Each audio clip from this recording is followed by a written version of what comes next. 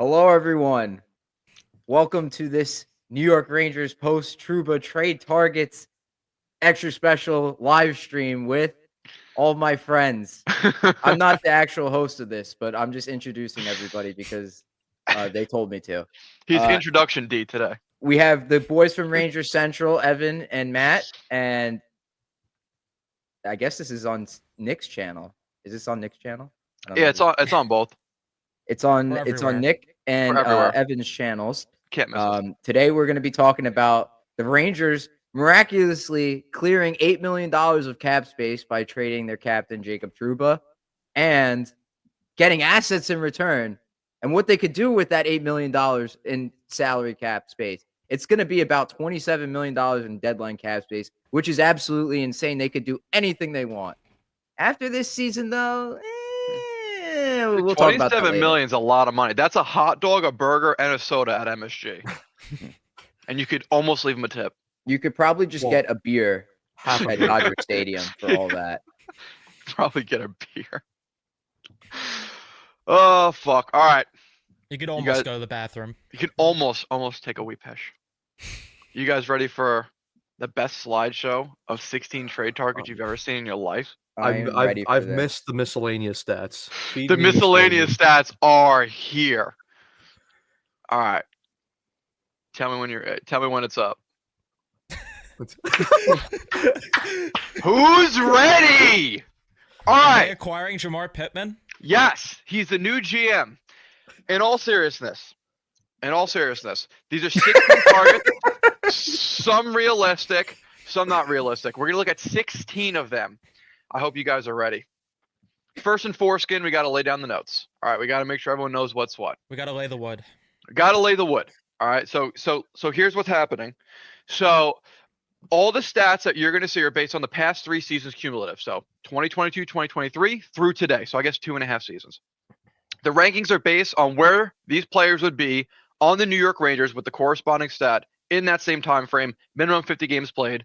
All this per 60 stats are 5v5 only. This doesn't account for power play, penalty kill, and all that crap. It's just 5-on-5. You guys ready? Let's go. Yeah, I'm ready. All right. Brady Tkachuk. The obvious first start, right? This is who everybody wants. This is who everybody wants. All right. 810 shots. The even strength points 124. Obviously, he'd be second on the Rangers because we don't score at even strength. So he's second. 810 shots in the past 3 seasons. That is first in the Rangers by 224 shots. The guy shoots the puck. So if he's on the team, you won't be hearing shoot every 5 seconds on the power play because you won't have to. The guy's just going to do it for you. 10.8 hits per 60, miscellaneous. 55.8 shot attempts percentage. That means the puck, when he's on the ice, he's in control of the puck more. The shot attempts are in his favor more than not. He'd be first on the Rangers by a pretty decent margin. 1.65 penalty drawn per 60. We love our power play merchants. We've got a team full of them. There's more power plays. Now, his penalties taken per 60 is high, but it's taken into account 16 majors, 7 misconducts, and 2 game misconducts. You take that away, it's 1.16. I think at that point, he's only like 5th or 6th on the team. I base this off the Rick Nash trade when he got traded to the Rangers. So Kakko being your Anisimov, Keandre Miller being your Dubinsky, kind of, sort of. Drew Fortescue being your Tim Erickson, and a first-round pick being a first-round pick. Gentlemen, thoughts? It's a good trade. I rub it. Yeah. I don't want to talk about Brooksy yet. Someone else talk. I think that they'd have to honestly give up more than that. I think they're gonna want Gabe in this deal. I think that's the only way they would move him, especially because of the fact that he has a lot of term and the fact that they don't really want to move him. Like with Rick Nash, it was a different scenario. With this, you're probably gonna have to give up more for the prime asset. And I did want to talk about the Larry Brooks thing because I mentioned it on my post-game stream yesterday that I think what happened was simply this. I think Larry Brooks got info that the Rangers want Tkachuk. Bruce Garrett got info from the Ottawa side of things that they're not moving him. And what happened is the Rangers made a phone call. We want Tkachuk. Ottawa said, fuck you, and hung up. And that's how that happened. Can I guess? I could be wrong. Can I just say, it's very odd that the article that that Brooks put out is behind a paywall. And when does it drop? It drops right in the middle of Jacob Trouba potentially being traded or waived, which is when everybody is already on Rangers Twitter. Everybody is constantly refreshing the app. Everyone's constantly looking for news and updates.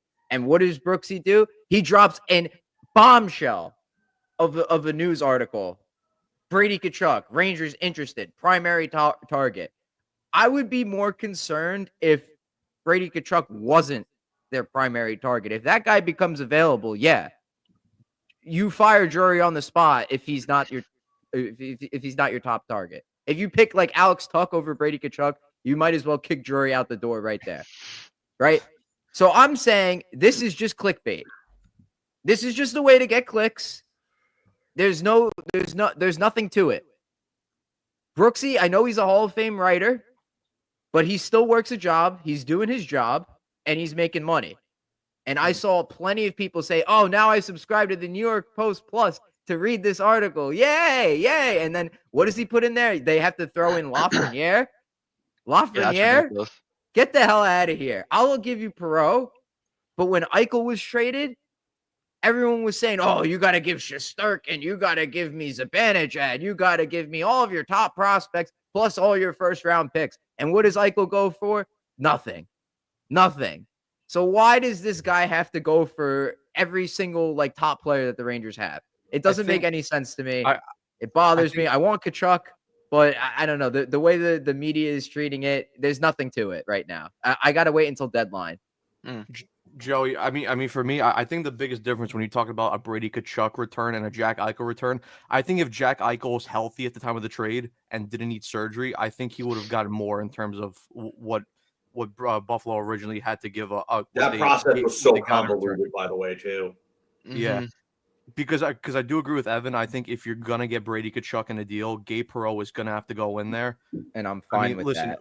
Would I love to do it? No, I would love to keep Gabe Perreault and bring Brady Tkachuk as well. But in order to get something really good, you got to give something, unfortunately, and that's just how this works. But Brady Tkachuk is what this team needs. This team in the playoffs, specifically in terms of their forward core, has lacked a guy that is willing, that's not only skillful, but that's also going to go into the corners and grind guys down.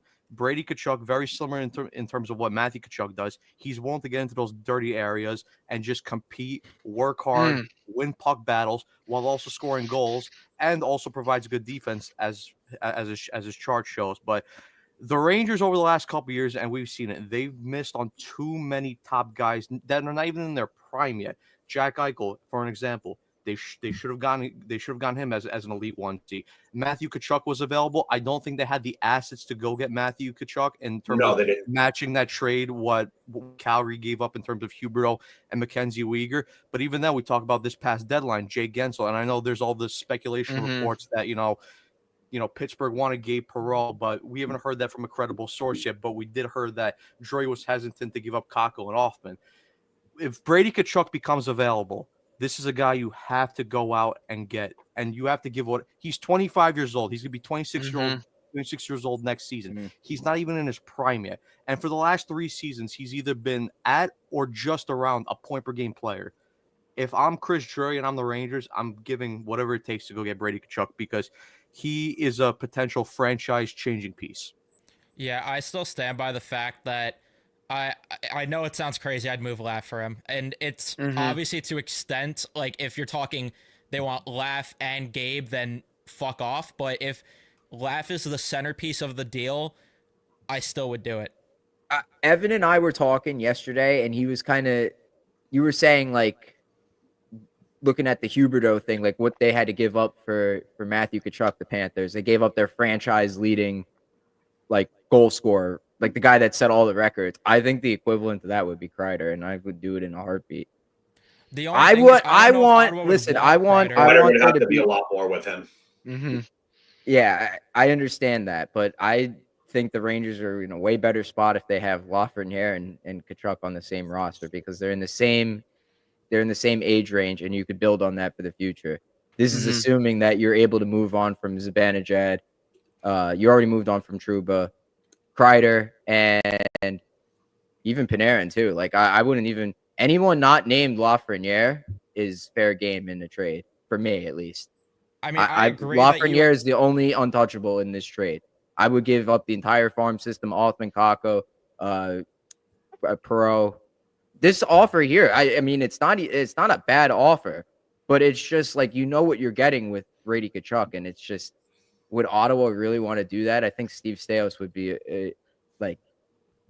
I don't think he would do a trade. I think it's more likely if he demands a trade, especially with a full no movement clause kicking in on July 1st for him. Like, yeah, if he gets pressured into moving him, that's why I'm saying I'm not believing what Brooksy is saying. Like he's saying, he's a target, and I mean, like I said, I would be concerned if he wasn't a target. That doesn't move me. That doesn't make me think that a move is imminent. I'm just saying, $1 million. Right. I'm just saying that if it comes closer to the deadline, Ottawa still sucks, and he becomes tired and wants to ask out, this is the last chance that Staios is going to have to move him. That's why I'm saying wait until the deadline. Yeah, that's what I was going to say, Nick. I mean, you really, and I like that you brought up the whole Rick Nash thing, because this could really potentially become a Rick Nash type situation where he's demanding where he goes once that no movement clause kicks in. So I do think Joey's onto something when he says that, you may want to move him by the deadline if he becomes unhappy. You don't want to pull a Tavares or something like that, where you're sitting there waiting for him to make a friggin' decision. And you're like, oh, well, he kind of left us high and dry. Now this no movement clause kicks in. Now he wants out. Now he gets to demand where he goes, like Rick Nash did. So at this point, maybe it becomes that. But I think part of this is Larry hearing something from above stating that they want him. I think he's also playing fantasy GM in a way, because Larry's been known to do that over the years. I mean, how many times did he call for Josh Anderson? Oh my God! He probably still does. Matt Martin. Like seriously, but I mean, before we completely go off the rails with Josh Anderson and any other Larry Brooks fantasy, but I mean, like seriously though, he does that a lot, and I've been following Larry for the better part of 25 years now, and I've seen him do this with countless players. So maybe there is some smoke, but the level of smoke right now around this, I really have to question it. I don't know if it's enough to the point where we're gonna get something, but there has been rumblings of him being unhappy, and I think he's kind of piggybacking off of that, but he also sees a player that can come in and really help this team out. And I think Evan might be right. I think when Evan said that they gave a call, they put a feeler out, and Ottawa was like, no. I mean, maybe that wasn't the exact conversation, but the fact that they put a feeler out on him, I think is pretty accurate. They've had some sort of discussion. And Bruce Garrick, I've actually met him in person. He's very much an Ottawa shill. So, like, the way that we look at Larry Brooks is the way that Ottawa fans look at Bruce Garrick. So, good guy, but he ain't going to put out something like that. I'm telling you right now, he ain't going to. So, even if they did have the talk, Bruce Garrick is not collaborating on what Larry Brooks is saying. Yeah, they're not studying trades yet. No, they're not quite studying. I do like that this is at the very least a preliminary setup for what's to come. Honestly, I would just every taxi that Brady Tkachuk gets in, I'd make sure there's a camera there just in case we need it. Wait, we're gonna call this NMZ, Nick MZ. Around now. The biggest fake news of fake news. Nick MZ. That's a new one. That's a great one. All right, that was a hot start, guys. We need to make that. Photoshop that. Oh, sorry, that wasn't supposed to be there. What was that picture in the middle? Oh, what that? Yeah, what? I missed it. Well, it's not in there. It's, it's just how I felt when I saw the connection. That's all. No, don't tell Grace. No, wait, go back. What's next to the sink faucet? I think that's what we're talking about here. What's that like red thing there? I need it more than anything. What's that? Maybe chapstick. Maybe the Rangers announcing when they first got Trouba. I don't know. Could be my anything. God. That's what I was wondering. Okay. Onwards we go. Rasmus Andersson. So this one, I'm men's on it. Not pumped about it, but it's an option. So 51 shot attempts percentage will be 7th on the team. I think it was 3rd amongst defensemen behind Fox and, believe it or not, Miller. I think it was. Oh no, it was Fox and Jones. 68 even strength points would be 8th on the entire team. 1.06 even strength points per 60 would be 3rd amongst defensemen. I think it's important to note that obviously defensemen are playing a lot more than forwards, so their points per 60 are going to be lower. That being 3rd amongst defensemen is actually pretty impressive. I have him as a Noah Hannafin comparable, even though Hannafin was technically a rental, despite him getting signed after. I think you're looking at a 1st, a 3rd, and just like an extra forward, extra defenseman. This is like a Brzezinski VC throw-in, or even an Urho Vakanainen throw-in. I don't think Anderson's going to cost that much. I think he's a net positive if you get him. He's a needle mover, but he's like a really good number 3. I don't know what you guys think. He's also has this year and next year under contract, $4.55 million. So that's a manageable contract. Yeah. I kind of like it. It provides a lot offensively, but His I think the Rangers need is the question. The Rangers, if those categories were flipped, like his even strength offense was the even strength defense, I think I would take this, but I'm not sold on this. Mm-hmm. Yeah, I think the defensive numbers are deceptive. Some of these cards are good. Some of them are kind of just like, I look at them and I'm like, are they really like watching these guys? There's a lot of things that factor into defense. When you get like a D-to-D pass from a defender and it's off by a little bit, it creates a problem because now you're mishandling the puck and it affects your stats. I mean, I always say that analytics are good to a point, but there are so many little things that they'll never be able to account for. I think Rasmus Andersson is better than this defensively. Is he a top tier shutdown guy? No, by any means, no. He's definitely more noted for his offense. I think he's a solid number 2 if you have a well-rounded number 1 with him. Would you prefer him on a second pairing with a good, solid shutdown guy? If you're like looking to be a champion, yeah, definitely. But he would be a welcome addition on this team. And I honestly think that he may even be a better power play option than Fox. And I know it's crazy to say, but Fox is such a great passer, walks the point well. Rasmus Andersson, to me, is better on his feet.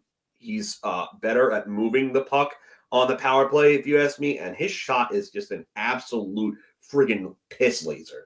So to get that type of guy on a power play would be clutch for a unit that seems to be struggling.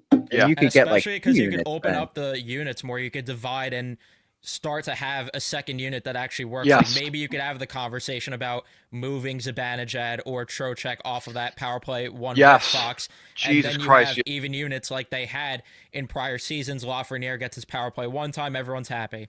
Yeah.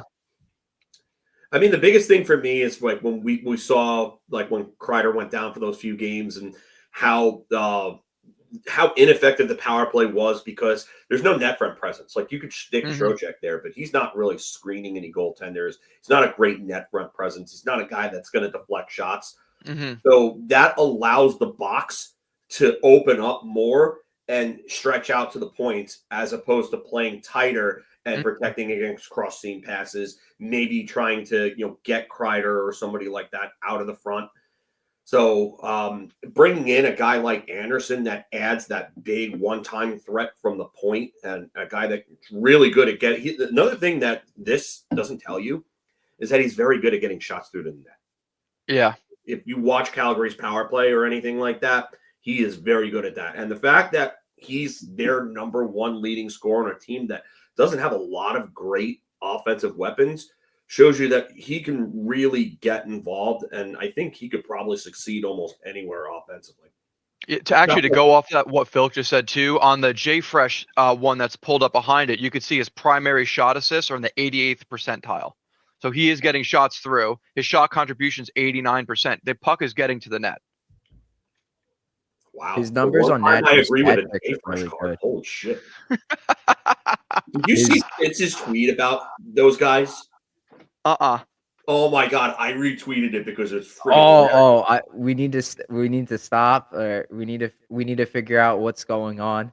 Yeah, the Donald Trump we need to what's going on tweet. Filk, I think about a minute passed before I Holy realized shit. that entire video was just looping over and over again. Oh my god. I was laughing. I was crying watching that. This is so good with shit posting, man. He may be him and Natty Jack are just like top tier shit posters in Rangers Twitter. Every time they come up with something, I'm usually crying laughing because those two are just fucking downright stupid. It's great. Oh man, but definitely watch that if you haven't watched it already, because he fucking calls out Jay Fresh. He calls out Dom. And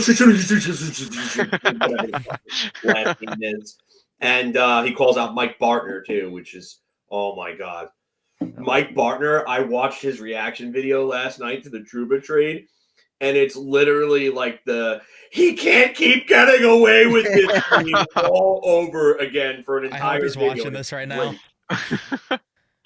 Oh man, Mike, I hope you're watching this right now. I really hope he is, because his reactions were just great. Like, how Pat Verbeek, what are you doing? He actually tweeted about Rasmus Andersson last night. He's like, the Rangers are going to give up like a second and some nobody prospect to get Rasmus Andersson next. They keep getting away with this.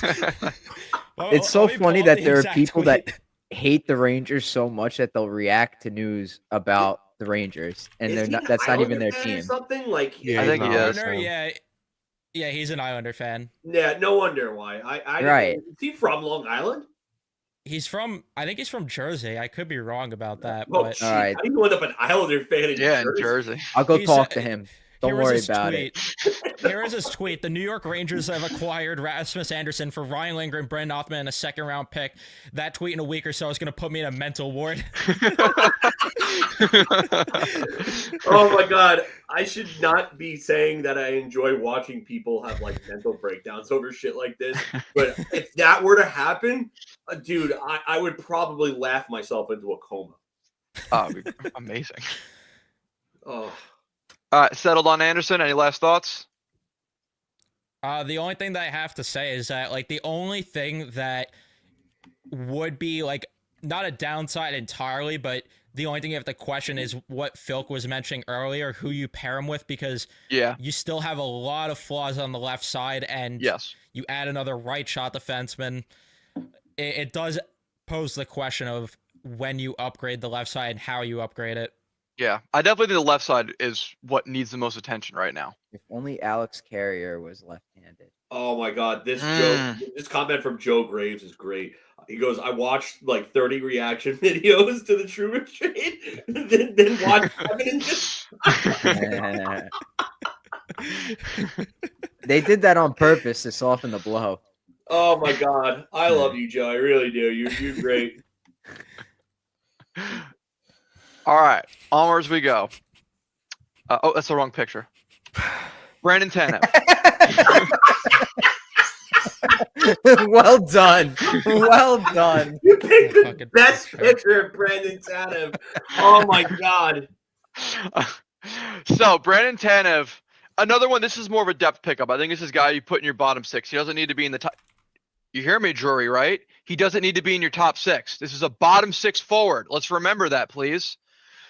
1.48 points per 60 would put him 11th. 0.63 goals per 60 would put him 8th. 0.59 net penalties per 60 means he's drawing a significant more than he is taking, which for a guy that plays as physical as he does is massive. So again, we talk about power play merchants. He will put your team on the power play more than he will not. 4.04 blocks per 60 will be 5th on the entire Rangers team, 2nd amongst forwards, only behind Barclay Goodrow, who I think was at a rate of 4.34. His 1.75 takeaways per 60 would be 7th. 60 even strength points. Again, we're talking about a bottom 6 forward here doing this. I have Ivan Barbashev being the comparable here. Barbashev was a pending UFA when he got traded.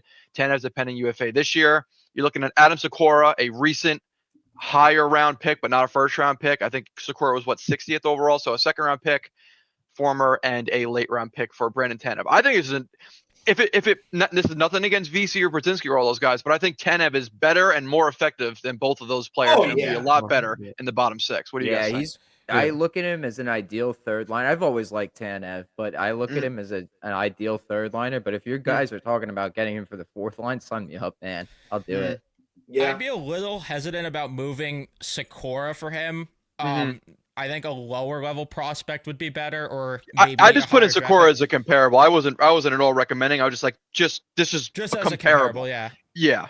I get what you're saying, but I just would be hesitant about moving too high of a prospect for him. But he would address a couple issues this team has, and the biggest one is the fact that their forecheck is complete wolf shit, and he would address that.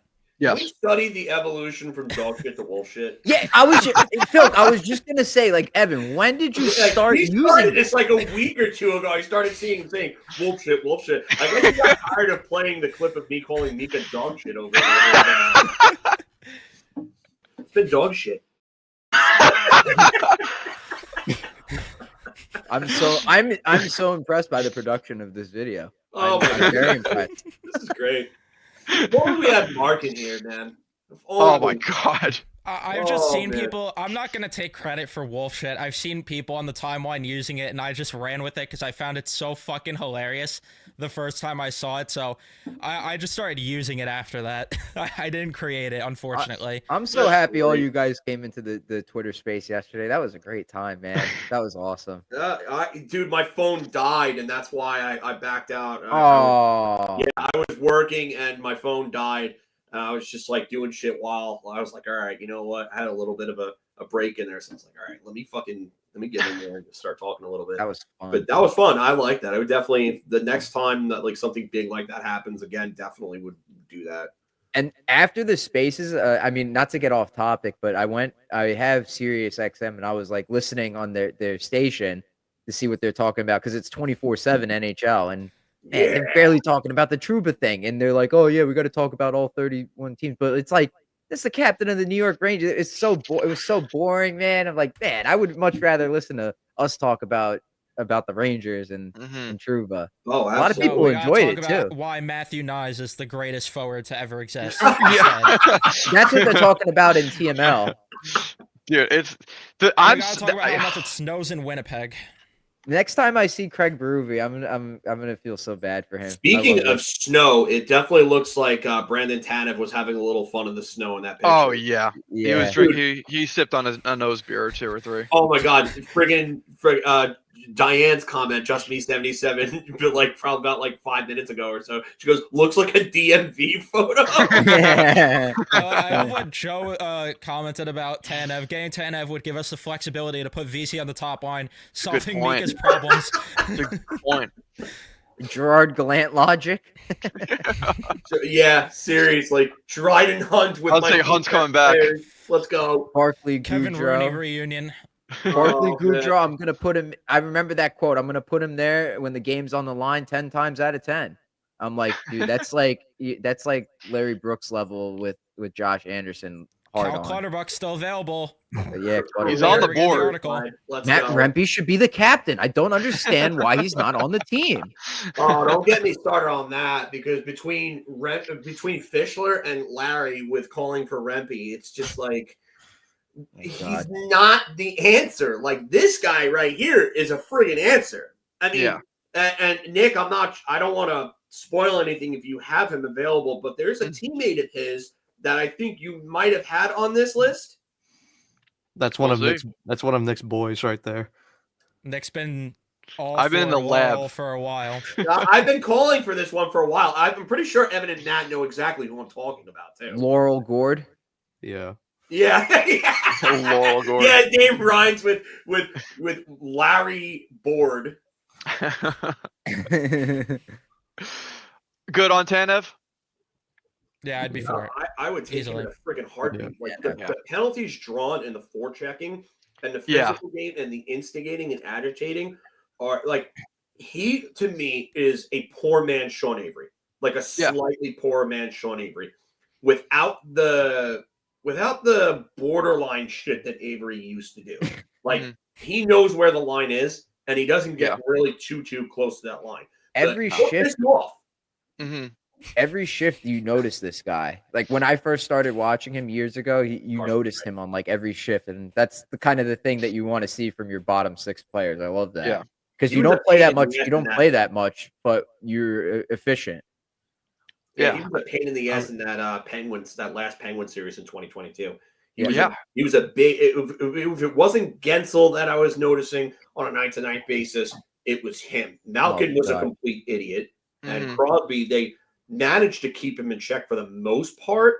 Not But the first couple games. no, like, not the first couple games, but that after line that, was just torched the Rangers. The Russ, Yeah. Gensel, and Crosby line. That line nearly won them the series. Yeah, right. And then but if it it weren't didn't for help when you Trouba's had guys chicken like- wing, Well, and it doesn't help when you got guys like Tanev kind of wearing you down. So that 1.4 penalties drawn per 60 minutes, you figure he plays 14, 15 minutes a night. That's pretty much he's getting you a power play every second or third game, That's which a- again, when you're on a team that when it's cooking has a really efficient power play, that's big to have, especially come playoff time. If what the about, Rangers what about power a team that needs power plays drawn like Yes. the Rangers? penalties Yes. drawn per 60 is the best stat. I love that stat. I think it's important. Look, you know what? What turned me on to that stat the most, was when the Rangers first got Tyler Mott, his rate was over a 2, and it showed because when the Rangers initially got Tyler Mott, he was drawing a penalty, it seemed like every game. And that's what had me pay attention to it. Yeah. All right, Brandon Tanev. First of all, I mean, come on, that is literally, you know what I mean? We need a gif of just that. It's just them going back and forth. Yeah. Oh. All right, Alex Tuch. We will be seated for this one. David Stern sneaking in the pick. I mean, Get the pep memes now because Pep has to be back for this one. This one, Alex Tuch, I will say, I think this is a very realistic option if Buffalo really does. Oh my God. What? Dude. This is one of my favorite options because this is a guy where I really don't think he would cost you a lot, but not as much as I think you'd get for, oh God, what's the best way to explain? I think he's going to give you more than what you give up for him. So the reason I put David Stearns there is everyone knows David Stearns love his fancy stats. And if you look at Alex Tuch's advanced metrics, they're insane. Looking at his regular stats, 122 even strength points, second. 51 even strength goals, second.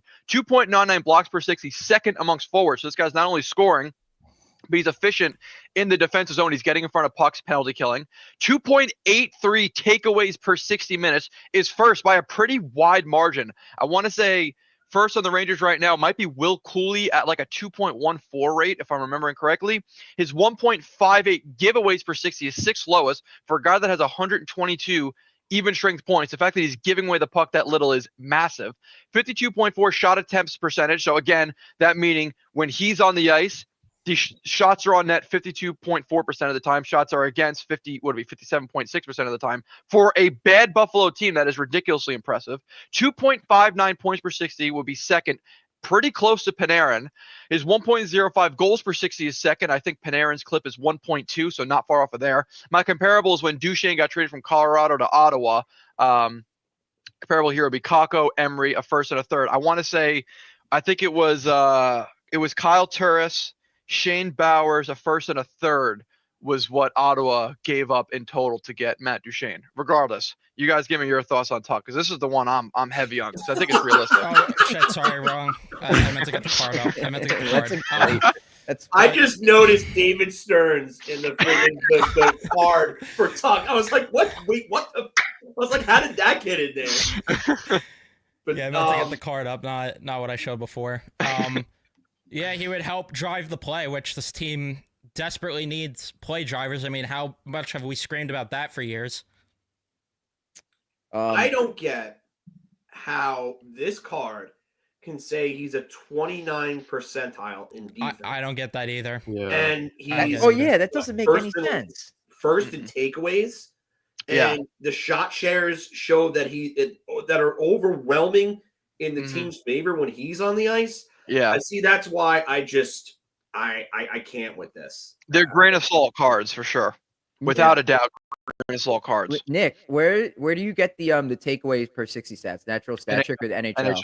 NHL.com. You can have it's all set 5-on-5. So these those aren't that's not power play penalty. That is just 5-on-5 hockey. Yeah, all 'cause those stats are for. They have Will Cooley's takeaways per 60 natural stat trick at 0.57 per 60, and that's like really low. But that could just be for this just this season. Yeah, it is the just this parameters season. the parameters I had for 2022 season through today. 2022. I mean, if that's the case for that type of time frame, you're looking at a guy that's kind of like Mark Stone light then at this point, which is really good, which is exactly what this team needs on the wing. I don't think that the package for him would be as high as the one for Duchesne because I think I agree. Duchesne was held in higher regard. And he's a center. He was dealt. I'd give up a lot for this player. I would be okay. The proposed package you did for Tkachuk, what was it? Kakko, Miller, Fortescue, and something else? First, yeah. Yeah. That's as high as I would go for Alex Tuch.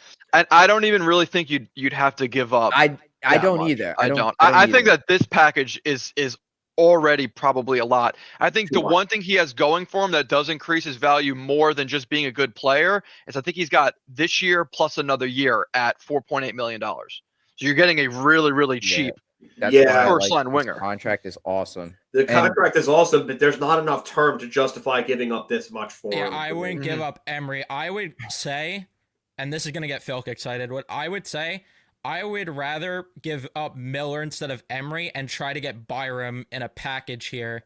I'm all over that. Possible. Yeah. All right. I just went from 6 to midnight. Yeah. I'm all for it. Let's do this. That's an easy W. I actually agree, Evan. That's actually a solid. Yeah. I'm with you. I mean, I think Miller needs a change of scenery. I think if you're going to take two defensemen and look at them and say, hey, you know what? They're both kind of inconsistent defensively. They're kind of lacking a little bit on their end. I would rather have Byram at that point because I know Byram's going to be able to give me points. And I think Byram can be a power play quarterback as well. But I would definitely want to open this up. If you want to talk about making big moves and really shaking things up, this would be a move that would really, really shake things up if you open it up to the way that Evan was talking about. And it works out like the roster lineup too. Like if you're trading Kakko, right, you move Smith down to the third line, you put Tuch up there with Kreider and Zibanejad. There's like options there. Like Tuch could do anything. Like yeah, I think for me, Tuch he doesn't solve all the problems in the top six, but he addresses some desperate needs. And two things that I look at this top six lacks is play driving and defense, especially from that Panarin, Trocheck, Laffy line, because that line on their own end is just brutal to watch every night. So if you would come in and depending, if you want to keep those lines or switch up the lines a little bit, but you now have a guy in Alex Tuch who's again gonna play drive, solid in his own end. And again, is a guy that you're going to need in the playoffs, a guy who's going to get into those corners and is going to will to scrap for that loose puck battle. They should have never traded Buchnevich. Would you guys say that, like, based on these stats, he's like right-handed Buchnevich? I think he might be a little bit better than. Yeah, I think he's a little bit better. He's got. I don't know. I just feel like he's got better tools. Both in his own end, and I think he's a better forechecker than Buchnevich. Yeah, more complete. I like that a lot. That fits into what the Rangers could possibly try building in the future if they keep Othman and they keep obviously. I mean, unless they trade for Tkachuk, they're keeping Lafreniere. I mean, I'm only saying that because we were talking about it earlier. But this would fit in perfect. And he's what is he? He's 28, 2 years left this year and next. I mean. Yeah, and then I don't think an extension would be too ridiculously pricey. Well, you see what's what too, because I believe his contract ends the same time Panarin's contract ends. Right, so and it's the way the cap's going up. Yeah. I mean, this is David still in play. Just saying. I would do this. No, I like this fit. Thank you for that. You guys are talking about Buchnevich, and I definitely agree that he has more to offer, I think, in that regard. Like Matt was saying before, he's not the obviously the fix-all. There's no one player out there that's a fix-all. Even McDavid wouldn't be a fix-all for all this team's issues. But when you have a guy like this that's big, that's physical, that's fast, that forechecks well, that plays good defense, he addresses a lot of the areas of major concern for this team. And I think he can fit like a Swiss Army knife here. Yeah. You can put him on any different line that you need him to, and I think he's going to help out whatever line that he's on. And he plays in all scenarios. You saw him in the defensive zone, neutral zone, offensive zone, penalty kill, power play. He's top unit, top everything. This guy, Swiss Army knife is the best way to describe him. He is just top of the line, will do everything for you. If they can't get Tkachuk, if Tkachuk, let's say Ottawa goes on a tear, makes the playoffs, and he stays there, Buffalo's not going anywhere. No, they've somehow gotten worse. I think he also represents the culture shift that Chris Drury is trying to implement here. They're trying to get away from softer. I'm not trying to be xenophobic or anything like that, but you can see that Drury has tried to get away from a lot of the softer Euro guys from the past that the team had drafted or acquired previously. Yeah, and I think this represents something like he wants more grittier North American, tougher to play against guys, because those guys are 16-game players, and that's what Tuch to me represents. It's the way Drury has drafted is similar to how the Rangers used to draft when they had like Callahan, Hagelin, Dubinsky, like those guys. Like I've been saying it for months now. We took that era of Rangers hockey for granted. That Tortorella, like transitioning from Tom Rennie to Tortorella era of just muck and grind. If we're not going to outskill you, we're going to outwork you style of hockey. I mean, we're in the polar opposite of it now. We've seen both ends of the spectrum. Like with the Torts era, we saw a roster full of role players, and in the Gorton era, we saw a roster full of skill players. I also want to add, right now. I hope we could find a balance between the two. I also want to add that this goes to my point that I've been saying, that I don't think the next captain's on the team. If you acquire Tuch and give him a long-term deal, this is a guy that I would give the C to easily. Ooh, I agree. I don't think there's a single player on this team that you could Joey D ice cold take. Ice cold take. I like that. Good job, Evan. I don't know. Maybe I could see that. I mean, he's obviously wearing an A, so they value him to a point, and he's someone who's not only involved on ice, but he's a big part of the community in Buffalo, being a hometown guy. I just wonder what his desire level to leave Buffalo would be. That would be the biggest cause for concern. Does he have trade protection? I don't think he has any. I don't think so. Oh, no, he has a modified no trade clause. 5-team no trade list. So honestly, he can only pick 5 teams to not go to, so 5 Canadian teams. Well, I mean, why would he not want to go to the Rangers, My only worry is that, like, why I just continue to have this thought of why would Buffalo move the one guy that grew up there and really embraces that franchise? That's the thing that's always in my head. Like, if he was not from Buffalo and he was from literally anywhere else, I would say, yeah, maybe there's a better chance. But I just keep that in mind, that it's like Buffalo has a hard time attracting players to begin with. Why would they move one of the guys that really represents that franchise? That's a good point. Because Buffalo is, I mean, wolf shit, but no, but we always say it though. It's like, because GMs are stupid. Like, I mean, the way we think, it sounds logical, but it's completely different to, as much as Kevin Adams is a moron. Yeah, I don't know if I think it would still take like a really significant package to get Tuch. That's just my opinion. If you could get value for it, because he's a really hot commodity. He would be probably one of the hotter commodities. If Tkachuk's not available, he'd be the hottest commodity because of his salary, and he's got 2 years left. It's almost like it's like when the Rangers had McDonough and they traded him piece of shit. with the extra year. That extra year really came in handy, and the fact that they retained 50% was like icing on the cake. The Rangers ended up getting nothing out of that, but you know what I mean? Like, that has a lot of value in the salary cap world where everyone's up against the cap. and Nick, no, first they're gonna get Nelson, and then they'll get Tuch next year. Right. Oh, Nelson's gonna make an appearance on this one. Yeah, I highly doubt that's gonna happen. No, it won't happen. It won't happen, no. Yeah, Mm-hmm. Anthony won't let it happen. I get where you're coming from with that, Evan. I don't think he's worth maybe what Kevin Adams might look for, and I don't blame Kevin Adams for looking for that, especially if that's the case. My question would be, does Buffalo want to go backwards again? Like, do they really want to do that, or are they really trying to push forward? Like, I wonder if the Pagulas are really kind of getting on their front office there to, like, have this team push towards a playoff spot, because they've got the longest drought of any team in the NHL right now. And it's been 12 years now that they've been out of the playoffs. Yeah, I think 2011 was last time. Jason Pominville was still playing. And that's also that's not good. It's also hard to sell your fans on the idea that this is the guy you got for Jack Eichel and who went on to win a Stanley Cup. This is the guy you got as the centerpiece, and then you go on and move him, and he's from the area. I don't know.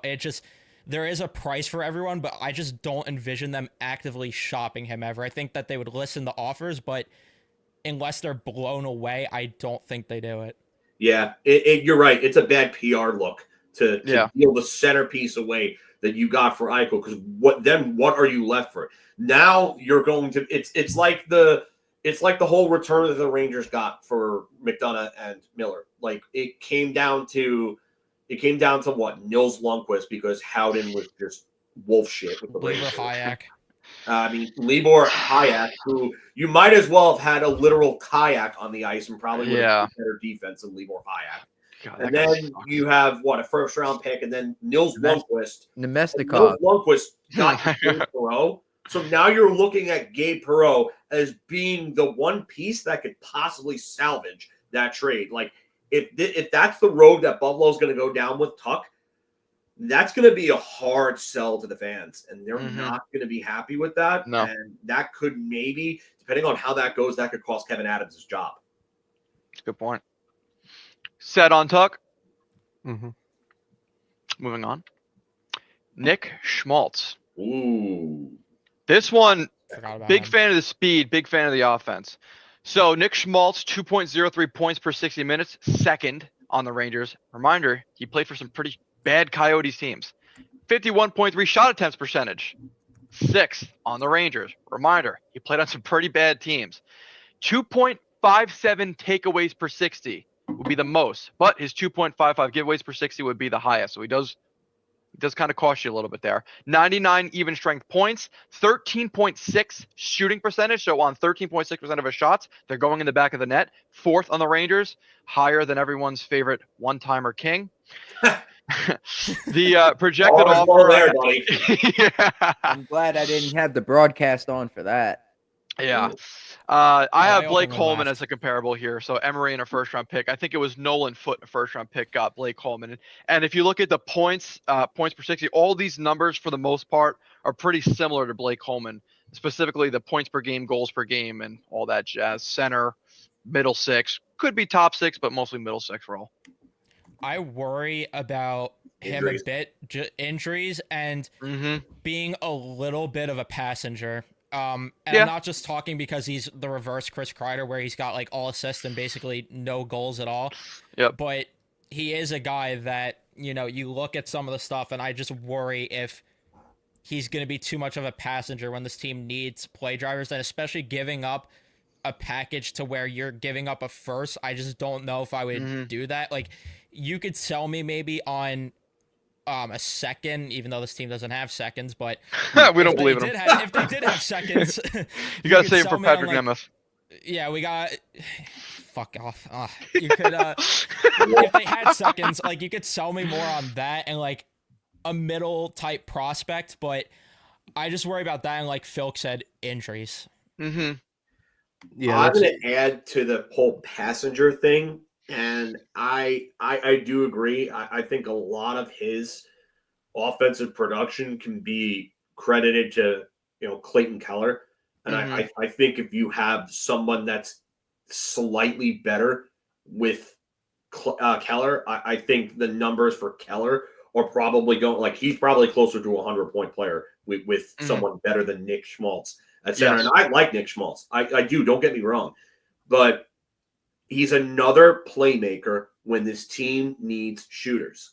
And I'm not saying we need Chris Kreider, Cy Young Award winner, where it's going to be 32 goals and 2 assists at the end of the year. I mean, you need somebody who's going to shoot a little more than this guy, and the shooting percentage is so high because the shot attempts are probably very, very low for him. I mean, I think the number of shots he's taken this year is actually, let's see, where is it on hockey? Oh no, total shots attempted 114. That's really not that high. That's very low. He has 55 shots on goal, 5.5 shooting percentage with 3 goals. Yeah, it's Wow. that's not good. It's really not good. So I would tend to stay away from this guy. If you're, and not only that, but he's also not someone that really plays the way that they want to play. Like, we're talking about needing guys who are better defensively. A lot of the problems with the defense is that the forwards are just in the wrong positions. Like, all the time is always in the wrong position coming back on the rush. And that's why they're the worst frigging team in the league in terms of defending the rush. I think they're worst statistically right now. But F1 is always in the wrong friggin' position. Like, what are we doing here? And Zibanejad, throughout the years, has actually been pretty good at that. He's worse probably than Zibanejad. In that regard. He's not good in that regard. So I would probably stay away from him. I mean, if you could get him for cheap, okay. But is he really a needle mover in that regard? I think this is a better complementary piece if the roster's already set up the way you want it. Yes. Yeah, that would be a different conversation entirely. If this team needed those type of players, I'd be like, yeah, I'm down, and that was the missing piece, so to speak. But I just think that you could find way better value, especially if the comparable would be like a Blake Coleman offer. I would stay away from that. I'd rather just give up those assets or save it for someone that is going to make more of a difference. Yeah. I'm with it. Onwards we go. Trevor Zegras. You lost me. Evan, I heard your eyes rolling. This Nick, also, Nick, is this your work here? Yeah. That's great. I also, so let's run through this, and this is an easy slide because I've grown away from Trevor Zegras. I'm not big into Zegras anymore. 71 even strength points, 7th. All right, 1.87 per 60. All right. The fact that you were into Zegras in the first place was a bit concerning, but we'll move past that. He's got a negative shot attempts percentage, takes more penalties than he draws. He scores fun goals sometimes.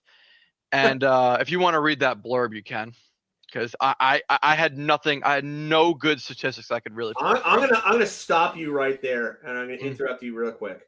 I am so disappointed that the words Instagram hockey are not in big letters somewhere. I really am. Yeah, this one I'm not. Move along. Move on. To the next guy. Move on. Move on. Yeah. Move on. All right. I'll say this. I just don't think he's the type of guy you win with. Like, no, for me, you don't need him. He reminds me of Modano and Yzerman, like a poorer version of them before Bowman and Hitchcock came along, but with the refusal to learn how to play the way that you need to play in order to win a Stanley Cup. Yeah, he'll ever learn. He's good for a bad market that needs attention for a little bit. I think that's all he'll really ever be. Oh, great! A perimeter playmaker. Yeah. What else? Yeah, What else do we need? Like, we need more of those Let's guys. move on. Yeah. Your team needs more of that. We need more friendship. Obviously, with the possibility of Kreider going, I do worry about the Rangers' hugs per 60.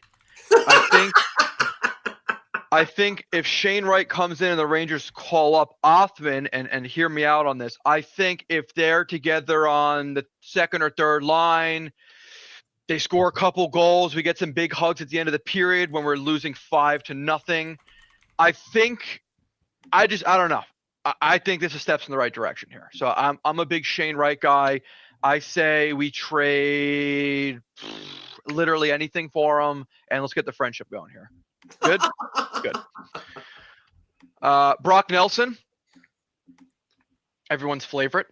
I know this ain't happening, but this is my Jake Ensel this year, so bear with me. You're all going to sit through this and watch, damn it. Brock Nelson, 2.37 points per 60 at 5-on-5. ABs per 60. Cracker of the day, Brock Nelson. 1.19 goals per 60, 0.01 away from Panera. 161 even strength points, above average everywhere. Again, look comparable. I covered up the Islanders logo because I just didn't want anyone to see it, so I put something almost as disgusting. I can't even see that. I can't see it. You can't. We know what that is. Hawk to a girl. Yeah. Oh my god. Throwing out the first pitch for the New York Mets in a Mets jersey. I hope none of you invested in her coin. So Evan just lost his entire bank account from it. Fuck! Why'd you have to say it on stream? every that random person on Twitter that said they lost their entire bank account. Dude, yeah, Evan's got a spot on CNN. All my YouTube donations went into fucking Hawk coin, and now I had to cancel my channel. I'm also the one that gave Sophie Rain 4.3 million. Don't expose me for that either, though, Holy please. fuck, that's a real thing. Yeah, 43. someone gave her 4.3 million. Oh, yeah, someone gave her. Yeah, someone ended up giving. Yeah, yep. What? Whatever Evan said. 4.3 million to Goon. Who's got that much money? I'm not gonna ask. I'm not gonna ask who's got that much money. I don't even care to find out. What a fucking joke. Jesus Christ. Speaking of gooning, though, I would goon for Brock Nelson. I could tell you Yes. that. It's not going to happen, but No, it won't. I said it too. He's my Jake Ensel too. I would easily take him. I think if Nelson was 10 years younger, that Lamoriello would consider trading him up because he's 33 or 34. There's no way He's Lamoriello's too trading old. him. Yeah, he's too old for the Islanders to move him. There's no shot. yeah, they love their retirement home guys. Yeah, let's keep Josh Bailey on instead of friggin' letting him go to Seattle in the expansion draft. That was smart. So we have to give up Jordan Eberle and make our team worse. Oh man, that guy just I don't know how he's still in hockey. I really don't. It's amazing. The game has passed him by so hard. Patrick Waugh taking shots. I'll never forgive him for friggin' having, the thing that we had with Gold Star when Gold Star was gonna promote Big Apple Hockey and Romanov and Sorokin were gonna, kind of like promote us and stuff, and they backed out because they were like, "Oh, if Lou sees this, Lou will be like, oh, this will be a bad situation." Yeah, because what? Because Anthony criticized Lou for not doing anything when the team needed to do something. Yeah, that's great. Good job, Lou. You're not. Oh God, the things I would say about Lou Lamoriello. He's a Muppet. He looks like one. Oh, he's not an far off. absolute Muppet. He looks like Beaker. I don't know. I think it's more donkey-ish looking than All right. Any final thoughts on Brock the Rock? I would take the Brock cock, but y'all know they ain't happening. No, unfortunately not. The Brock pot. Wrong Evans.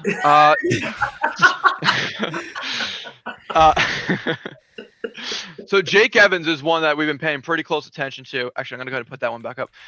So 0.75 primary assists per 60 will be 5th on the Rangers. 0.98 penalties drawn per 60, 3rd. 2.98 blocks per 60, 2nd for forwards. 55 even strength points. This guy's playing, I think he's averaging 12 or 13 minutes a night, putting up that many even strength points. 51.2 face-off percentage will be 2nd only behind Trocheck with the minimum of 500 face-offs. I have him as a Vetrano comparable 4th-round pick. I don't think you got to give up a lot for this guy. I think it's a perfect depth add. Yeah, I like it. Is this like a replacement for VZ or Carrick? This is just like a upgrade over guy. Oh, he's a massive upgrade. Upgrade, yeah, you know what I mean. You know I think he's a pretty big upgrade over VZ too.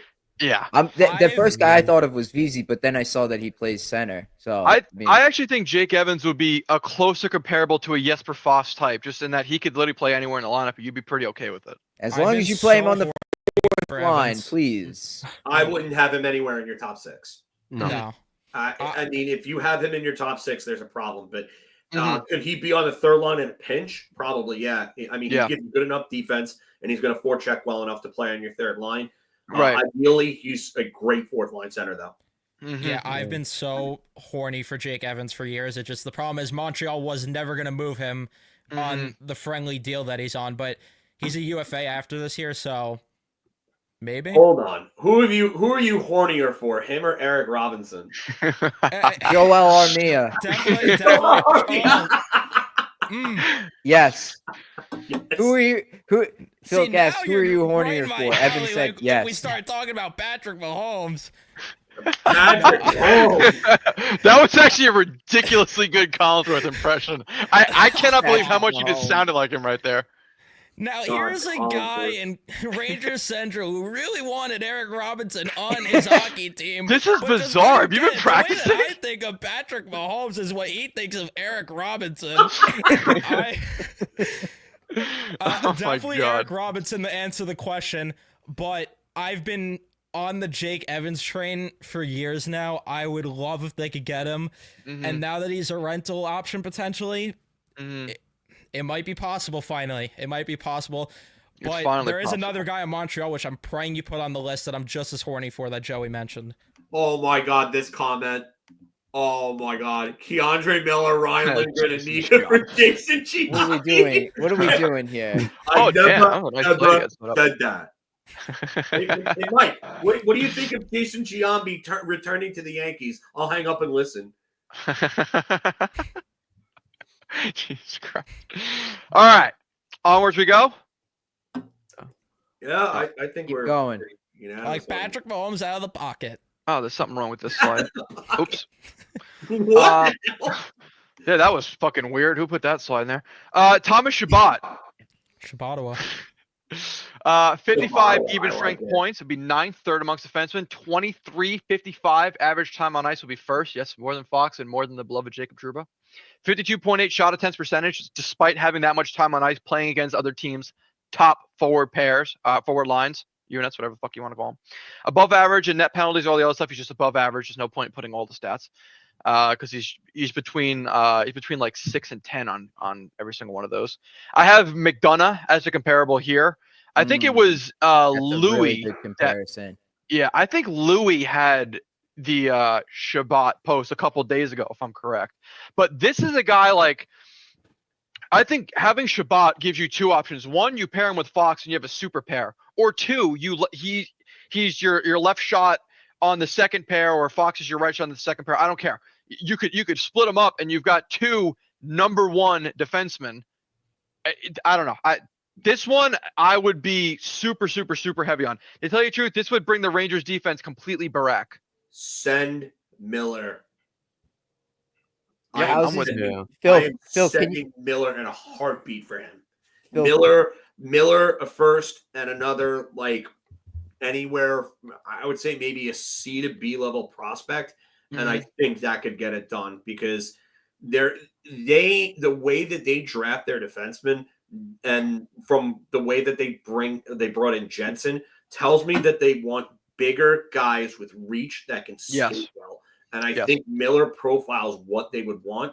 I don't think they move Chabot personally. I think they like him there, and he's on a reasonable contract for a guy that can put up 50-plus points in a season. But I would send Miller there, and I'd be like, you know what? At least if you're going to send Keandre Miller and take the risk of him figuring it out somewhere else and becoming a monster, because there is a palpable risk in that. Yes. Getting back a guy who's still relatively young, like Chabot. Chabot was 2015 draft, so he's 27. I mean, he's only a few years older than Miller. You're getting a great, still in prime defenseman back. It's a trade that can make sense for both sides, especially if Otto decides that they want to go a little younger and they want to move on from him, which I don't think they're ready to do.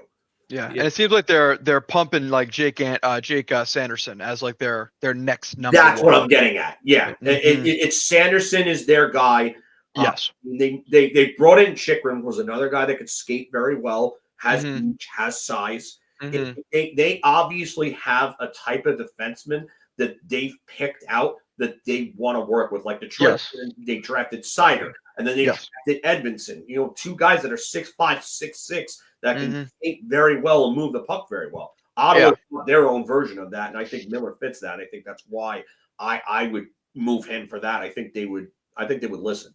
That's a really good point you bring up too, because Steve Staios, their GM, when he was on Ottawa, it was the big mobile defensemen. It would be Philip Kuba, Chara, and guys like that were manning their blue line when he was around. Yeah, I mean Phil. they had Redden, they had Wade Redden, yeah. they had Andre Mazzaros too, who's a Yep, little Mazzaros smaller. before he went to Phil. Yep. Yeah, but I mean they had a type that they were looking at that they want. And I think that Miller just fits what they're looking for here. I think if it's in Miller, I don't think you have to give up Emery plus Sikora. No, you don't. You don't.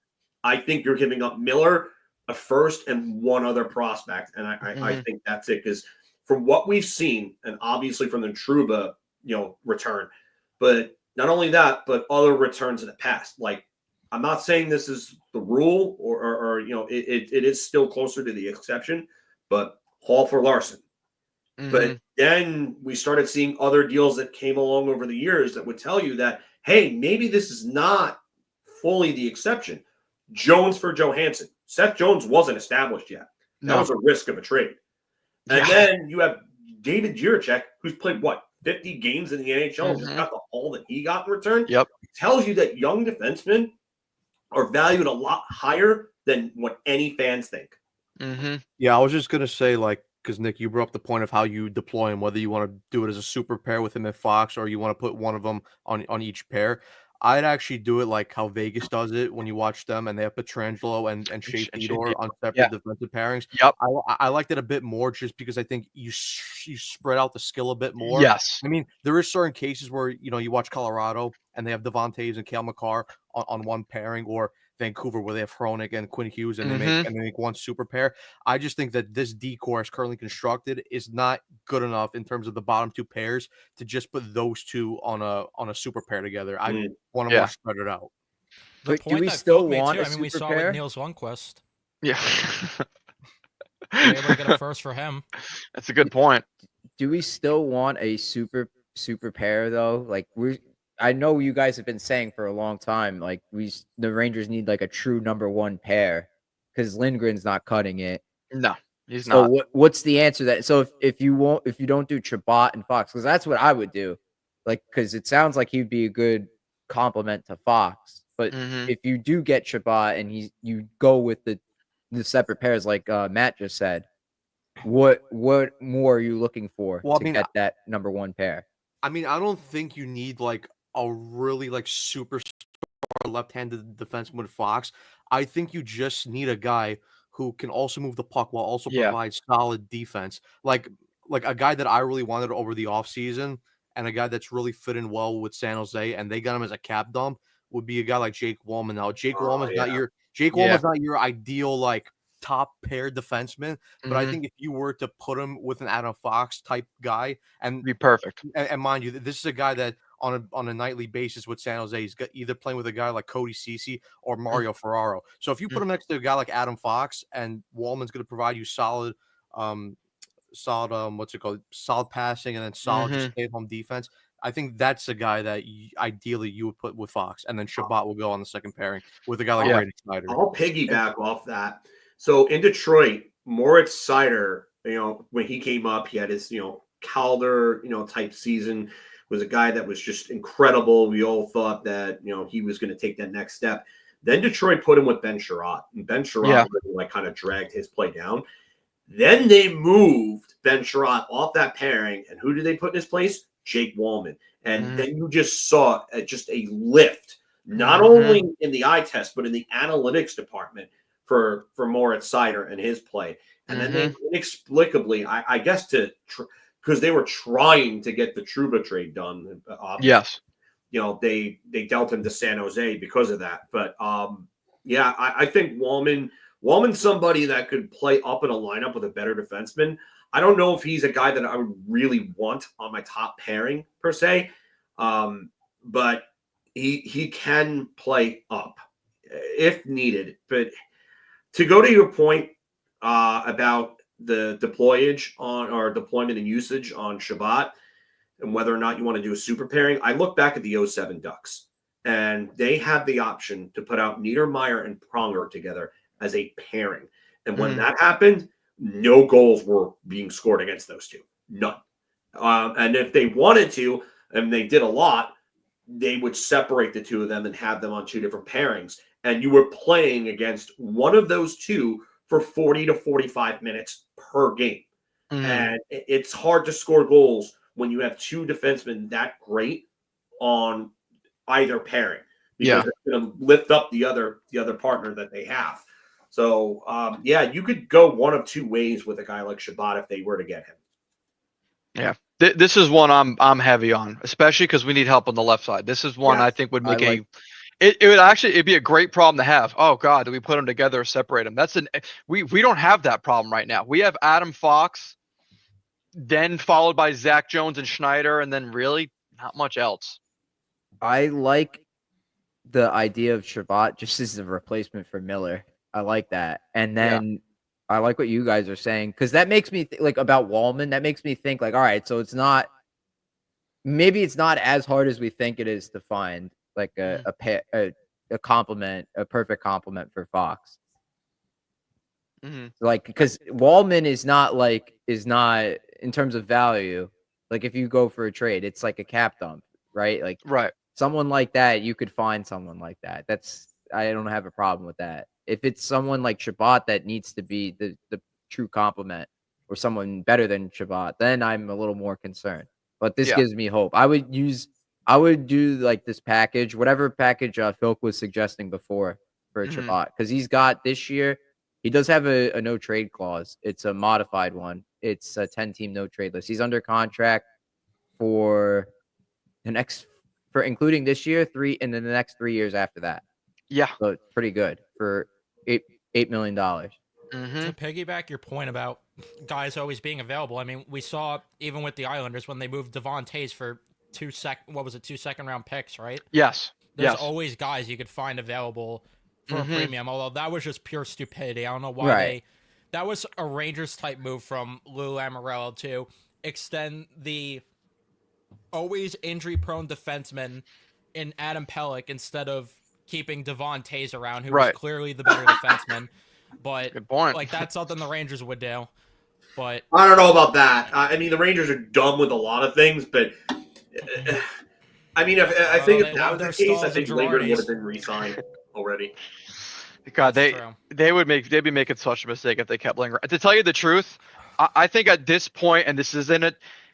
I want to preface by saying I think when Lindgren was healthy, or when he was younger, before he got the shit kicked out of him over the years, he was one of the better Rangers defensemen. But this year it shows now more than ever. He's like at a young age, and it's a shame he's broken down. Do not make the same Girardi and Stahl mistake. Yep. I love the guy, and I respect him for everything he did and gave to us. He bled Rangers blue, but that doesn't mean like. This is my big thing with hockey that I think a lot of GMs and a lot of fans and a lot of people miss on. You're not paying guys for what they did for you. You're paying them for what they can do for you going forward. And I think that keeps getting missed. I think when we're making moves like getting a Chabot or not keeping a Lindgren around, you need to know what you're paying to get going forward, not what you got in the past. As they extended Igor to a franchise deal for 1 season. But either way, yeah, Lindgren looks like he's 35 right now. And we all said going into the season that it was a moronic decision to keep him around. I think that was a consensus thing among all of us, at least, that it made no sense why they were bringing him back. I know it was a 1-year deal, 4.5, but there were so many options out there that were either signing for a similar price or cheaper. And I get maybe you didn't want to risk committing term, but at some point you're going to have to, because Ryan Lindgren's just not cutting it as the defenseman with Adam Fox, and quite frankly, he's not cutting it on this blue line period. And it was clear as day in the Florida series what they were lacking, and Ryan Lindgren's doing nothing but adding to the issue instead of solving it. I agree. Yeah, I mean, Mark is kind of really accurate when he says this. Like, his body is being held together by duct tape at this point, practically. Honestly. Because that's what it seems like. But Evan, to expand on the point and really hammer it home, the reason the Rangers lost to Florida is because of the fact that their defense was too slow and did not win 50-50 races for puck retrievals. And puck retrievals is a big thing because if you retrieve the puck, you can break the puck out of the zone quickly and effectively at that point. But Florida's forwards were just so fast and getting behind them that they just did not have a chance to win those races. And then when that happens, they get hemmed into their own zone. So that's why, the forwards look really tired because if you're not getting the puck and you're not getting it out, you're playing the majority of the game in your own zone. You're not going to win at that point. So getting away from Trouba was a big first step. Now you got to move on from Lindgren, and now you got to start getting guys in. And I like that they drafted Emery in that regard because one thing Emery is actually pretty good at, if you watch his footage, is he's good at retrieving the puck and he's good at moving it under pressure. So I like that in that regard. He kind of reminds me of Shea a little bit in that regard. But yeah, they need to definitely get away from these big lumbering, like lead-footed or cement-footed types that really can't win those races and get the puck because you're not going to beat a team like Florida with defensemen like that. Yeah, that's why Matt and I were so excited when they drafted Emery because we were so convinced they were going to go with like Charlie Ellick, who is the big defenseman, and I thought they were going to just do it because same program as Braden Schneider and all that other crap, but I'm glad they went with Emery because, he's going to help a lot with what they're going to hopefully build with this blue line. I'm glad that Stein Solberg went higher than expected because I think if he was available, I think they would have taken him too because I think they wanted that nastiness on the back end. But I'm glad that they took a look at that Florida series and were like, wow, this is really what we were deficient in. And they went and they got a guy that actually helps in that regard. But Emery's also a guy like when you watch him, like because I watched a lot of his tape right before the draft, and it was really right when I got onto him in terms of I wanted to draft him.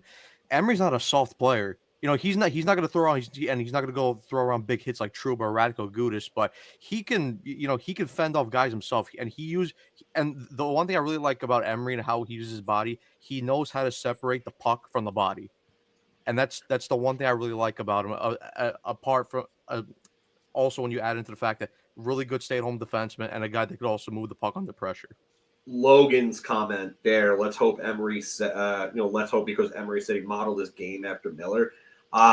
They're two different. Honestly, I'm not going to sit here and tell you that I've watched a ton of his tape and his games, but I don't see anything that resembles Keandre Miller. I think people look at, a defenseman of color that's got size, that's got good wheels, and they're like, oh, Keandre Miller type. Like, no, I don't think it's like that at all. I think he's a lot more polished defensively, and it's also because he's been playing the position as opposed to Miller, who grew forward and started playing 2-3 years before he was drafted. I mean, so I like Emery as a player a lot better, and the fact that he went to North Dakota, which is a friggin' great program, I like that a lot too.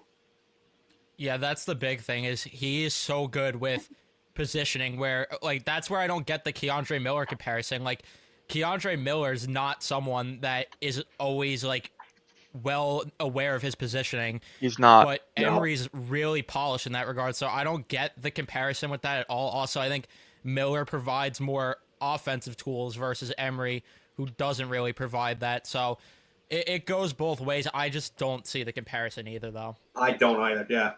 I'm with you on that. I think the big thing is Miller uses athleticism to make up for mistakes when he can, whereas Emery uses athleticism and hockey sense to make up for those same mistakes. Bingo. Yeah. Absolutely fucking nailed it there, Nick. Nice bold take. Oh no, that's a boiling hot take right there. That is great. It's on the money, man. It is on the money. That's all it is. It's what I'm here for. Yeah. Good on Chabot. Yeah. All right. Just one more note on Chabot. I wanted to just on the note of comparables. I thought about using Keith Yandel as a comparable, and that the Coyotes then were in a similar spot to Ottawa is now, where they were good. They had that 2012 run, and then kind of slowed down. 3 years later, they trade him. to the Rangers, similar to how Keith Yandel, the number one defenseman of the Coyotes at the time, to Chabot, is that Oliver Ekman-Larsson was coming up to take that spot from Yandel, and as we just said, Sanderson is coming up to take that spot from Chabot. Yeah. So they have the backup plan. So not that Chabot's expendable because he's the number one defenseman, but you could part ways with him easier knowing that you have his replacement coming up. Yeah, Yandel's a little older too. Yeah. Not Same, as, yeah. The contract's not the same either. No. Yeah. I mean, AAV wise, it's tough to compare across eras. And obviously, you would probably have to go back and take a look at what the percentage of the cap was for Yandel at the time as opposed to Chabot right now. But Yandel is definitely a little older, and I think Chabot is better defensively than Yandel was at that time. It's just I do get where you're coming from with Yandel because kind of like what you were talking about, how they have somebody that's really kind of ready to come up and take the reins in Sanderson. I definitely think you're onto something there, Nick. Mm-hmm. So after Chabot, can I Nils Höglander interrupt for a little because this is just so important right now with the Juan Soto shit going on. Just an update that we got that I'm not sure how much truth there is to this report. But there is a report that says that an insider source told me minutes ago that the So sweepstakes is down to the Yankees and Mets. Cohen and Soto are meeting this morning. It's down to both New York teams. The Red Sox are officially out of the race. Wait, who tweeted that? I retweeted it. Let me hold on. Yeah, I'm gonna. Dakota and Braintree, Boston Sports Radio Yacker. He owns Fantasy Spin.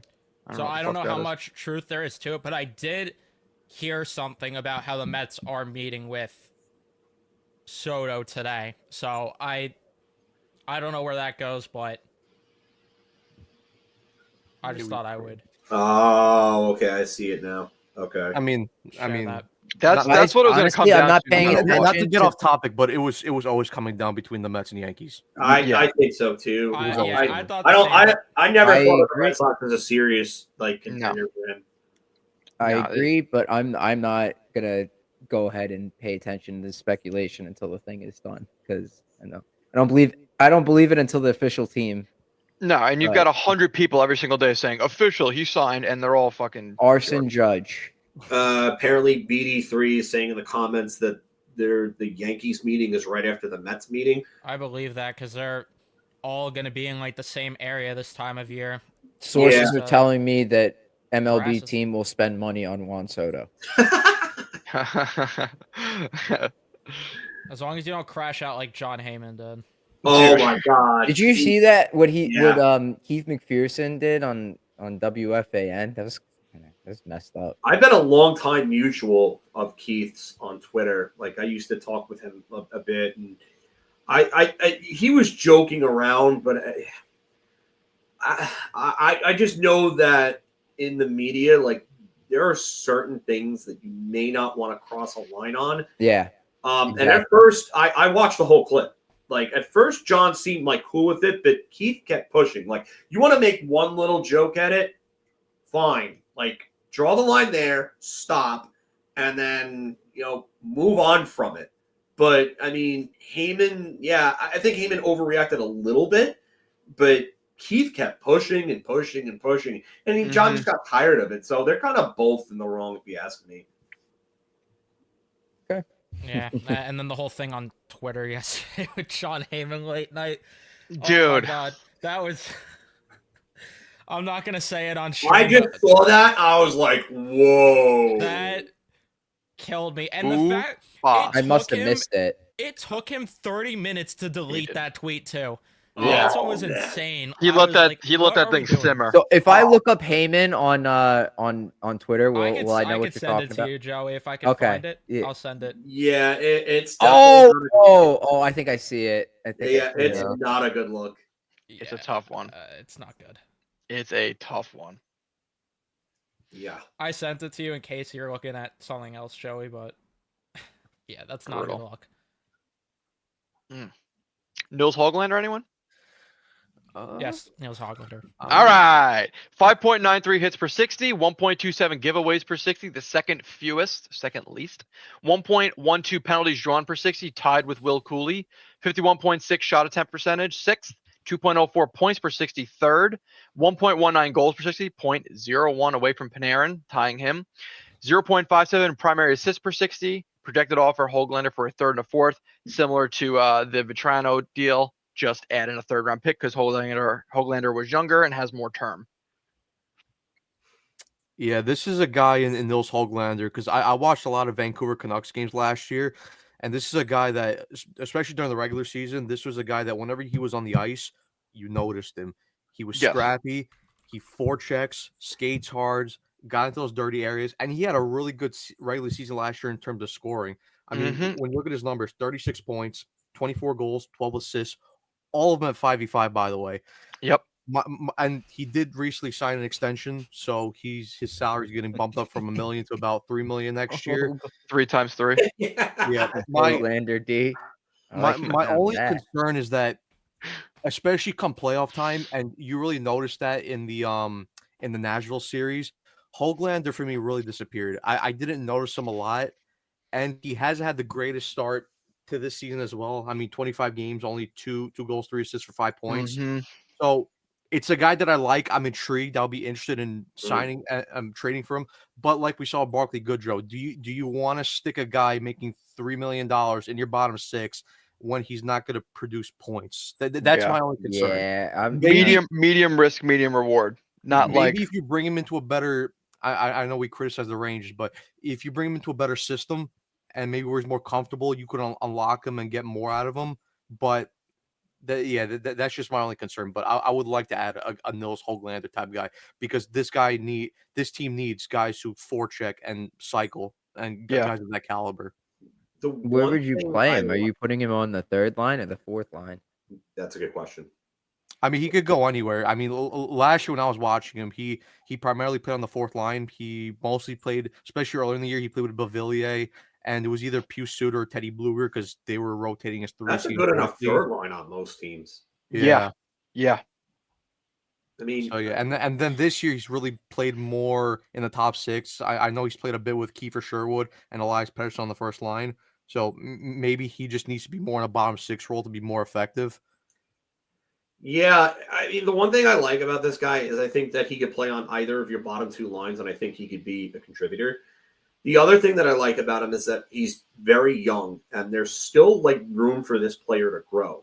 So it's sort of like a project deal, and it's not just a, hey, you know what, we're taking a stab at this guy because we think he's good for a playoff run. This is a guy that, you know, can grow with, you know, once you acquire him. Yes. And you can, I think he could turn into like a decent second line two-way winger. Absolutely. At his best. I see him as literally getting getting that second half of Hagelin's career that we gave up. That's actually a good point. I like that. There's another ice cold take. Do you guys want my sugar-coated thoughts or my brutally honest thoughts? No, I want brutally honest. I want to see you like flip out like to like me like on Adam Fox. I want a sweet treat. Oh, I'm not gonna flip out. All I'm gonna say is that I'm in because Kakko is having fraud production right now. I think he's better than Kakko. He's under contract at a price that you would probably want Kakko at anyway if you were to bring him back. Kakko's probably going to demand more than that, honestly, just because of the fact that now he's getting the production and, oh, look at me, I deserve $4 million now, $4.5 million now. You could replace him, and I think you could get similar production. I would say better because Kakko, I think, is a merchant of his line mates, and you bring Hoglander in, I think he can maybe outproduce him, and you're getting good value there for the contract that you'd be giving Kakko anyway.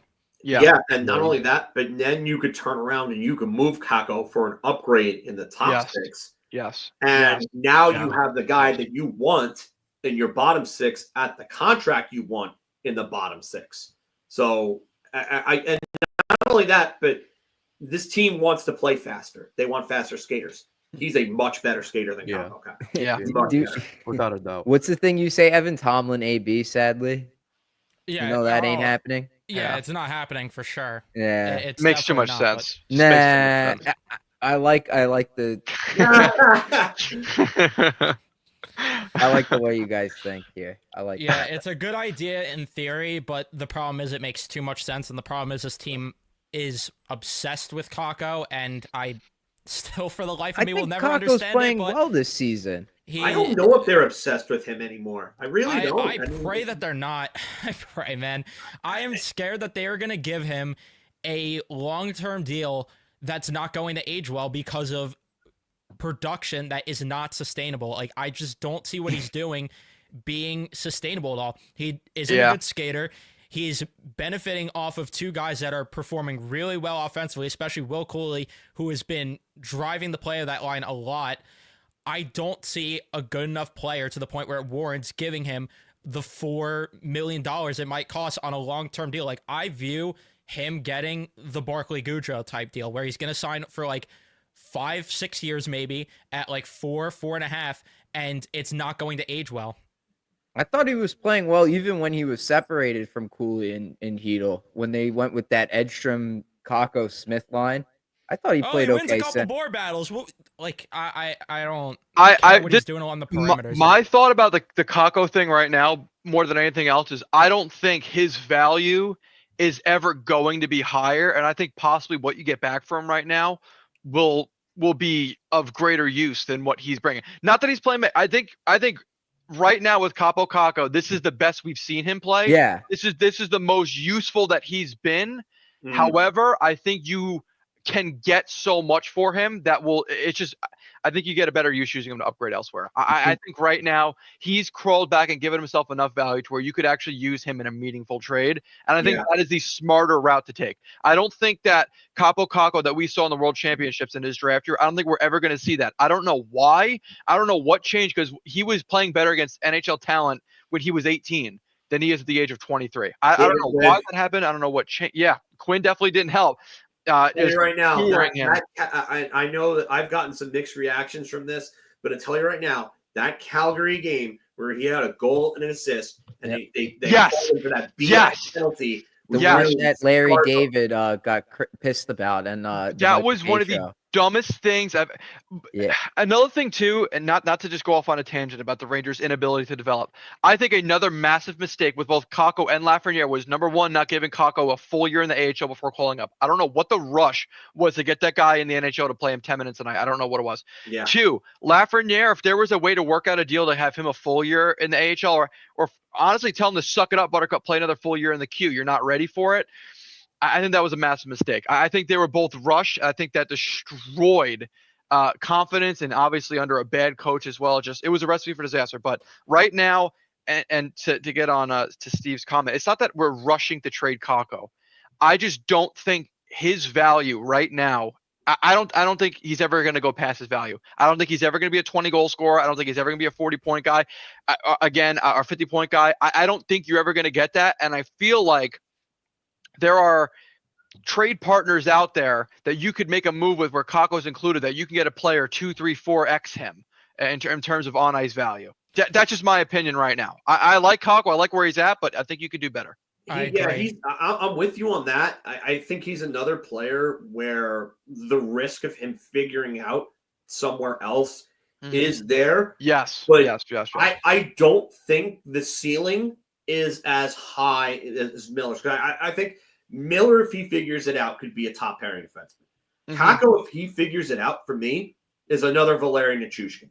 Yeah. And while that's a very good player to have, it's not a massive loss. I would rather move him for a trade for a player that could be here for a while and help go towards winning possibly multiple cups, as opposed to, giving him the deal that Evan's talking about. And even though I don't think $4 million is terrible, I still think it's movable, even if he's like a 20, 40 player, which I think he can be. I just think that you're still kind of overpaying for that a little bit, just to hold on to him because of Right. his sentimental value to the team from where he was drafted and at the team Yeah. at the point of time with the team. But- So you can get those types of players for less, and you're going to need to, especially with Igor's contract kicking in next year. So But- yeah, I'm kind of with all of you guys on that. But like, what makes you think like NHL GMs are offering way more now than they were in the offseason? He's only been playing well for like 20 games, So, right? It's not like this is- something like That's a good point. the points, the guys that you guys are saying that they should trade for and include Kakko in a deal. Like, I agree with you in theory, but what makes you think like those guys are actually available? You know what I mean? Let, Like- let, The let me difference ask you in- something. Why is it that you think that they value these guys less when the returns on these deals have been showing us for the last however many years now that we value players a lot differently from the way NHL GMs value them. Everybody talked about. I'm not disagreeing with you on that. I'm just saying, like, if Drury didn't think like the value he was getting back in the summer was enough to trade Kakko, what makes you think he's going to do it right now? Who knows if they actually had a deal to move Kakko though in the summer? Like, we're going based on speculation, but there was Right. never who was mentioned though as like a potential like suitor for him. There I wasn't didn't- anything. There were teams that were interested, but it just didn't work out. I guess Drury didn't feel like it was worth it to trade him. Well, that would tell me that he values him a lot higher than what you think, and I think other general managers may not have wanted to give up something for him in the offseason, but I mean, if a general manager has a player that they're looking to move mid-season and they're going to say, hey, I'm not even going to throw out Tkachuk's name because I don't see that happening until the offseason if it does. But for example, like I don't know, maybe a Tuch or something like that. What like Buffalo could look at Kaapo Kakko and say, hey, you know what? We have an NHL player that we're getting back. He's young. We think that he could be misdeveloped. I look at it this way, and I've said this on Twitter the last couple of days in regards to Keandre Miller. Like, general managers will take a look at young players like that, like a girl who thinks that she can turn a scumbag into a good guy and say, oh, I can change him. Because that's what general managers do. They think that their crew, their guys, will be able to take a look at this guy, whether it's Miller or it's Kakko. They'll be able to figure it out. They'll take Kakko and they'll be like, hey, get your ass in power skating lessons right now over the summer, or there's going to be hell to pay. And that's what should have been done with him and Lafreniere. They should have been hitting the conditioning rooms like God knows right away, because they were not in condition when they first came up, and that was a big part of the problem. Like Also, David Fox needs to Peterson work on his telling, skating. like Thank you, David Evan. Stern telling Peterson to get hip surgery as soon as he took over in for the Mets. It's sometimes these things sometimes Not these everyone things could be him. have to happen, and you know what? I do think that Miller is a guy that I think if the Rangers made him available, there would be a shit ton of general managers calling on him because they look at that 6'5" speed, wingspan, and they were like, wow, like we can, like the play he made on Malkin last night was ridiculous. He had like Malkin had like 4 or 5 steps on him, easy lengths, and he just got back and was just like, okay, I'm gonna close you off. Like, McDobbs 69. Yeah, you're right. Miller is soft as fuck, a lot of times. But then there are other times where he makes those plays consistently. You're like, wow, why can't this guy do this? Dude, it has those flashes. In the season, those flashes. It's literally in the same games where it's like you look at what he did on the play that the goal happened, the second goal for the Penguins. He's making stupid mistakes there, and then he's doing what you said on Malkin. There's never an in between with the guy. It's either he's making the best plays you've ever seen, or he's making stupid plays. And with the Kakko thing, I think the reason they didn't move him over the summer is I hate Chris Drury. I hate giving him his flowers, but I'll give him his flowers on this one. He probably viewed it as, I have an RFA. I'm not going to overplay my hand here. At worst, he is what he is, and I could still find a way to move him for whatever I'm getting during the summer. And if he starts producing, then I could get more. I think that's how he viewed it. I could be wrong on that, but that's at least how I imagine it, because now that there is the production and hopefully management sees that it's not sustainable in fraud production, they can flip him to get more assets and get better assets. Yeah, right now he's playing his hand smart because Kakko had 19 points in 60-something games last year. He's already got 13 and 25, and he's playing. And he's playing center, showing that he has versatility. There is going to be a GM, whether it's in a trade for Kakko or Kakko included in a trade, that they're going to get horned up and like, you know what? 6'3", 215. He can play center. Former second overall pick. I can wing fix positions. Shrugging it in the fucking front office. Yeah. Yeah, there's like Filk said, there's someone be like, I can fix them. Maybe you could go back to Pat Verbeek and ask for Pavel Mitnyukov. Oh God. For Kakko, straight up. Yeah, I don't know if they would do that one, but I'm joking. There's no way that's going to happen. Actually, Kakko playing being a third line center right now. I do have a very fun 3C coming up. It's not the next guy. I think he's 2 more down. Before we go to the next slide, Matt, what is your favorite show? My favorite show? Yeah, of all time. And don't fucking lie to me. I know what it is. I don't know if I have a favorite show. Woke up this Do you? morning. Sports Outdoors. Damn it. Fishing with Earl on Fox Sports Outdoors. The 9 o'clock Does Phil know slot. that? Fishing with Earl, loaf. what the fuck? Yeah, this was like a 2:30 in the morning. Let's just watch as many YouTube videos as we can extravaganza, and this is just what popped up. I'm surprised Joey remembers it with how much he would space out from how drunk he was. Wait. Listen, hold on. I wasn't drunk.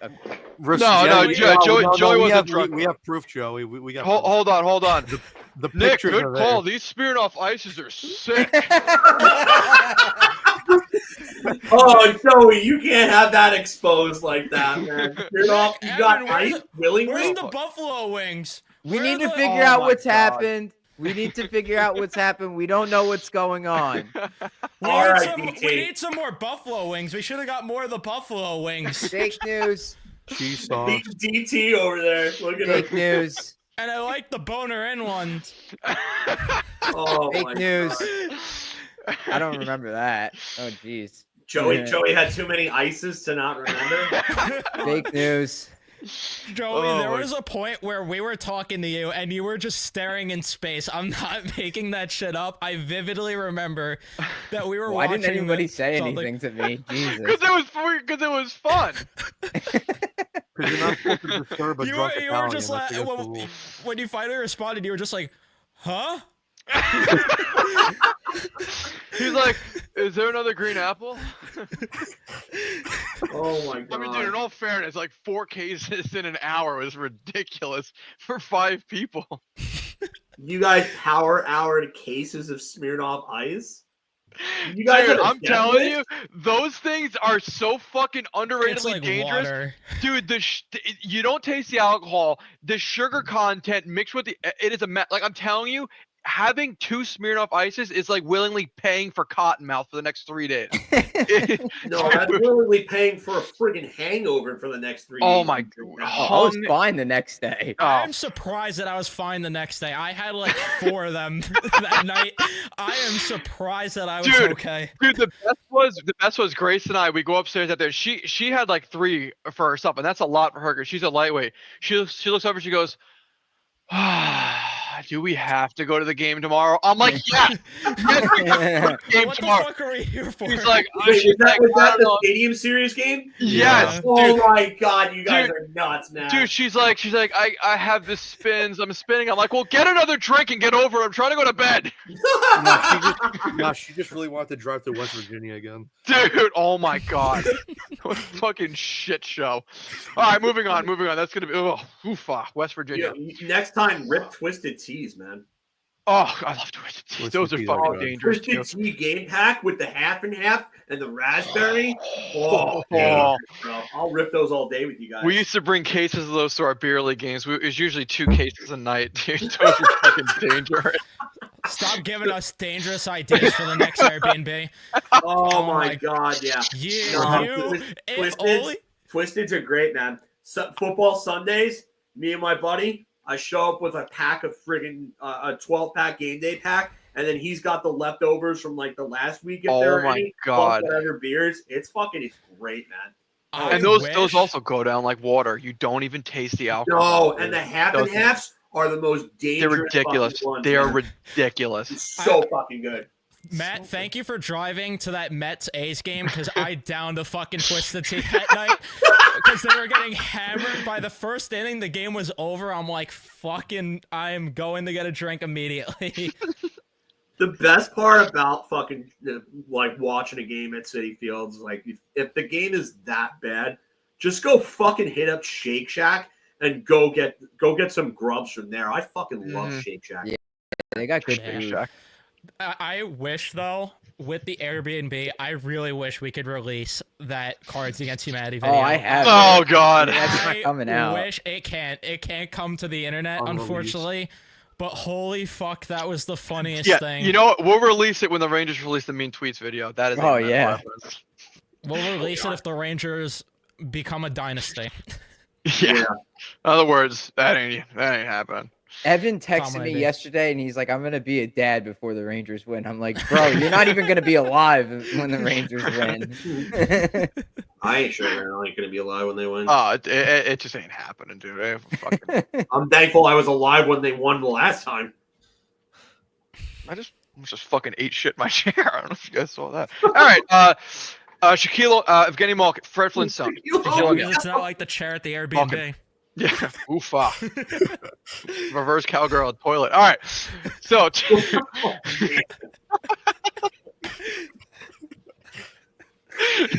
The smell, man. The smell. The smell of that chair lives in my head. That's all cheese sauce, Smirnoff, and Oh, wing. dude, just laying eggs, couple The hatch. bone-rain wings really got to you. Dude, what the fuck? I said that on Oh, purpose. I remember I said that on purpose like that, Dude. so I could get you guys. I don't mad. even want to know what happened. Chaos. man. Chaos. I That if there were cameras in that house, then my Airbnb account would have been banned. We would have never been allowed in the house ever again. Dude, where do you find these people? Phil, when we go off air, we're gonna give you all the take. Well, now you know why.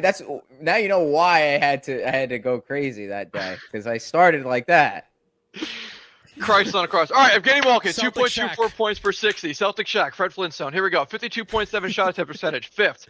A lot of penalties taken. A lot of takeaways. A lot of giveaways. Patrick Kane comparable. Thoughts? Injured, not interested. Yeah. I agree. Old, slowing down very fast. Yes.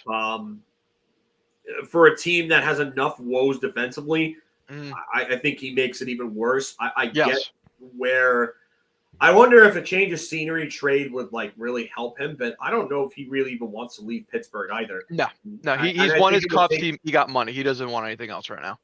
I think it would also take more than a second and a fourth. Yes. I think it would take a first round pick and a prospect to get him. Mhm. I'm not saying like a high level prospect. I'm saying like maybe like a C level prospect and maybe a D level prospect with it. But I want nothing to do with him really. I agree. I mean, The only reason I put this out there is because we saw the connection. I think it was this offseason. Someone tweeted Yeah. about it, and I just oof. I mean, Yeah, When he the was a ball's on- free agent, right? He was. Yes, yes. yeah, they're a free agent. Yeah. The Next. ball's I mean- on the shoulder with this one. I'm not interested. Next, JT Miller. We heard about this one recently. 115 even strength points, 11 shorthanded points, 7.51 hits per 60. That shocked me because I don't think I ever saw that guy lay a hit when he was a Ranger. 51.5 shot attempts percentage, 2.14 points per 60, 0.87 primary assists per 60. Projected offer, I had the Ryan Kessel comparison, not just because it's Canucks, but because it kind of makes sense. He's got term left. He's on the wrong side of 30, and he's kind of sort of playing second fiddle to another really good number one center in Elias Okay. Pettersson. I kind of like this because the Rangers need an identity shift, and they were talking about it on TSN on Overdrive. My boy Jamie McLennan was talking about it, that this guy Miller is like the motor, the engine. Like Yes. when he brings the team into battle. Nick, remember when we were doing the Tkachuk video over the summer, and you were saying Yes. that Tkachuk brings the team into battle? Miller kind of does the same thing. Oh, Matt yeah. would be He able doesn't to give you a choice. He Matt does not give you a choice. would. This guy's an animal in practice. Like I remember seeing videos of them doing drills, and what is it? They're doing like the army crawl in center ice, and he's blowing past his teammates, and he's getting pissed that these guys aren't working. I'm like, I want that, man. I love that. Yeah. Matt A lot could of talk. what Rangers are missing. Matt could talk more about it than I can about how he is now. But Miller is just, I know for sure he's not the same player he was when he was on the Rangers and years ago before they traded him to Tampa. He's completely different player. He's two totally different guys. Like I said, I watched a lot of Vancouver games last year and a decent amount this year also before he took the leave of absence. So hopefully whatever JT Miller's dealing with, hopefully speedy recovery for him. But he's a I'm sorry, Matt.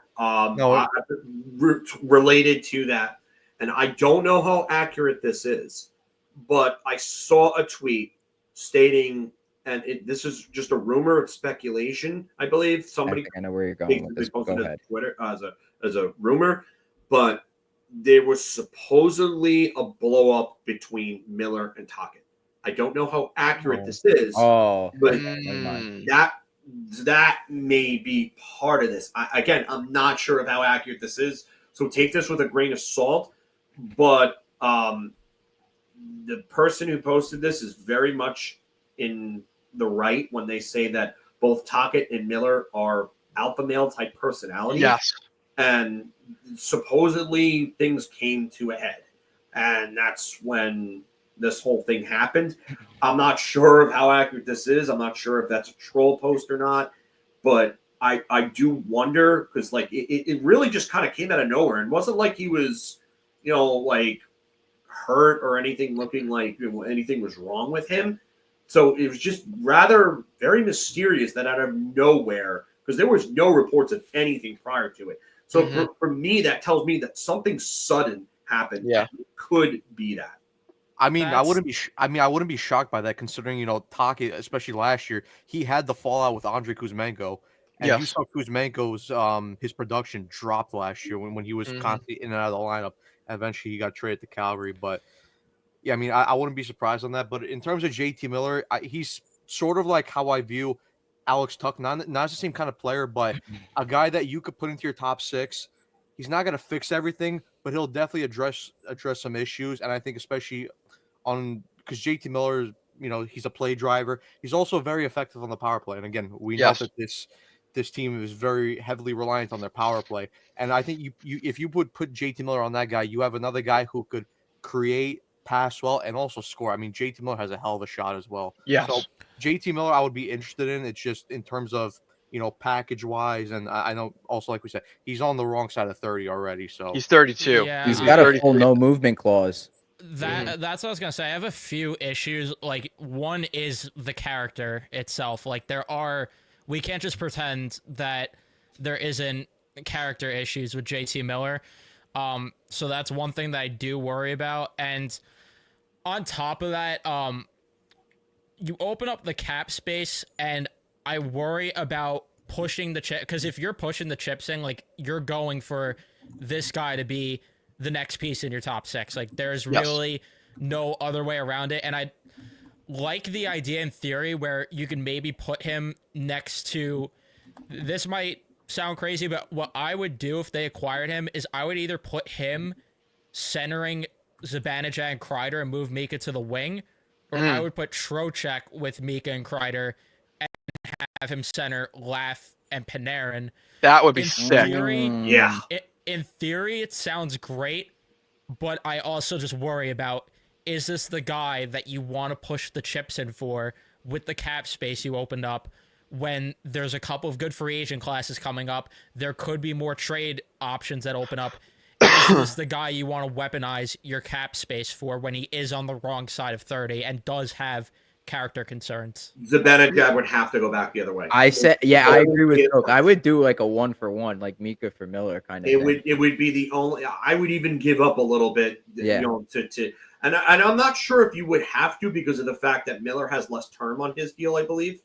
If I'm correct. Miller is signed until 29-30. I think that's the same. Oh no, it's the same year. Yeah, it's the same year. 29-30. Yeah. Unless Kreider gets moved, but I also saw something again. I don't know how Miller true it drafted? Sorry, Evan. Was Miller drafted the same year as Zibanejad? Yes, they were the same Yeah. draft, 2011. Zibanejad was 6, Miller was 15, I believe.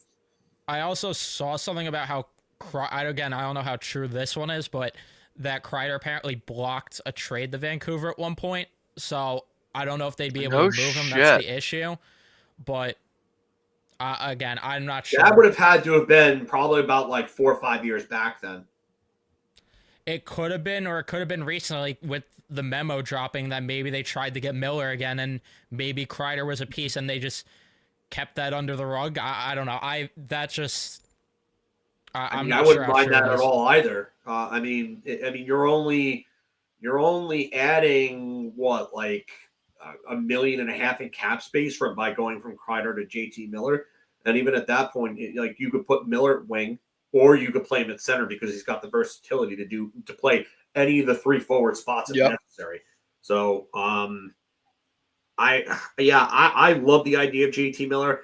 I do agree that you need to be kind of cognizant of what's going on with the future free agents and being careful and tying up your cap space with somebody that's on the wrong side of 30. Yes. But if this team is going for it now, which I guess by giving Shesterkin that contract, the organizational philosophy and direction and trajectory have been, as going for it as opposed to kind of like retooling or tearing it down. So, I mean, I guess Miller would be a guy. And not only that, but you could probably get a good 5 to 6 years of very good production from him. Yeah. And if you're getting that type of production from what's realistically probably a number 1 center or wing at $8 million, that's a steal, to be honest. Yeah. And that's going to look even better as the years go along with the cap going up. If he's averaging between 70 and 80 points for the next 5 years and you got him today, that is an amazing, and he's keeping consistent with the shorthanded scoring, the per 60 numbers, the even strength scoring, the hitting. If he's keeping consistent with all these numbers and giving you 70 to 80, doesn't even have to be exactly a point a game, just 70 to 80, that is a very big get, especially because, like we said, the personality he brings and how hard he plays. Yeah. It's really just what comes down to it is that I just worry about tying up. It's really just the cap being tied up, because I just look at the free agent classes coming up, and especially if I would really hate if Eichel becomes available in the free agent market, or if they found a way to open up the cap to pursue a McDavid if he did hit the open market. I would hate that you tied your cap up in JT Miller to where you can't pursue any of those guys. It's the same thing with what you currently have. So if you have Zibanejad on the roster still, I don't think there's a world where you get McDavid. Not at all. Michael. I don't think you could do that anymore. I'm kind of with you on that. Especially with Chester. I think with Shesterkin, unless you trade Kreider or when's McDavid a free agent after Panarin? No, the same year Panarin comes up. Same year, so you get you get that money freed up at least. Then yes. I mean, there is also another way to free up more cap space, because next year, or if you don't want to do it next year, you can do it the year after. But Trocheck's no movement clause turns into a modified no movement clause. I was gonna even say, him is like you're getting value out of his contract, though. It's not.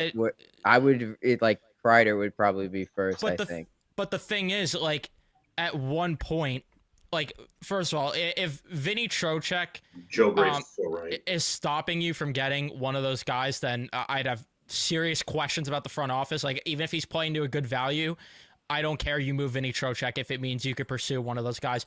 But the other thing we're forgetting is at some point they're going to have to make a decision here between Hedl and Trocheck. Like, that's going to be a thing.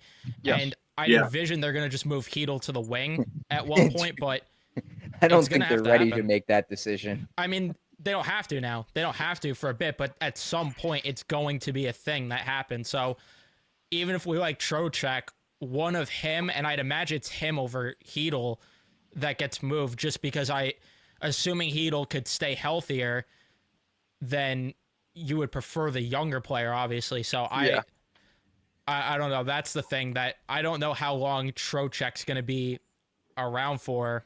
Anyway, I keep seeing these people get banned. I'm laughing. Yeah, I don't know what they're saying.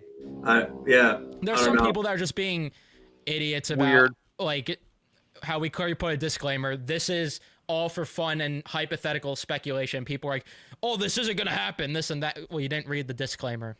I don't know what to tell you. That was the next one is a massive disclaimer. Good to go? Yeah. Yeah. If Nashville completely and utterly tears it down and everybody is available, this should be a guy that you take a long look at. Yeah. I remember the winger for Panarin discussions a couple of years ago before he signed his extension. Forsberg was one of my favorite targets because he's really a really good 5-on-5 player. I'm not even going to sit here and read through all those stats. They speak for themselves. Yeah. There is not much I wouldn't give up for this guy. Right. Yeah. Same deal as same deal. I missed it. I'm glad you guys are finally starting to see some of these. Oh my god! The only thing that could have been better if you played the Pornhub theme music. Oh my god! That would have been fucking hilarious. I'm just saying it now. Oh my god. Oh my god. Before the contract, before the extension, yeah, definitely. I don't see any way they move him now. It would have to be a complete and utter teardown of epic proportions, and I don't think Barry Trotz is ready to do that yet. Not with the fact that he just committed to all those contracts a few months ago. This is why though. Over the summer, I'm glad we didn't go after any of these guys. Yeah. I am super happy the Rangers didn't do that. If they would have gotten Teuvo Teravainen after everyone was tweeting they were going to get Teravainen, I don't. Oh god, what is he even doing? Where is he? I don't know where he is. Chicago, and he's Chicago. Yeah, another soft perimeter playmaker that really doesn't fit what the Rangers need. You know what I mean? Like you had all these guys. The only guy worth getting was Gensel. Yeah. And even he's not even doing as well as I thought he would do. I mean, he's playing with Cooch. Nah, he's doing good. He was scoring some goals, man. He had a good. So hold on a second. Just on the topic of Jake Gensel, because I wanted Jake Gensel. Jake Gensel is playing on a line with Braden Point and Nikita Kucherov, and he's exactly at a point a game. With playing with lesser players in Carolina, he was well over a point a game. That's kind of weird. Especially Kucherov is 12 points over a point a game, and Gensel's production really hasn't. I don't know. My thing with Gensel was why I didn't think he was going to be a good fit in Tampa when they got him is because I knew that's who they were going to put him with. And I feel like Gensel is a play driver, not at it's tough to say because he did play with Crosby. He's the third option on that line, and that's not a guy you can have as your third option. He needs to be option 1 or 2 on a line, and I thought he would have been a better fit with the Rangers than he. I honestly think if they put him with like Cirelli and Hagel. Yes. I was gonna say that's what they should do. Split up some of the offense there, and I think that would help him and just in general their team offensively. If they had Palat still, that'd be pretty good. Man. Yeah, because you could put Palat with the other two. Right. You played with them before, and they have great chemistry. Exactly. And there you go. You got two great lines. Dominant second line with Hagel, Cirelli, and Gensel, and now you have a top 6 that basically just runs amok on every other pairing they play against. We need to study Carolina's cheating lab though, because I see Canes fans that hate watch Gensel. They were like posting that Gostisbehere has like almost the same amount of points as Gensel, just because they're hate watching him. And I don't understand how they get this production out of guys. They're truly the Atlanta Braves of the NHL. That's why I'm telling you, don't go crazy over Eric Robinson. Oh, I'm gonna go crazy over. Oh, I'm still gonna go crazy. Roslovic going nuts this year. I'll admit that Eric Robinson would not be doing what he's doing if he did come to the Rangers, but I still would have liked him as a bottom 6 option. But that doesn't matter because the Hurricanes cheating lab. I mean, it needs to be studied, man. They are the Braves of the NHL because everyone's like, oh. This is the year they're not going to finish towards the top of the division. They're probably a wild card team. No. Year. They've become the Devils and the Penguins where you're expecting their fall off and it just doesn't happen. No. No, they're tied for first in the division, and their starting goalie Pyotr Kochekov has an .897 save percentage. And That he's tells you been everything you hurt. need to know. Dude, They've been starting Spencer Martin Right, and most Spencer of the games Martin, lately. yeah. Spencer Martin is trash. He's terrible. That dude's fucking terrible. He's more than wolf shit. Not to mention, how the hell did no one take advantage of Martin Nietzsche's being available in the offseason? I said it in our I first know. offseason stream. The fact that guy's available is unbelievable. Now he's got Because- Give me a 41 time points. machine and let me go back to the 2017 draft. Dude. Yeah, Buffalo's got to be kicking themselves over that one because I The know RF they were the team that really was people- interested in Natchez. I think Dude, Jeff Barrett Denver- was talking about that yesterday, actually, on his podcast. He was like, okay, so apparently, according to him and according to the people that he talked to within the Buffalo organization, the consensus was that they were going to take Natchez at 8 and not Middlestat. And then the draft day comes and they take Middlestat, and a lot of the people within the organization were like, wait, what the hell just happened? Yeah. You know? And so I don't know how they thought that taking a guy that couldn't do a pull-up in the combine was a better idea than Martin Natchez. But I can't say too much because we took a guy that threw a medal into the stands because he was a little crybaby. But at least we got Will Cooley out of it. So, yeah. Even this all we offseason, got. though, there was the whole thing about how they were interested in pursuing him as an RFA. Like, Buffalo wanted to get Natchez this offseason, and they are probably kicking themselves that they didn't give up whatever it would have took to get him because holy shit, would he be fucking great for that team right now? I think NHL GMs are petrified of the RFA tag. And Yeah, they are. yeah, Good like point. someone was saying if Bouchard becomes an RFA that because the Oilers have a lot of the salary cap for them. What is that going to look like? I mean, they could be susceptible to an offer sheet for him for all we know. Yeah, they got to start moving salary out. They have to keep Bouchard. Like that's a no-brainer for me. Like if he hits restricted free agency, I mean, There's gonna be a lot of Someone teams should lined up. offer him dude. I would be very, very wary of giving him a massive deal though, because it just something about him screams that a lot of his points come from playing on that power play with 100%. Oh yeah, no, it does. David. That's a given. I don't like him as much at even strength as I like him on a power play, but I would be very careful about it. I don't know if I would want to commit 11 million or whatever it is that it would take to get him, because it's just something about it's not, and he's not great defensively either. He really isn't. You watch him play, his positional play, his one-on-one play, it's not great. It's okay. It's not great. Good. good on Forsberg. Yeah. All right, this I would next one trade- I think is the most realistic and the one that should be pursued the most. I think this guy is Sam Bennett. I think this is the next Sam Bennett that if you don't strike while the iron's hot, you're going to miss out. 1.92 points per 60. Mind you, this guy's on the third and fourth line most of the time. 0.91 goals per 60. 1.07 penalties drawn per 60. 958 hits per 60. 2.39 blocks per 60. 1.6 giveaways per 60. Seventh lowest. 75 even strength points. I don't know what's funnier, Pop sneaking into the picture with Trent Frederick or the second round pick with putting Lowell in parentheses because we just don't own those at all. Yeah. And I literally said it to you in our group chat. I'm like, it would be perfect if they could just move like a second and Sakura or a second and Offman for Trent Frederick. Like that would be an ideal package that would make sense for both teams and that I would do. Yeah. I agree with you that I think he could be the next Sam Bennett. I think he'd be better than Sam Bennett. I don't know about that. Dude, You know what? I remember when Sam Bennett was coming up as a prospect, and it just, for me, how highly touted he was, there were a lot of Doug Gilmour comparisons. Yeah, I was just going to say that. I They remember that. they both played for the same junior team in Kingston Frontenacs, and it's just, there were a lot of comparisons there, and they were like, Sam Bennett's going to be this great two-way player. He's going to be a guy that's going to put up a lot of points. He's also going to be a guy that plays a lot of snarl, good defensively. I think Bennett is kind of just hitting his stride. I'd be very wary of him being a point-per-game player over his next deal. I'm not sure if that's what he's going to be, but I think he's a guy that could be like a 60 plus point two-way guy that plays very physical, sort of like you guys remember how like Ryan Kessler was in his prime. Like, Yeah. I think he could play like that. That's the player he is. With Trent Frederick, what I'm seeing a lot of is this is Brandon Dubinsky with a higher ceiling.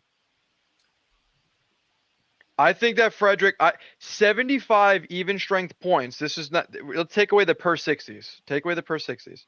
Wait, is this in his? What is this in his career? Like, Last 3 years. Last 3 Oh, years. in the last 3 years. So this guy is predominantly playing third and fourth line minutes. I'm not gonna confirm this because I don't remember what it was. I think his average time on ice was like a little over 13 minutes a game, and he's got 75 even strength points. Not giving away the puck, blocking shots, throwing hits, drawing a lot of penalties, scoring. I think that this guy, I think it's missed, especially considering who he's been playing with in Boston. Because the Boston's third and fourth line the past few years, since Bergeron and Krejci aren't there, and a lot of guys have moved up in their absence, that third and fourth line has been relatively barren. And given what Frederick has had to put up these numbers, I think that this guy has a much higher ceiling than he's being given credit for, considering the fact that what he's mostly known for is doing a lot of goon shit, which, to be honest, he's kind of earned that reputation a little bit. Right now he's playing with Charlie Cuylle as his center too, and Kessel on his wing, on his opposite wing, which Charlie Coyle's having a down year. Yeah. The guy from Ottawa? Yeah. Yeah. They got him in the Oh Olmark deal. shit, he's still in the NHL? Yeah, he was in the Olmark deal. Really? Yeah. But Coyle's had a really down year. That's probably why you're seeing a dip in Frederick's play. But yeah, I mean, that forward group in Boston, I'm just looking at their It's bad. team right now. Holy shit, that center core Yeah, is just... How does that Kessler's team make the 25. playoffs every year? I mean, He's only 25? Kessler? Yeah. Yeah, he's only 25. Shit. Are you guys thinking of Gazdich? Luke Gazdich? Oh, that's a fucking throwback right there. Luke Gazdich, holy shit. I met him at Maybe. a I thought he fucking was check a in. junior. I don't know, but Kastelic's young. He's still young. He's 25. Yeah, I must be thinking of some. I do remember him playing in Ottawa. Yeah, no, he did. You're right about that. But yeah, he's only 29. I'm 25. Sorry. He's still younger. Yeah, All right. so he. I like Frederick. I don't know if I see the potential that you guys see.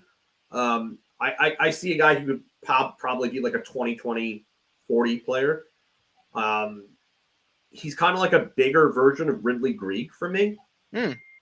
I like that type of player, though. I think those are the types of players that you could win with. Yes. Those are guys that come in and we talked about dragging guys into the battle before with like JT Miller, guys like that. I think that's what Trent Frederick does. And I think that, they look to Matt Rempe for that type of thing. I would rather not have to look to Matt Rempe for that. I would rather have a guy that could come in and play on any one of the top three lines. Like, you don't want him on your top line. You don't. No. You wanted to, like, shake things up and give a team a jolt. You could throw him with your two best players, and he'll go around hitting everything that moves and fighting and doing all the other little things that help a team win and help draw up the energy to get over the hump in a series. So yeah, I'm on board for bringing him on board, but I don't know if I see the potential that you guys do. I think Bennett has a higher ceiling, if you ask me. To build on Frederick a little bit more, I would love to see at some point, because let's just pretend the Rangers do get him and they only give up futures. They don't give up roster guys. Imagine a third line built around Frederick at center and Cuylle on the left. You could put whoever the hell you want on the right. Geez. Yeah, that'd be a hell of a third line. I would not want to play against that line. No. Will Cuylle, by the way, so you guys want to hear a fun stat, just going over the past 3 years with the Rangers. So Will Cuylle, in the past 3 seasons, again, minimum 50 games played, leads the Rangers in hits per 60 minutes. All right? Not surprising. Not surprising. The average hits per 60 in the NHL is a little over 2. I want to say it's like 2 or 3, right? What do you think Will Cuylle's hits per 60 is? It's 5.3. I think I'm going to go the over. I think that it's like it might be like north of 6 or 7. I remember looking at this at one point. It might be like, could it be double digits? It can't be, right? No way. There is Will a world where it Cooley's- could be. Will Cooley's hits per 60 minutes is more than double the person behind him. The person behind him is Barclay Goodrow In the last That's 3 for the years. Rangers or that's for the NHL? for the Rangers Oh. in the In last, the last 3 3 years. years. I'm gonna say it's like 15. Joey's very close. what is it? 12? 16.6. Jesus. I got it. Shit. Guys are a wrecking ball. 16.6 compared to the entire NHL in that same time frame, minimum 50 games played.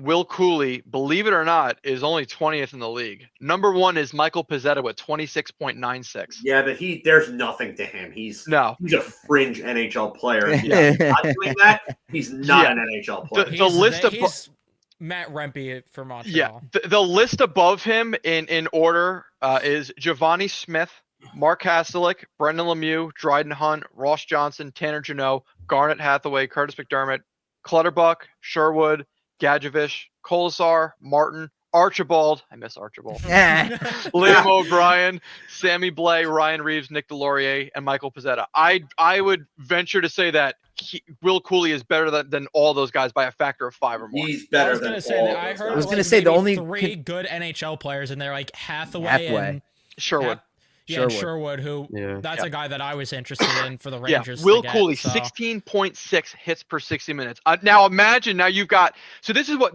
gets me, right? This is what the Rangers lacked and haven't had in a very long time. If the Rangers are having a shit game, we're halfway through the second period, they're losing 2-0, and they can't get anything going. Well, then Cooley and Frederick go on the ice on the same unit. They have a ridiculous forecheck. They blowing guys up on the boards, get a couple scoring chances. You put the first line back out there, and the crowd's going wild. You don't think that's a jolt that this team hasn't had in literally forever? We dunk on Rempe because he's not a good hockey player, but when Rempe first came up last year, he got this team moving. I think having Frederick and Cooley, who are 800 times the player that Rempe ever is, Yeah. can do the same thing at the same time and actually score goals while they're doing it. I'm telling you, man, a Frederick Cooley combination would be lethal. Reminds me, and I'm gonna age myself here and show you how old I am. But the New Jersey Devils crash line in the 90s of Bobby Holik, Randy McKay, and Mike Peluso. And I that talk about line that line all was the time. such a pain in the ass to play against because they would just go out and they would just hit everything that moved. And the other, McKay was a decent goal scorer. He was a guy to get you 20, 25 in a good year. Holik was obviously a good player and moved up and down their lineup. And then Peluso was really just an energy crash guy. But those guys went out and hit everything that moved, and they caused chaos. Yep. And they got goals based off of hard work and being in the right places in the right times and just making life literal hell for defenders going back and getting pucks and all that other stuff. That's what Will Cooley, Trent Frederick, and another comparable or similar level type player could end up being. I see the vision. I'm with you. Put Berard with them, dude. Then you got a shooter with them and a guy that works his bag off. Oh my God! You know what that really reminds me of now? It reminds me of the freaking D2 Bash Brothers when Kenny Wu joined someplace. Kenny Wu. Portland. Oh my God! Yeah, that would be a mother I was effer about line. to say that. Put Berard there. Oh yeah. But who plays center? Frederick. Frederick I probably. put Frederick as center there. He He was has. drafted as a center. He's primarily a winger on either side, but he has played center before. Yeah. And this too, like this adds to that culture change we're talking about where we need guys that play harder and drag guys into battle. Frederick is doing that. Even if he wasn't with Cooley, he would be doing that. And even if it's something stupid, he blows up, he just drills someone on the boards, clean hit, lays somebody out. That's going to piss the other team off. It's going to put your team like on notice, like, all right, now we got to match the intensity. He set the tone. Now we've got to be there and we got to match it. Can we just have one line that's just north-south, please? Like that's just all forecheck. And Y'all know for they have once them. in our Y'all know. entire and for once, please, like, can we have that instead of every line being Would be a cycling? miracle. Would be a miracle. Or we That's saw, like when Rempe got to the NHL last year, like when he was crashing the net and stuff. Like I love that little spurt, and then it died off. unfortunately. Yeah, it died off quick. Or Nick, how about this for your dream line? You get Cuylle and Frederick on the wings, and you somehow get Archibald to get back into I would it. ascend. What's going on with him, though? He's been out of the league. No, I can think of a better line. Cuylle, Frederick, Gourde down the middle. Oh my God. That's the guy I was hinting at earlier on. That was Tanev's teammate that I've been calling for a freaking Yeah, year. I said it before. I said Laurel Gourde. I know. That's why I was saying Yanni. Larry Board. Yanni. What the fuck? I just don't understand that one. Forgot Nico. Please get Jake Gensel. Oh my God. All right, we've got one more, and this one is the most blasphemous, unrealistic, comes with a precursor because it ain't happening, but God damn it, would this be so fucking cool if it did? Here we go. Show me Josh Anderson. Oh God, no. Matt Martin. Yeah. Yeah. Not happening. Talk about a reach. Not happening. But if Yeah, Nashville somehow basically. went nuclear, I would trade this package and then some.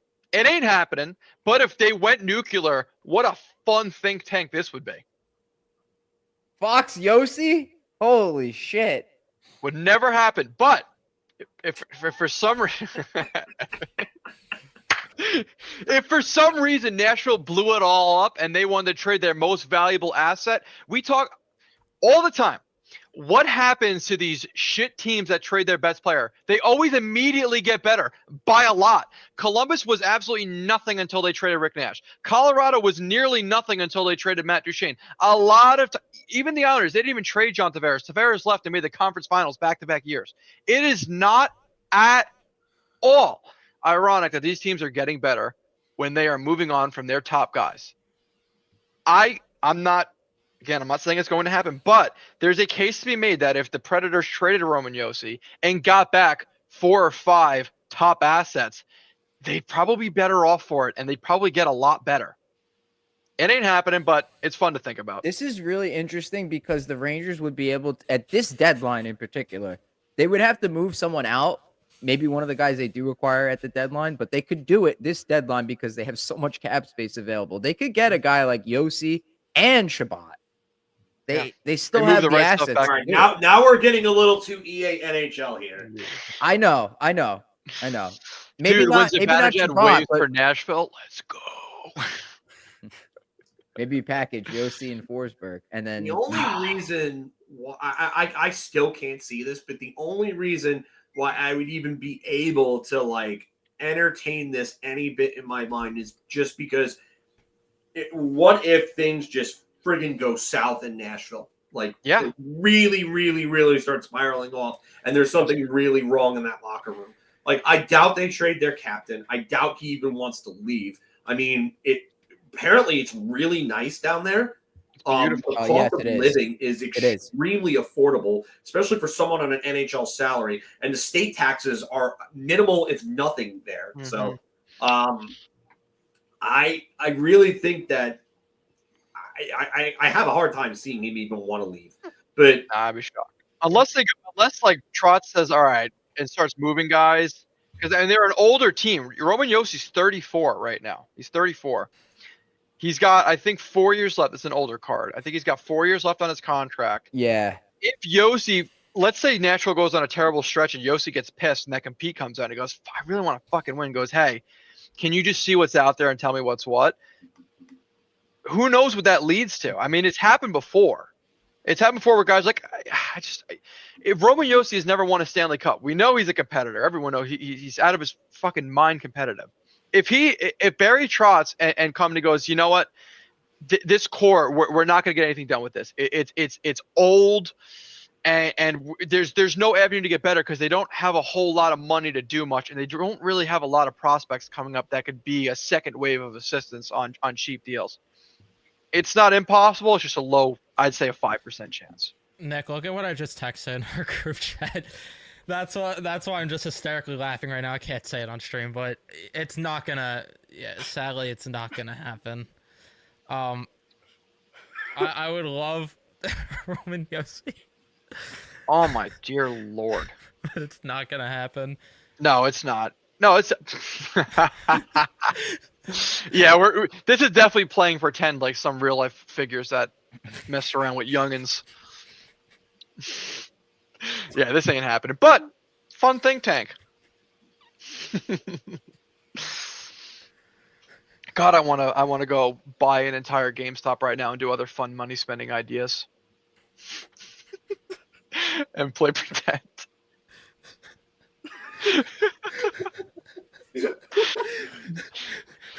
God almighty, put on a wig. All right.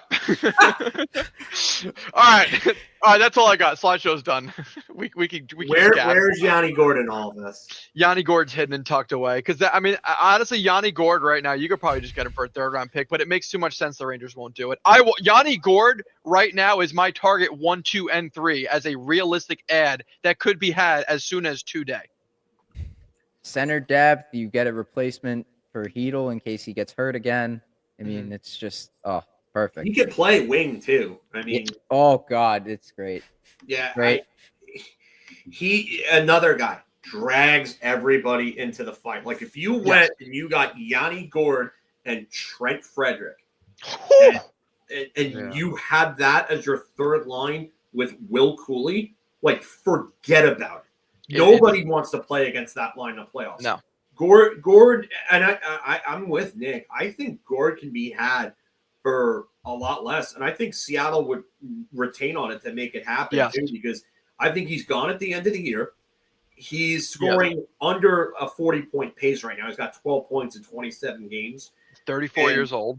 He's 32. And damn, I thought he was 34. Fuck. Yeah, no, he's 30. He's still young enough. Never mind. I think he would go to whatever team, because I think he's going to hit free agency. He's going to ask for probably more than what he's making, and I don't think he's going to be worth that. So, I mean, I don't think any team that trades for him I think they know that they're not going to be able to sign him, and that's going to lower his value on the trade market. So I think you're right. A third and a fourth, maybe a fourth and a prospect, something like that. You might not even really need that much. The only problem I have with that is Alex Wennberg went for a second last year. A second and a fourth, right? Valid. That's my only issue. Gourde's a way better player than he is. But you also have the side of it that the Rangers, if they crawl to the deadline, now they have all this cap space. They don't even need retention on Gourde, which could help them. Yeah. You're right. You're right about that. But that was a weird situation because they had another deal in place for Barabanov, and San Jose fucked that up by retaining on friggin' what the hell, Tomas Hertl. Yeah, and Hertl. that really fucked up that deal, and that's why they pivoted to Wennberg. Wasn't that Roslovic? No, that was Roslovic. Wennberg was already done. Wennberg was first. Hertl didn't get traded until deadline day, like right at the end. That was the biggest shocker of them all. Yeah, that's right. But so the Rangers, all right. So Gourde and Frederick, we were looking at for forwards here is like yes. I would even throw Tanev in that conversation because I think he's very obtainable. Very obtainable. What about on defense? Like which guys? Because we need to move. We need to replace Miller. We need to replace Lindgren. What are we doing here? I don't think we're gonna see a move on defense until the offseason because to tell you the truth, I would be shocked, even though Drury's talking a big game right now, if the Rangers committed to any players past this season. I don't think we're gonna see a single acquisition for a guy with term. I don't know. I want it to happen because as we saw on this list, there are a lot of guys that could be great ads. I just don't see them adding it. The one guy I would do it for, and like I brought him up earlier in the stream because San Jose got him for a cap dump. If Jake Wallman became available, yes. I'm going all out for Jake Wallman. Mm-hmm.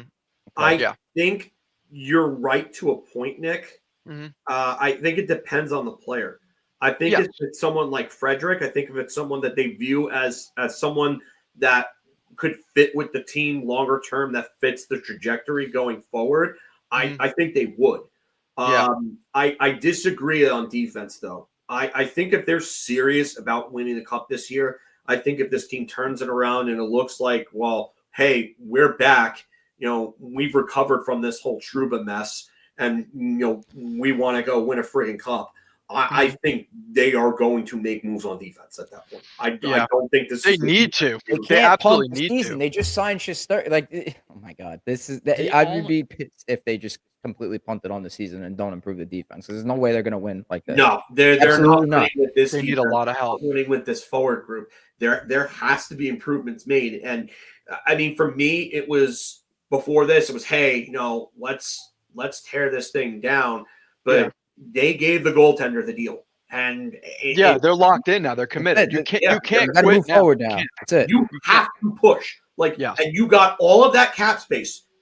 You have to push. I know Evan is sitting over there. He's like, I know I don't freaking trust Chris Drury to go make the right moves and not bargain basement dive and do all that. Listen, I get your apprehensiveness with that, Evan. I do. And we've talked about this before. But I think that now, by giving him this deal now, you signal that you have to go all in this year. Oh yeah, he does have a choice. Yeah.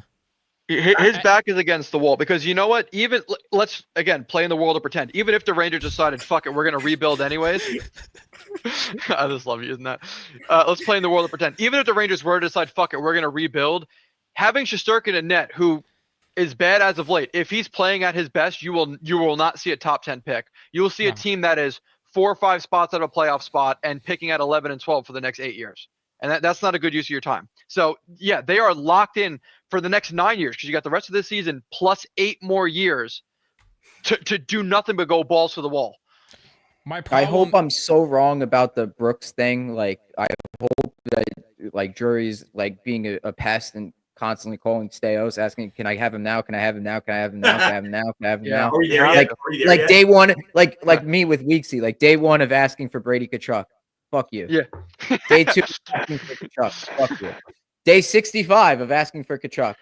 Maybe. You're right. Well, who knows what happened? Right there. I mean, who knows? I mean, dude, I don't want to go down the Brady Tkachuk rabbit hole because I know it's going to upset plenty of people in the chat.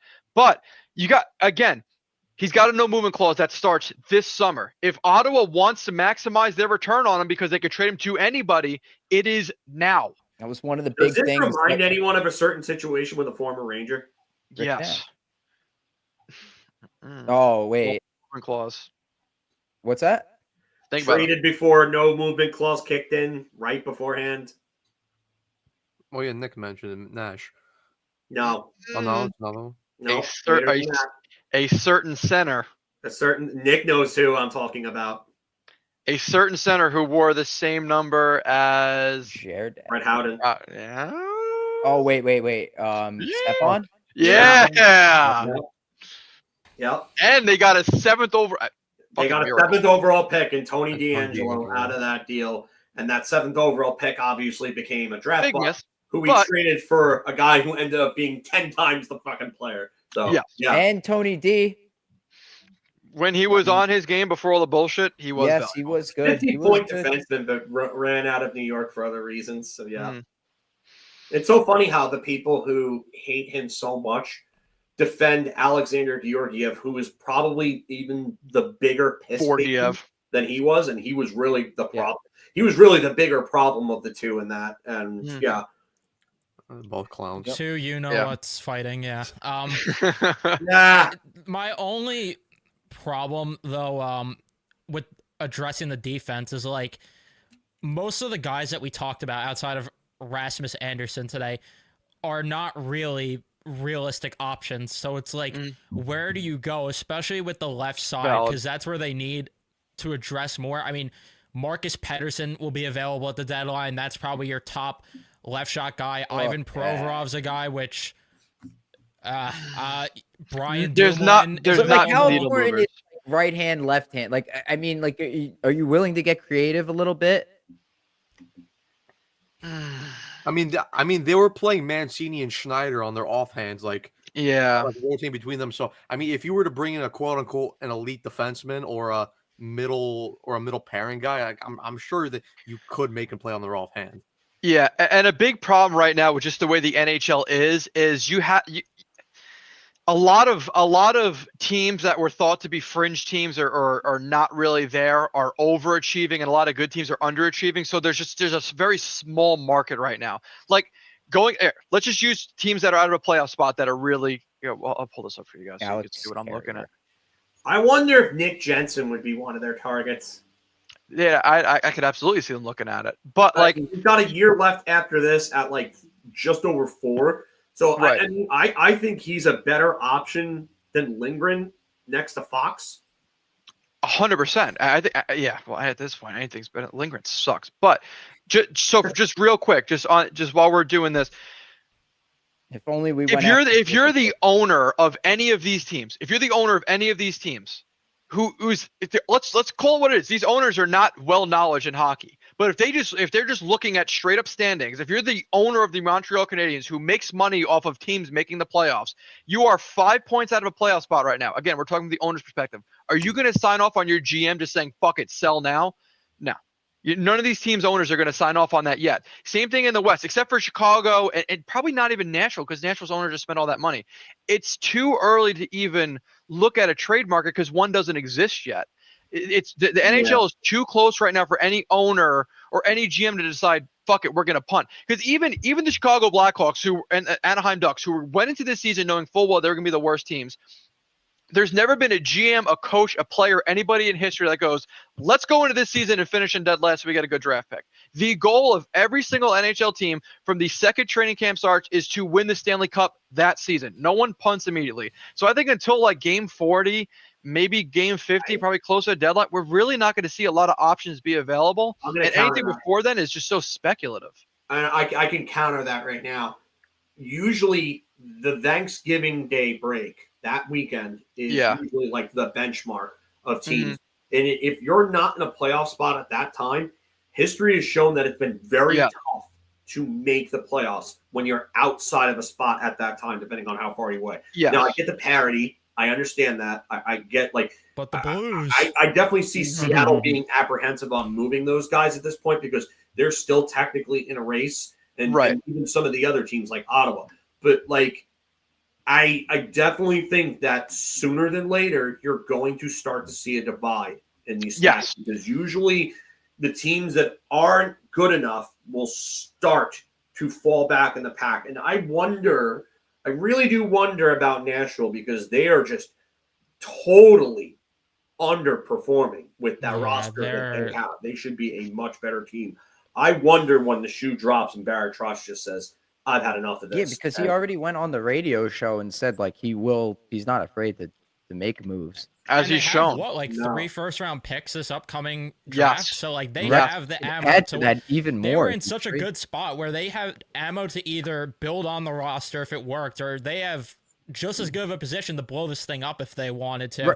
Right. But the whole thing with the standings being close anyway, this really just comes down to what we have been talking about all stream, is that Drury's going to have to be creative and make hockey trades. He's in a position where you're going to have to do it. There's not a lot of rental options this upcoming year, especially on the back end, that are intriguing. This is why we're talking about moving a Keandre Miller, because that's a guy that teams would be interested in. If you flipped him to get a more proven defense, if you flipped him with another piece up front or a draft pick, you could get a long-term fix on your back end and get a guy that we didn't know was available. You're going to have to get creative here. There's no alternative.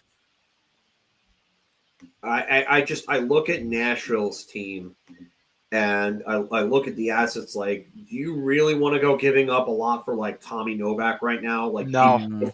Beforehand, he looked like he was he looked a real good buy low, kind of low risk, high reward type player where you could get a lot out of him right now. In a different situation. Ryan O'Reilly, okay, he's got 2 more years at 4.5, and for a guy that's probably a middle 6 center at that point, that's probably a guy that could come in and change things. He's hurt right now, though. What's that? He's hurt. He's on IR. Yeah, I mean, I get that. I mean, but he'll probably be back before the trade deadline. No, yeah. A team will definitely take Ryan O'Reilly. Yeah, a contender looking for that type of guy will, and especially a guy with Conn Smythe to his resume. I mean, that's big, but you're not going to be able to move Stamkos because he's 34 and he signed for another 3 years after this at $8 million. Marchessault is playing like crap. Terrible. And he's got another 4 years after this deal, or after this year rather, and he's not doing well. I mean, up and They down only have their one lineup, retention slot too. Yeah. That's going to make things really difficult for them with one retention slot to make moves. Yep.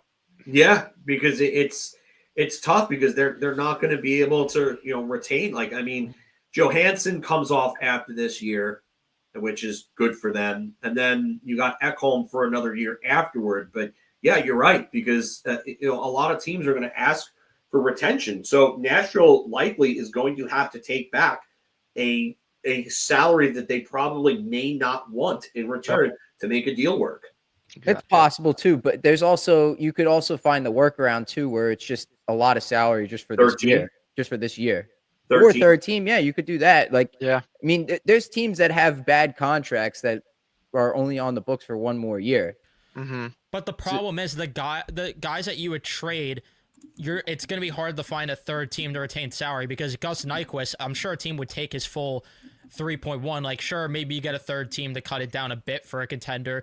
And outside of that, they have no like pending UFAs. Everyone that you would want salary retention on, like, say they wanted to move Marchessault, you would have to retain salary there for a team to be interested. You're losing one of your retention spots. Ryan O'Reilly, a team you might have to retain a bit of salary there, even though, again, there's term. It's just there's too much term on these guys to where you get a third team involved. They're not going to want to retain for multiple years on these guys. Like, no, you could get them on a Gus Nyquist, maybe Luke Shen or Jeremy Lazan, who have just one extra year attached to them, but that's about it to the extent of it. Like, you're not going to Lazan is a guy we should have talked more about. Third team. Lazan's a guy that I talked about. I talked about getting him and Carrier because the two of them played together. I wanted both of them this offseason if they wanted to like change the decor entirely. Yep. But they were never going in that direction, and it was hard to make that work Thanks, either Trouba. way. Yeah, thanks, Trouba. That screwed everything this offseason. Yeah, it really did. And Drury's got his work cut out for him now, because he's going to have to find ways to make some of this work. I got to give credit there. Getting value for Trouba, like, it's unbelievable. Unbelievable. You know what? I'm not a Chris Drury stan. I'm not. I got it. I got you. But I will say this. For the shit hand he was dealt when he came in there with that dumbass Trouba deal, and all the stuff that he's had to deal with. I listen. I get the Buchnevich deal. Everybody's going to still cry and whine over that. But do you really think that Pavel Buchnevich was the piece that puts them over the top? I don't. No, I've always said with Buchnevich, my issue was never moving him. It was how they utilized the cap space. Yeah, after and the return 100% agree with that. That's the issue that I have. Because I was not a big Buchnevich guy either. I was like, all right, if you get a good return here, which they should have got, and if you weaponize the cap, and also we thought, okay, Kakko and Lafreniere for sure playing in the top 6. And then it was Dryden Hunt and Barclay Goodrow. Gerard Glant. Yeah. The biggest fumble. Wait, hang on. The biggest fumble, though, Kakko had an amazing start to the 2022-23 season. You know what the lines were when Kravtsov got hurt? Kravtsov, when he got hurt? The lines became Kreider, Zibanejad, Kakko, Panarin, Trocheck, Lafreniere. That was the best 15-game start at 5-on-5 we've ever seen from the Rangers. Like, they weren't scoring, but they were generating. And then because they couldn't hold leads, Gerard Glant decided to put Dryden Hunt and Barclay Goodrow in, and we never saw the same Capo Kakko. We never saw him get to that. You guys remember that game against Minnesota? They scored 7 goals. That might have been Kakko's best game since that Calgary game. The defense was absolutely shit, but the defense sucked in that game, but the offense was otherworldly. Firing on all cylinders. It was insane. Which game was that? It was one of the first games of the 22-23 one of the first games of the season against Minnesota. It was a road game. The defense sucked. Oh, they lit them up with like 7 goals. Yes, Kakko made like the wraparound around the net, carried it almost identical to the one he scored at Traverse City. Yeah. He made the move. He kept it on his backhand until the very last second, and he made a move to the forehand and slid it. It was disgusting. It was unbelievable. ever since Gerard Gallant made that change, I think it went downhill for him after that. Like that was a big thing too. Like the line could have been that. Like this whole issue of trying to find a right winger for Zibanejad and Kreider could have been solved right then and there. Like the lines were set from there. If he had just stuck with it past those 15 games, and he gave some bullshit excuse like, "Oh, our analytics are different." I think another issue is that it was for some reason has only been addressed by the fans and never by management. When is it that the issue is not the who plays with Kreider and Zibanejad? The issue is Kreider and Zibanejad. That's another issue. That's another. How many guys do we need to plug and play with these guys until they figure it out? All right, we get it. You haven't played with Book in 5 years. You've had let's count them out: Gaudreau, Kakko, Lafreniere, Vetrano. Wait, you want the list? I have the list. I have a list ready. I have it saved in my notes. Oh man, I've seen Steven rattle off this list, so this will be. We should ask this at the next outdoor game. We should. They've had so many guys play with him. At what point do we acknowledge they are the effing problem? Dude, it would be too long of a TikTok. Listen to this list, and it might not even be updated. Buchnevich, Kravtsov, Strome, Blackwell, Rooney, Fost, Hunt, Reeves, Blay, Vetrano, Kopp, Mott, Kane, Gaudreau, Tarasenko, Vesey, Wheeler, Hedel, Kakko, Lafreniere, Brodzinski, Nemestikov, Offman, Panarin, Gauthier, Wenberg, Roslovic, Smith, Cuylle. That's 29 players you just rattled Wait, off. you put Nemestikov in there? This is Steven and I came up with this list. This was since Zuccarello left. Okay. I thought this was supposed to be since Buchnevich left. That's why I questioned Nemestikov. That's why I put Nemestikov there. My bad. That's absurd. Yeah. Well, that's why I said yesterday when Matthew Mugno was on, and I was like, listen, like, yeah, there is partial fault to blame here for Peter Laviolette for not benching those guys, and I called for Zibanejad's benching last year, and they didn't do it. And that's part of this that it's gotten to the point that it's gotten to is because Laviolette has not, held the veterans accountable. And that's something that has kind of carried over from each of his previous days. He's not held the guys accountable that need to be held accountable, and he deserves some blame for all of this. So yeah, I would agree with this. I think a lot of it too, and we said this about Gallant too, because it was hinted at when he left. I wonder how much of it is on Laviolette, or if there is a guiding hand that is telling him that you are not allowed to. I wonder how much influence Emperor Drury holds over. It's purely speculative. Hang on a second. I think Drury prioritizes his younger guys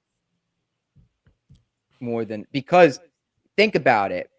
He was the one that said that we have internal replacements for the bottom six over the summer. Those are the guys he drafted. Like in that I think they were. No, they weren't actually. They were in the system. Edstrom was Gorton. Yep. Rempe. No, Rempe in 2021, or was he 2020? I think he was 2020. Yeah. Okay, but Cuylle was 2020. That was another, because that 2020 draft class is probably the best draft class the Rangers ever put together outside of maybe 1990. Mm-hmm. The 2020 draft class was good. That was like the last. That was Gorton's last. Yes, because that was when when they drafted Schneider and but JD. You go back and you listen to what Drury said too. He said like he wasn't pulling the plug on like the young guys, like the rebuild. It sounded like he wanted them to do. If anything, I thought you were going to say Sather. No. I'm pointing at Evan because Evan is the one who's really harped in the past on the fact that he didn't want to trade Kakko, and I guess Offman. We talked about this before. We don't know for sure what the exact deal was for Kessel. But yeah, this kind of falls into line with what you're saying there, Joey. Yeah, that's what I'm saying. Like they had an opportunity, like a big opportunity, putting Kakko and Lafreniere. I mean, they did go with the kid line, and that was good and all. It was fun. But I mean, to get them, they made them role players. And they weren't drafted to be role players. They were drafted to be cornerstones of the franchise. And they weren't given that opportunity with Gallant.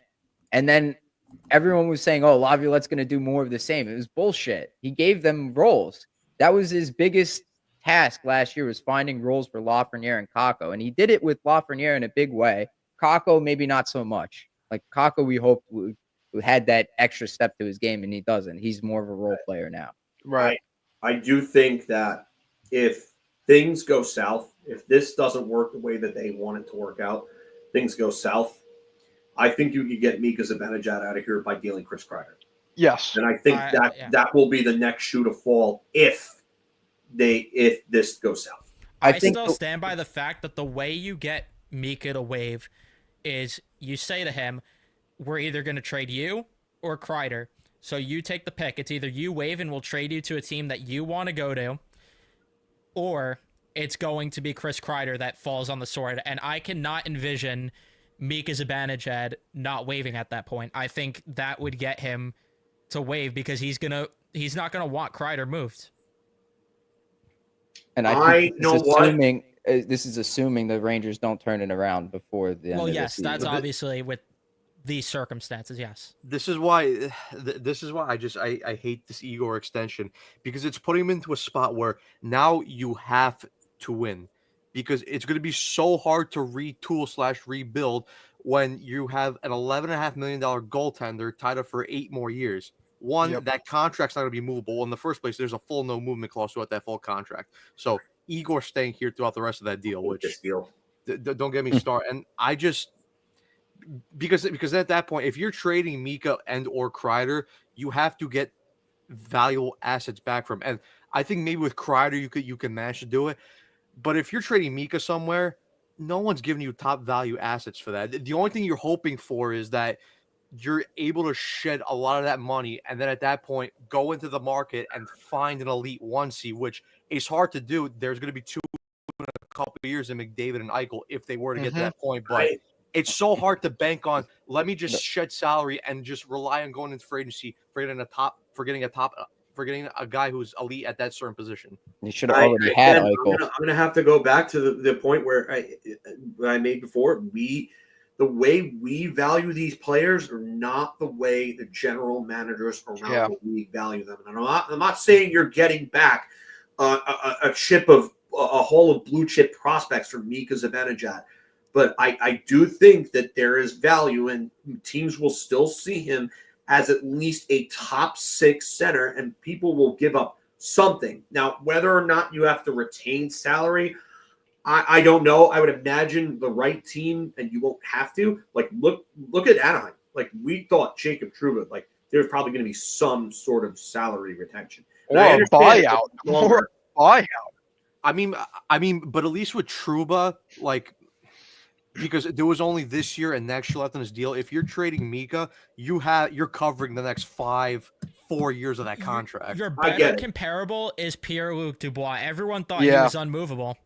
Yeah, good point. Drury found a way to move on. This yesterday when the Trouba deal happened, he was like, everybody thought that Pierre-Luc Dubois was completely immovable because he's a bola and so on, and but like it just goes to show you that we think these guys.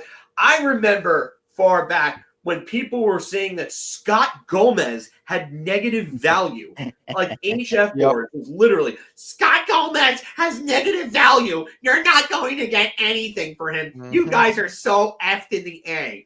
And then Montreal deals for him. And they not only give up a lot, and they give up Ryan McDonough in that deal too. So you know what? I'm not trying to be like I told you so type deal, but if they were to move him, I think they're going to get back more than many expect. Yes. There's 2 things that are true, I think, with trades. There's no player that's anybody could be traded. Mm-hmm. No one's off the table. If Wayne Gretzky can be traded, anyone could be traded. Yeah. And the second thing that I learned yesterday, there is no such thing as an unmovable contract. Yes. Chris Drury traded all $8 million of that Trouba contract that we thought was impossible to move. Assets back. And got assets back. And got out of the Gourde contract. Separated by months. What was it in July? So what is that? August, September, October, November. He would have December. gotten back In a span more of if he 5 traded him in months, the he offseason. cleared Yeah. $11.6 million for free. Yep. For free. We thought Goudreau wasn't going to get moved at all. How are we going to do that? We're going to have to buy out his contract. Yep. They waived him. This is How? why I hate the full no move clause out. It's like, because if Mika had just no trade, like you would be able to get by this so much easier. Right. And that's We're- why I'm pissed that they gave Igor a no move clause Yeah. too. It's like, We're actually- I know I could guarantee you Terrible. right now, I would give it 5 to 6 years, we're going to be having the same discussion about Igor. Yep. Terrible. We're in. Oh, what was I going to say? We're in a good position because we're in New York and players come to play for us. You know, Mhm. No, the media told us no. we could bend the rules with the CBA all we want, and people could complain all they want about, oh, this is disrespectful. No one's gonna want to play for you. Bullshit. The real players are gonna come to play for New York now. I was going to say that, and on top, because one, I don't want the players that don't want to come here based on That's what that I'm saying. bullshit, Yeah. but on top of that, as much as I hate the Igor Shesterkin contract extension, Drury was smart with when he did it. He did it right after this Trouba shit. So then all the media people that are like, oh, no one's going to stay in New York long term or go to New York long term, signs Igor to that long term deal. Yep. Franchise goalie. Yeah. I hate those posts. I really do because it Doesn't make any sense. It's stupid. It's like, okay, Tampa Bay didn't do the same thing with Ryan Mhm. McDonough and then Yep. reacquire him Yep. like 2 years later. They just got Gensel. They just got Gensel. Like And they this just is- got Gensel. They got the biggest fish on the free agent market. I mean, the way that's that no way to treat your players. That's what the money is for. they let Mhm. Stamkos go when Stamkos was steadfast in saying that he Mhm. wanted to retire as a Tampa Bay Lightning, and it's business. And Yep. the Business. biggest problem I have with this whole thing is that throughout all of this, Jacob Trouba continues to go around and act like he is a friggin' victim. This Oh team my God. It's so made sickening.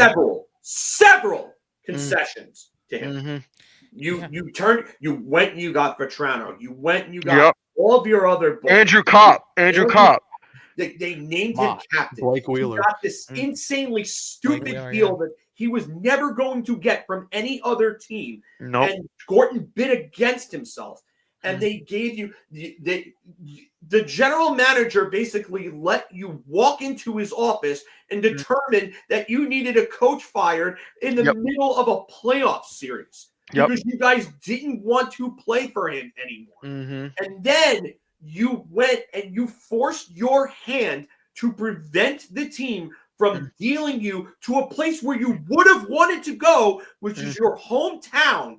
And then you turned around and you still pouted and you came back detached as a lame duck captain. No. Fuck you and the horse you fucking rode in on. Because there is no need for you to act like a victim when this team did nothing but make concessions to you, and thousands and thousands and thousands of players before you have had to deal with being away from their family for extended periods of time because they got dealt. You know what? Too bad, so sad. Cry me a river, build me a bridge, and get the fuck over it. Steve, And they said they worked. Drury allowed him and his agent to work out a deal with Yep. teams. At the end of it all, after everything that we've been through, he Still gave him a making choice, concessions. a place to Still. go. And the thing that's so stupid to me too is the whole, oh, well, he's exercising his right. Saying that you're not going to report the teams It's off not the your no-trade right. list. It's Yeah, it's not your right. And Drury's firing back with something that he could do. It's Drury's right on his end, and nobody's saying this because, oh, it benefits the Rangers, but Drury's using his right that he found a loophole to get out of this, and instead it's, oh, well, no, they're doing Trouba dirty. And the other thing that drives me insane about this is how he admitted this was affecting him and the locker room. Yes. If that's Yes. the case, get the fuck out of here now. No. Because I knew Thank this you. was going to cause issues. Why are you here then? If it's going to affect your business, if it's going to affect how you're playing and your leadership abilities, get lost. Why are you here? Here's how you solve that. You accept the fucking trade over the summer. Exactly. Why? He knew he was going to come back to catch. You knew he was going to come back as a lame duck captain, as somebody who didn't want to be there, who was just going through the motions and moping. Okay, if you knew that, then if you have any pride in the letter that you have on your jersey, then you step down and you accept the trade and you stay away from your wife and your family for a little bit, because everybody has to do that. You are not special. I don't care what that letter on your jersey says. You are not more important than Wayne Gretzky, than anyone else who's ever been traded. So, no. But thank you, Jimmy. I appreciate your concern, but I'm not going to have a heart attack because of that, buddy. I've been on rants like this before. It's not my first rodeo, but thank you. See, this is why because like I've always stated, I never blamed Drury for the Trouba contract because that wasn't his fault. That was all Gordon. He overpaid for him. Where I do give him full blame, you made him the captain. There was no reason to give him that power and influence in the organization and the locker room. And that's where they fucked. That's where they ultimately fucked up, because you let him go in there into that office, tell him about guys that you want to bring in, your buddies, and build this whole freaking friendship bullshit core thing. You let him go in there, fire coaches after coaches. Yep. Not that. Listen, I'm not exonerating Quinn or Gallant of anything, because they were both shit coaches and both deserve to get fired in the end. But still, you're the one that went out there and complained. And then two, like I said, Drury, and listen, I commend him. He got rid of him now. He was able to get a steal. But if Drury really wanted to force him out in the offseason, he could have. There was a way. Yes. But he didn't fully commit enough to it. All you had to do was say, okay, fine. Listen, you're not going to accept the trade. We're going to put you on waivers. Listen, at that point, you may not want to go somewhere that you don't want to go, but most likely no one's going to claim your entire cap. So what you're going to do is you're going to go down to Hartford and you're going to play with the Wolfpack. If you really don't want to do that, well, you know what? Go work out a trade, and we'll trade you right away. And to piggyback off of that, in the summer, like what Matt said, Drury had the opportunity to do exactly what he did to Goudreau. And Drury, and this is what pisses me off. I'm defending Drury a little bit here, because people have the balls to say, like, oh, he's ruthless. Like, why would Drury do this? Why this is poor management. Like, the way they do business, it matters and stuff. Drury chose to give him another chance to prove him wrong and that he could play at the level that he needed to be. He gave him another chance. Mm-hmm. And what did he do? Drury went back on his word. He stayed true to himself and his plan and said, all right, you're not playing well. I'm going through with what I had originally planned. This is your choice. You either go here or you're going on waivers. I'm letting you and your agent decide where you want to go, where you want to work out a trade to. That's fine by me, but either way, you're off the team. And then also, I was going to say, also what he should have done is, if there was no way you could move him and he was going to stay here like he did to start the season, strip him of the captaincy at that point. You cannot. Drury had all respect the entire way for Trouba, and the fact that he is still going out here and saying like he wishes that it was handled a lot better. What more do you want from Drury? What more do you want from him? This is what bothers me. Like, he was a professional in the whole way. Drury was a former player.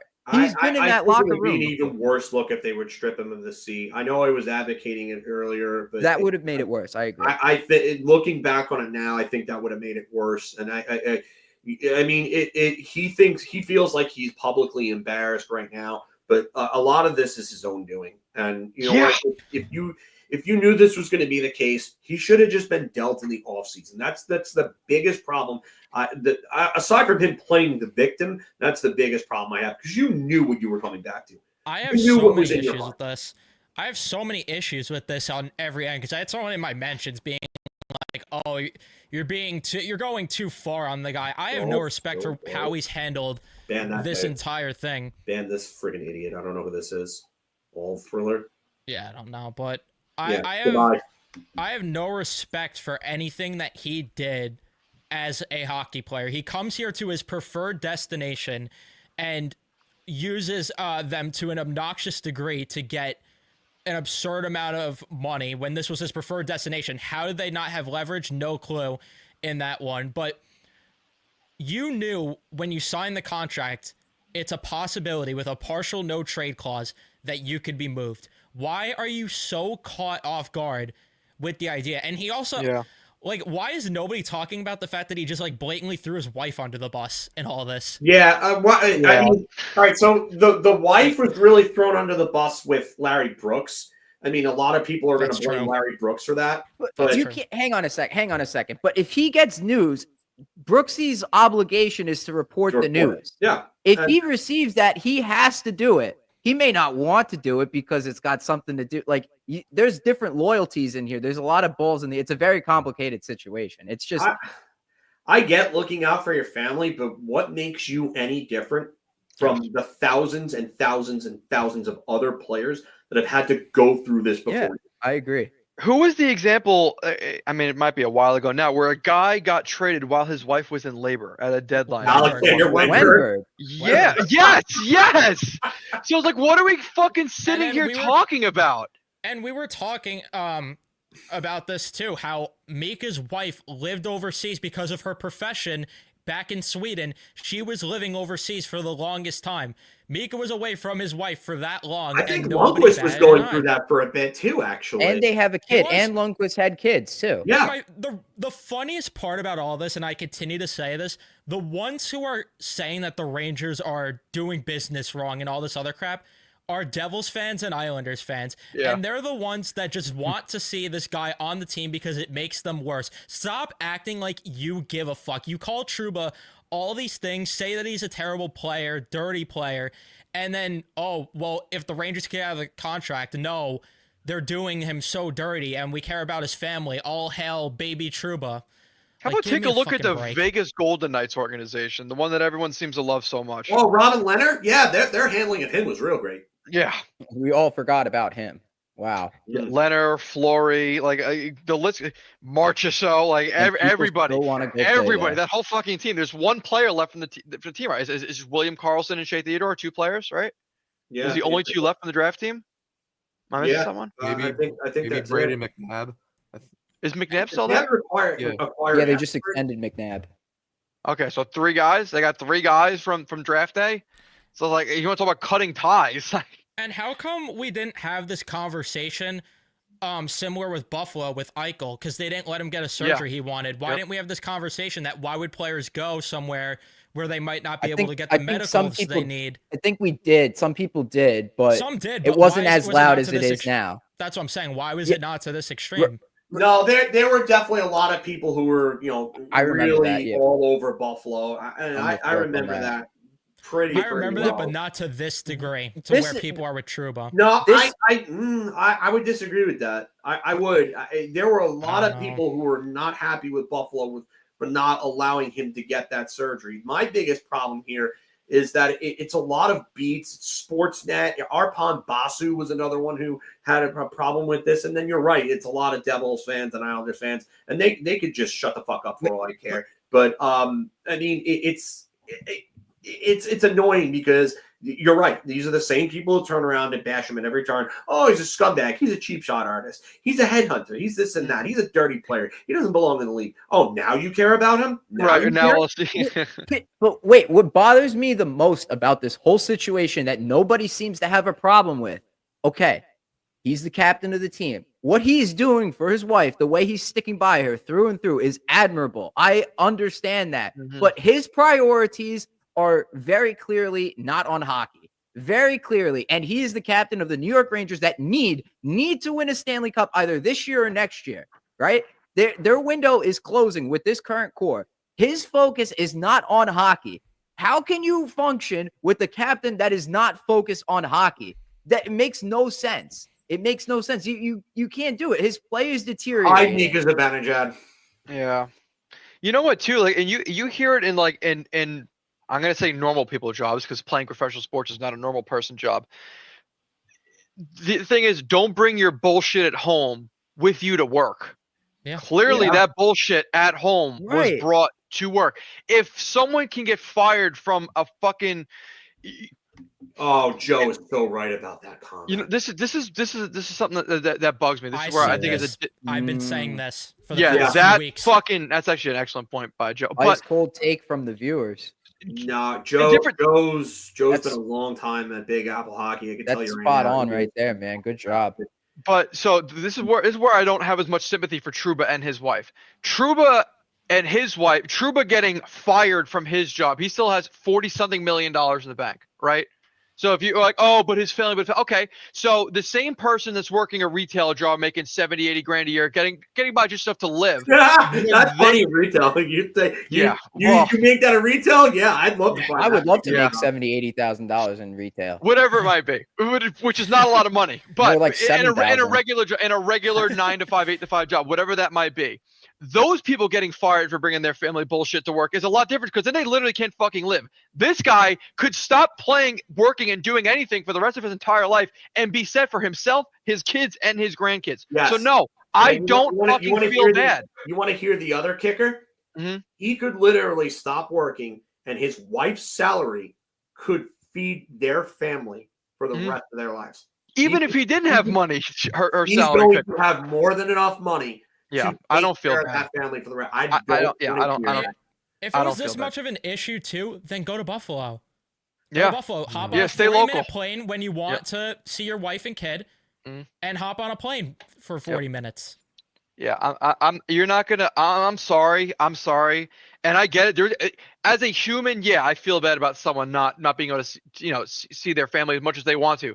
But as a Ranger fan and as a selfish fan, because that's what fans are, we're selfish. We want the best for our team at the expense of whatever it might be. No, I don't care. I don't care that you're making $8 million a year in a different state. Who fucking who? But it's Crimea also your River. profession. You know what you're getting into. Yes. Yes. You should have done your fucking art bullshit as your Yep. profession if you wanted to see your family as much. You should know, as an NHL player, these are possibilities. This is the consequence you might face. Yep. So And I don't want to hear anything about it. And Yeah, then that's, I appreciate all the stuff he's done, like with the community and stuff, like with the Garden of Dreams and stuff. But like when it comes to hockey and business, I'm sorry, man. I lose the respect there. Like that's that's where you lose me here. Like you're the captain of the Rangers. I need your focus to be on hockey. Mhm. I need you to be focused on winning a Stanley Cup. The players voted you to be the leader of the room, and they respond to how you are. And when you're down, the whole room is going to be down. Yeah. Like these guys are constantly on the road. Another good point. Yeah. Why are we crying crying poor for a millionaire who's constantly on the road for God knows how long? Like, okay, you're at home, obviously, the other 42 games. But even then, when you're at home, you're still not seeing your family a ton. No. I mean, you'll go home and you'll go home to them. I mean, if you have kids, you're probably not spending a lot of time with your kids as a professional athlete until the offseason or a break. But at the same time, it's like, enough. Like, come on, stop crying poor for these guys when there are others that have to deal with it that don't have the privileges that he had in his contract. It's enough. This is the point that I brought up that I think paints the best picture. There was a time, which first of all, his wife's residency, I'm pretty sure, ends this month, and that's why he was willing to actually get moved now. There was a time not too long ago where players from 24 teams went into Toronto and Edmonton to live in hotels for multiple months competing for the Stanley Cup, going away from their wife and kids. You can't tell me, without COVID restrictions where you could still travel on off days to see your family, you're telling me he can't, for just 3 months, play for a different franchise when you know all what I'm saying, these other dude? players went off to bubbles competing for the Stanley Cup, leaving their wife and kids? How do you think the Lightning felt when they were competing all the way to the finals? Or the Stars, who didn't even fucking win, nonetheless. And dude, not for nothing too. Think of the most important in your life, whether it's a significant other, who, your mom, your dad, whatever it might be. If you said, "Hey, instead of making $8 million over there, I'm just going to stay here." If I told that to Grace, she would pimp slap me. You would never see me again. I get the shit kicked out of me if I said that. She'd be like, get lost. What are you doing here? My suitcase would be packed. It'd be like the Tasmanian devil. I'd blink and my shit would be. I'd have a plane ticket in my hand. I'd be gone. So what are we gonna sit here oh, I don't know. I don't know if I could be away that long. Go fuck yourself. Go make your $8 million over there. Go away. I'm sure she'll be okay.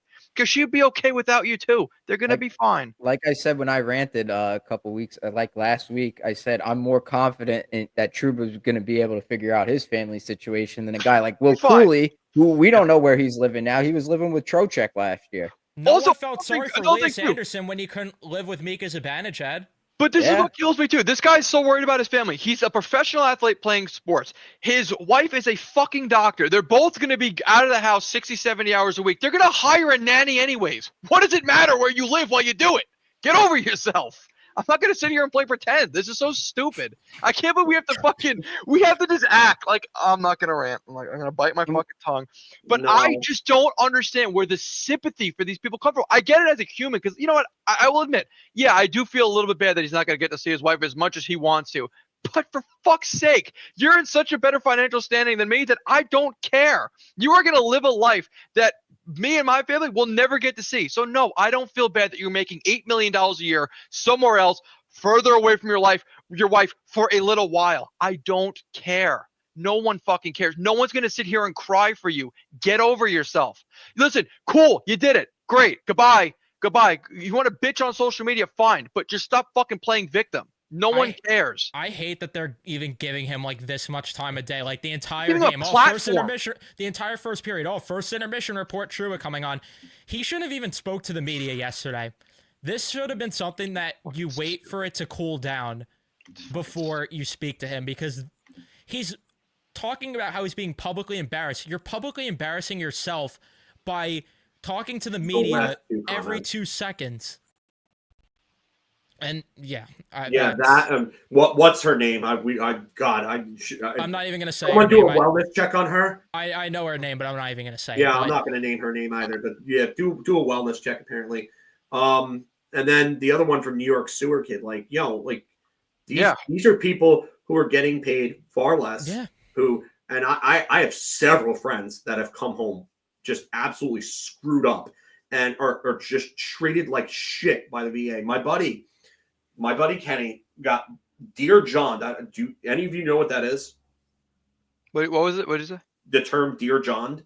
Oh, no. No, not John Deere. It's based off the movie is based off what happens. So this is someone that got basically a letter while he was overseas from his wife stating that she found somebody else and basically cheated on him. So this happened with my buddy Kenny. He married a girl that had another kid in a previous relationship, and he had a kid with her. Yeah, sort of, Diane. Not exactly a goodbye letter, but if you want to consider it that, yeah. But just basically a letter stating that she was no longer with him, and she moved on to another dude. And he came back.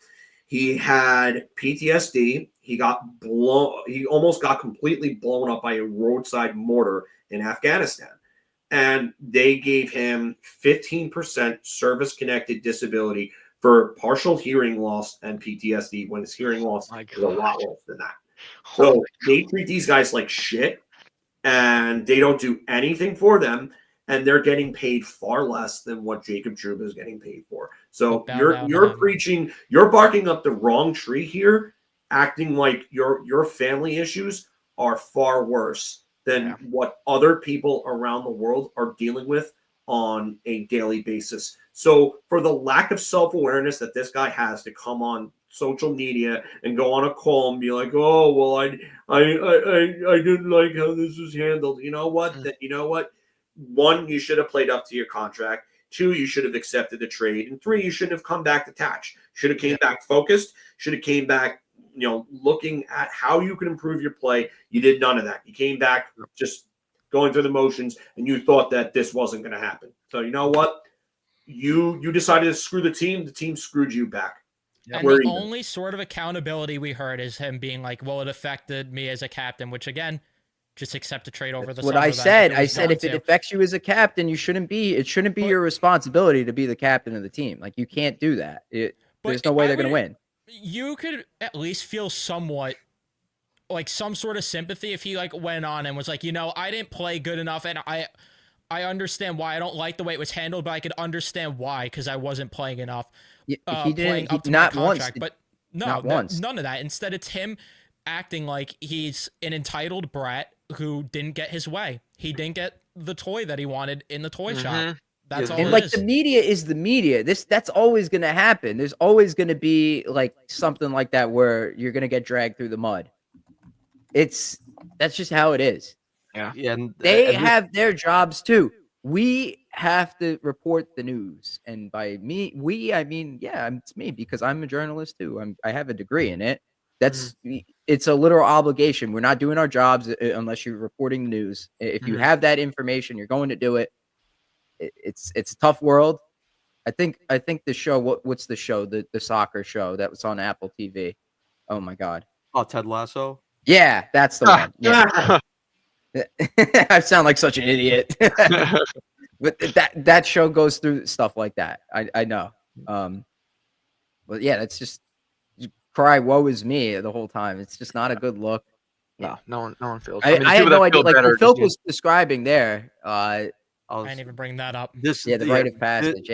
I was trying to figure out what he meant by that, and I guess he was talking about all the other captains that have been traded from the Rangers. Like, bro, you wanted to play. It was either New York or Detroit. You wanted to play in New York. Like, this is what happens when you don't fucking perform. Yeah, this is an over-passionate fan base. That'll and a never- very That's passionate another market. thing that pissed me off. He was talking about how, oh yeah, it was really tough at times dealing with how New York is and how they overblow things sometimes, and just New York being who they are. Why never change that. is he the captain if he can't handle how New York is? Why That'll was he the never captain? change with New York. It'll never New change. York is what it is. Why'd you want to come here? Why were you even wearing the C if you think New York is so overblown at points? And if you can't handle the pressure, you should know coming into it, and especially when you were here for a couple seasons before even wearing a letter, you should know how New York is. Why did you get the captaincy? And it's exactly what Joe said, and it's exactly what I've been saying for weeks. It's because this group, it says a lot about them as a group that they are soft, that they voted this guy to be their captain. Bingo. I'm sorry. I never thought of him as a real leader. Like the one moment that stands out with him is obviously the helmet throw.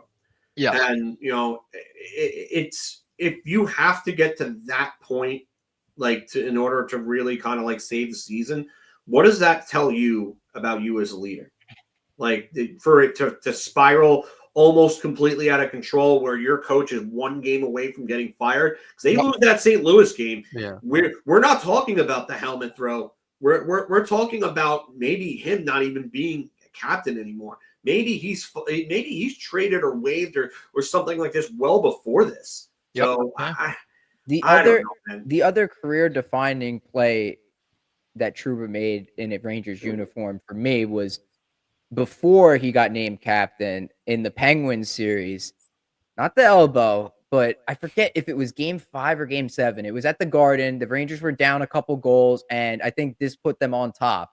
He made like a dip to the outside, cut to the middle in the slot, and floated a backhander, and it went in. It was like a Herculean effort, and that was just like the crowd just erupted after that. That was like the play where it was like, oh shit, if he plays like that, man, everyone's in trouble. Yeah, the game. No, that was it though. That was the best play he ever made. The game though, that red flag that showed he wasn't captain material or leader material in any way was game 3 against Tampa. Because as a leader, as a top pairing defenseman who gets paid $8 million, when you have a breakdown like that, when you have a nuclear meltdown like that, that just shows like you're not built for it. Not one, was that game 3 or game 6 where he tried to like football tackle Steven Stamkos? Like, oh god, I said it when they named him captain. I took that stream down because I was so livid that day and everyone's like, well, you don't know what's going on in the room. But like I've been saying, this is just an indictment on who they are. Like, I don't know. I was remember. never for them naming him captain. I wanted Kreider at the time, but looking back and how I feel still to this day, there is no captain on this team. And that's why I continue to say the next captain has to be someone that isn't on the team currently. They have to find someone that could be the leader, and then you could talk about Will Cuylle or Lafreniere being captain, because I know everyone's going to say those two. I would want them to wait for one of those two and bring someone in from the outside who has those qualities, or someone that has won something. Like, that's why I said Alex Tuch. I mean, he's won something in this league, or at least been to the dance before, because he didn't win with Vegas, but he's been to the dance before, and he shows a lot of qualities of a captain. You bring in a guy like that, that's a guy you slap the C on. It's like I say, if they fire Drury, you have to bring someone in from the outside. It's the same thing for a captain. The culture has to change. Yeah, Evan, I agree. I agree with you about there's no leader on the team right now. I agree with you. But I think if the Rangers named Kreider captain instead of Trouba at that time, I think we wouldn't be talking about – I don't think we would be talking as much about the leadership issues there. I think Kreider would have fit the mold better. I don't know. There still would have been questions about leadership because a lot of the same traits not him. I think are happening. I think the followers on the like Zibanejad's not a leader; he's a follower. Yes, That's I agree with thing. that. That's it. We'd still be talking about him. I wouldn't be raising concerns with Kreider as much as I would about Trouba as captain. Because look at how he responds to questions, and when the gun is pointed to him, he comes up big. Trouba fumbles. He failed under pressure. Kreider didn't. I'm just saying it would be a little bit different. A little, but yeah, it's just not to the point where there's issues with the leadership core. Like, there's too many followers here. I don't think Fox is enough of a leader. I don't think definitely not. Panarin is enough of a like. I like how Panarin showed up last night. Panarin came out to play last night. Like, I love that. This would have been my issue with Kreider. Is that there are too many times where he does this, where he just shows up when he wants to and mails in efforts. And I know Filk talks about this a lot, but that's just what happens with him. He's not consistent enough leading by example to be the captain. And I also just think he's a little bit. There's a reason he turned down Like, I don't know how true those reports are, but there's a reason he didn't want to be captain in the first place, because I'd at least imagine they offered him. Vancouver called to ask about Kreider recently, if he was available. Like, I guess doing their due diligence. It wasn't like an offer. That was what Rick Dhaliwal said, right? Rick Dhaliwal. That's what I looked up. I didn't. He's definitely the most reputable Vancouver reporter. I didn't see anything about the Kreider denying a trade. This is what I'm saying here, is that you have to be like, it doesn't matter. He's still part of the leadership group. You need more vocal guys like Callahan was, or in the brief stint that St. Louis came in and he showed a lot of leadership qualities. This is why when I say you get someone from the outside, and I'm not saying particularly someone as old as Marty St. Louis, but you get a guy of that character to where he is going to command respect in the room for who he is. And I think that obviously outside of Tkachuk, it's going to be hard to find that guy, but this is why I think the next captain has to be somebody from the outside, because a lot of the guys wearing, whether it was Trouba with the C or these guys wearing A's, I don't see leadership qualities in any of them. Not Kreider, not Fox, not Panarin, not Zibanejad. It would be nice, though, to see if someone does try to pick up that torch. I got two guys for you that I think will be captain material one day that I think for sure will be wearing letters, and I think it's Lafreniere and Cuylle. I knew you were going to say that. We were talking about that before. I was saying that I think they could be captains down the road, but right now I think they need someone else that could be more captain material. And I was just saying before you came back, that they need to find their like a younger version of their next Marty St. Louis, who came in here and really did lead this team a lot. Like he was really That what speech after they his need. mother died still gives me that was goosebumps. ridiculous. Yeah. Still gives me goosebumps, man. Yeah, Or the you know video of what? him firing the team up in the Everybody locker room push with the tonight. lineup. Mhm. I'm so proud to be a New York fucking Ranger. Yeah, That was probably the that's- closest thing we've had to a captain. I get Since goosebumps Callahan. every single time. Like when you have a vision, you gotta see it, you gotta picture it, believe you could do it. Oh, so inspirational. I I love didn't him I reading wasn't the even a lineup, too. big Callahan fan as a captain, but I love that. you know what? Honestly, like, and it was a lot to give up for an aging San Luis, but they don't get anywhere close to the finals without San No. Luis. No They just way, don't. man. They don't And even we sniff all, it. everyone raised like everyone. I was concerned like that he didn't put any points up in the regular season with the Rangers, like. But then once the playoffs started, he took he over, man. took He on, took over. flipped the switch and completely changed everything. The Montreal series was incredible. Yeah. You know what I think about often? Just like a weird alternate universe. I wonder what that alternate universe looks like, where if the Rangers somehow found a way to keep Callahan, because they ended up buying out Brad Richards after that Cup final.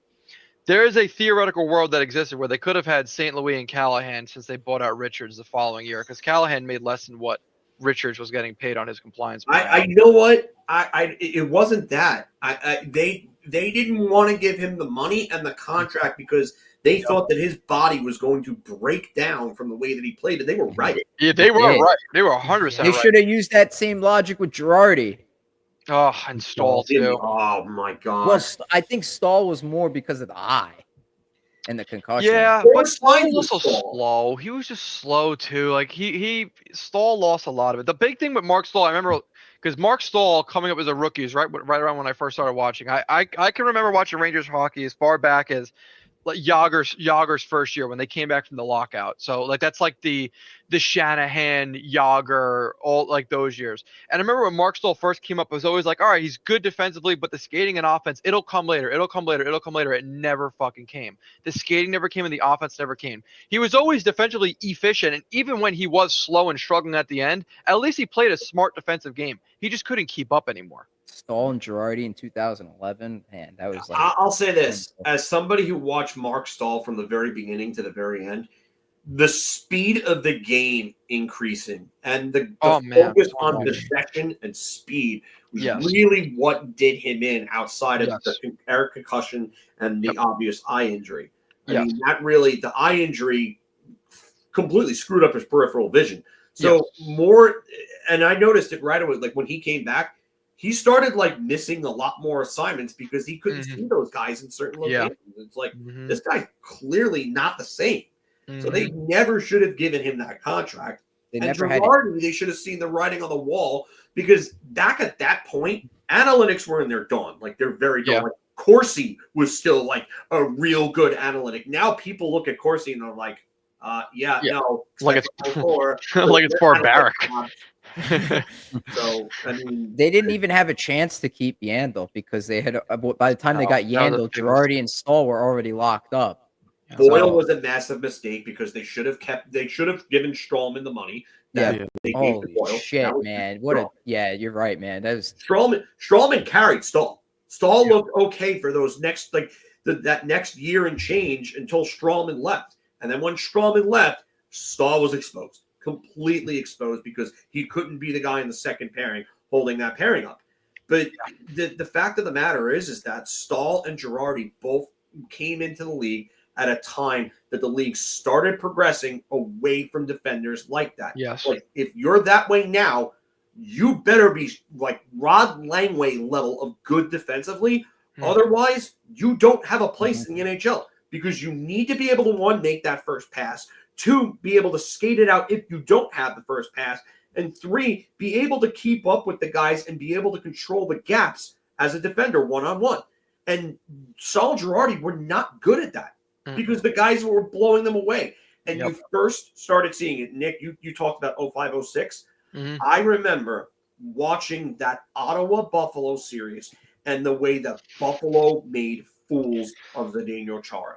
And that's why Ottawa chose Redden over Chara. Yep. It was the dumbest friggin' move they ever made. Yep. And you know what, too? And I know I've made this point before to controversy, but I think the Rangers' best chance to win the Stanley Cup was that 2015 season when they lost to the Tampa Bay Lightning. And I'm going to, because that was hands down the best defensive core I've ever seen the Rangers put out. They had McDonough, Girardi, Stahl, and who was with Yandel. Stahl? Kevin Klein too. Klein, Yandel, and dude, it was Dan Boyle and Mark was the third pair, right? And it was Yandel and Straw, or not Yandel and Klein. God damn, like you had a puck mover on every pair, you had a shutdown guy on every pair. It was right before Girardi and Stahl were shutting down. You had an offense that was in it. I also, you know what else I wonder too? How differently does that 2015 playoff play out if Marty St. Louis never gets that knee injury that happened early in the year? Marty St. Louis was a point per game player the first 20 games of the season, got his first significant knee injury in a long time, missed like 10 or 15 games, came back. It was clearly slower. Because at the beginning of the 2014-2015 season, that was one of the best starts quote, of the season. I want to play into my 40s. And then retired at the end of that year. I think there is a massive correlation between that knee injury and him retiring after literally saying a month prior he wants to play well into his 40s. Because he was a point-per-game player going into that. Rick Nash had a 40-goal season. The best season Rick Nash had in his career was that season. Also not to be forgotten that in Calgary that year, Rick Nash had a concussion when he was on pace for a 50-goal season. Ended up with a 40-goal season, got a concussion, got hurt against Calgary. I forget who hit him. But I remember watching that at home. Still to this day, I remember watching him get hit Calgary. Like, fuck, that's it. That's the end of Rick Nash's run. So you wonder if a fully healthy Rick Nash and never injured Marty St. Louis on that 2015 Rangers team that Two lost other injuries. McDonough? Yes. And Zuccarello. Yeah. I totally fucking forgot about that. That team got screwed so much by injuries. That was it, man. When They had handled such a better Pittsburgh in chance. 5, the killer was going the 7 against Washington. Like that Terrible. was really Well, terrible I mean, for them. Zuccarello, I don't think that goes 7. I think the Rangers win that. I don't like blaming Lundqvist, but Tampa Bay in the regular season had his number. I was about to say this. If you look up the game for that year, like he gave up like close to 20 goals in 4 games against them. And it wasn't good. And he was not good against them in that series. No. Like the first couple of games, okay. But game 3, he had one of the worst games of his playoff career. That And goal, that- Joel Kucherov's game. time winner in game 3 was Yep. like Yeah. the worst. Oh my 60-foot fucking wrist god! shot. Yeah, thanks for the reminder, Joey. I needed that. 60-foot wrist shot in game 3 after Boyle tied that game late. Yep. And they had all the momentum in that game after they tied it. They win that game, they probably go on to the Stanley Cup Finals, and they probably beat Chicago because in 2014 and 2015, they had Chicago's number. Oh yeah, They would beat Chicago. We would have probably beat them in 5. I don't think Chicago was that much better than. To tell you the truth, still to this day, I'm shocked that Chicago beat Tampa in the fashion they did because I did not think Chicago was that much better than Tampa Bay. I thought Tampa Bay was the way better team. I stopped watching that. Yeah, after the Rangers lost, I didn't watch the finals. I remember. I couldn't help it. Couldn't- I I was couldn't sitting do there. it. I was sitting there like, fucking, we could have done that. It should be us. Yeah. Well, I That's knew the interesting. Rangers could have beat Chicago. I knew that. It was LA that was always the problem. Like in 2012, if the Rangers made it, I don't know if they could have. No, they beaten wouldn't have LA. beaten LA. And in No, 2014, the LA was yeah. just. But you know, I don't know, you know man. what, Oh, you know what? 2014, they could have beat it. They could have beat LA, and I equate the same Stop thing like with the themselves. Mets against the Royals in 2015. The Rangers beat themselves in that series. my a 2-0 lead my in game thought- one, Thing. Yeah, a yeah, 4-2 exactly. lead in game 2, and a 2-1 lead in game 5. They threw My- that series away. My thought for the 2012 one, dude, I thought that they matched up way better against the Kings than the Devils did. The Rangers, John Tortorella style back then with the Dubinskis and the Callahans of the world, I think physically they would have matched up better than New Jersey did. And Lundqvist had the best season of his career that season. I think the Rangers would have given the Kings more of a fit than the Devils They did. had Nash, like we were talking about the Oh, other my day. God, Nick. If dude. they had That's Nash, another then thing. yeah, They absolutely. wanted a haul for the Mhm. Scott Howson wanted a ridiculous amount for him Yep. at the deadline in 2012. He wanted Kreider, Yep. he wanted Miller, Del he Zotto. wanted one of either McDonough or Stepan, and it was too much for Rick that's a Nash. lot. No, man, I wouldn't do that. No, Scott Housen wanted way too much for Rick Yep. Nash. That's And your also- depth there, right? Like, I Mhm. mean, you don't have those runs in 2014 and 15 if you don't No, have you Stepan don't. 2012 would or also hurt was not having Sauer. Yeah, holy dude. shit, man. Yeah. Oh my god. Talk about when you play Stu Bickle a minute and 46 per game, that you're running 5 defensemen. I mean, it's Yeah. just like Matt Rempe. The issue with Rempe, who hit you're Sauer. playing him 5 minutes a game Yeah, because you enough. don't trust him because he's not really an NHL level player. No. I mean, that's what's going to happen. You're going to run your guys ragged. All right, guys, I gotta get going. I gotta get going. I'm sorry. Yeah, we're 3 and changing. I'll give Yeah. I'll give another $5. I gotta eat. Yeah, I'm starved. I have food coming, but I'm waiting on it. This is good, guys. Thanks for having me on. Hell Yeah. yeah. I'll talk to you guys later. All right. Later, Joey. See you, Later, Joey. Joey. I'll go a little longer with you guys, but yeah, Let's give another $5. yeah. But man, that just we were so spoiled in like the mid 2010s with these Rangers teams. Man, they were like it was like the last set of Rangers teams I could recall being super passionate. Even the conference finals year we had in Gallant's first year, it just did not feel nearly. I was excited, and obviously I was in it and everything. I'm not saying that, but I just felt like those early 2010s Rangers teams, the team itself was more There was more passionate. That character. Rangers. Yeah, that Rangers 2021, 2022 conference finals team, I feel like they just ran out of steam at points where the early 20 to mid 2010s Rangers teams, they didn't run out of steam. They would just keep finding that extra gear that you didn't know existed. And they would keep pushing on. I would disagree with that only because of the fact that I think they beat New Jersey if they don't go 7 against Ottawa, which Yes. never. That was a fucking. that was a joke. bullshit series. That was a joke. Why is it that Carl Hagelin got suspended for that on Alfredson, but Matt Karkner got nothing You for remember that piece- mugging Brian Boyle? Oh my god! You I was remember at that piece of game shit? too. That was my That that was my complete first bullshit. playoff game I've been to. That fucking lives in my head The forever. Chris Neal kick-in goal, which was a game bullshit. Dude. And they And game allowed 6. that? Are you Yep. kidding me? Lundqvist That was awful, series should man. have never went 7 games. Never. And then Washington should have never won 7 games because Never. Washington wasn't that good of a team at the time. No, they were 2014, not. same thing with Philly. That shouldn't have went 7. Dude, you know what? That was another thing too. I forget about those Rangers team is every fucking series they played and went 7 games. The That only was one the that issue. did it was the Canadians. I feel, and the first round win Pittsburgh. against the Penguins. Yeah. Other than that, it always had to go 7. They could not ever do themselves any favors, ever. Yeah, Yeah. and that's why they ran out of steam in 2012, if you ask me. Like, yeah, Martin Brodeur played good. He was very good for them. But I honestly think if that's a fresher team that wins those series in win. like 5 games, I think they're going into Jersey with more energy. Not Yeah. only that, but the defense needed it because they didn't have a 6th defenseman. No, they did not. You have Sauer, and that team is fresh. There's no way New Jersey is beating them. I'm sorry, I don't see it because No. that team could have shut down Kovalchuk and Parise, and, Yes. and that would have been it because they didn't have any other. Elias was on fumes at that point. Yeah, he was an old man at that point. I mean that's And like game 5 was a killer in that Jersey series. game 5 is that's where it ended. I still remember watching game 6 when they lost. I think it was Dubinsky and Anisimov that scored the 2 goals to tie it. I'm like, fuck, man, they actually have a chance because I think they went down 2-0 early. Yeah, And it was like game 6 of '94. They went Yeah. down 2-0 and tied it. And it just fell apart, man. It just that 2012, like, that's just another massive miss.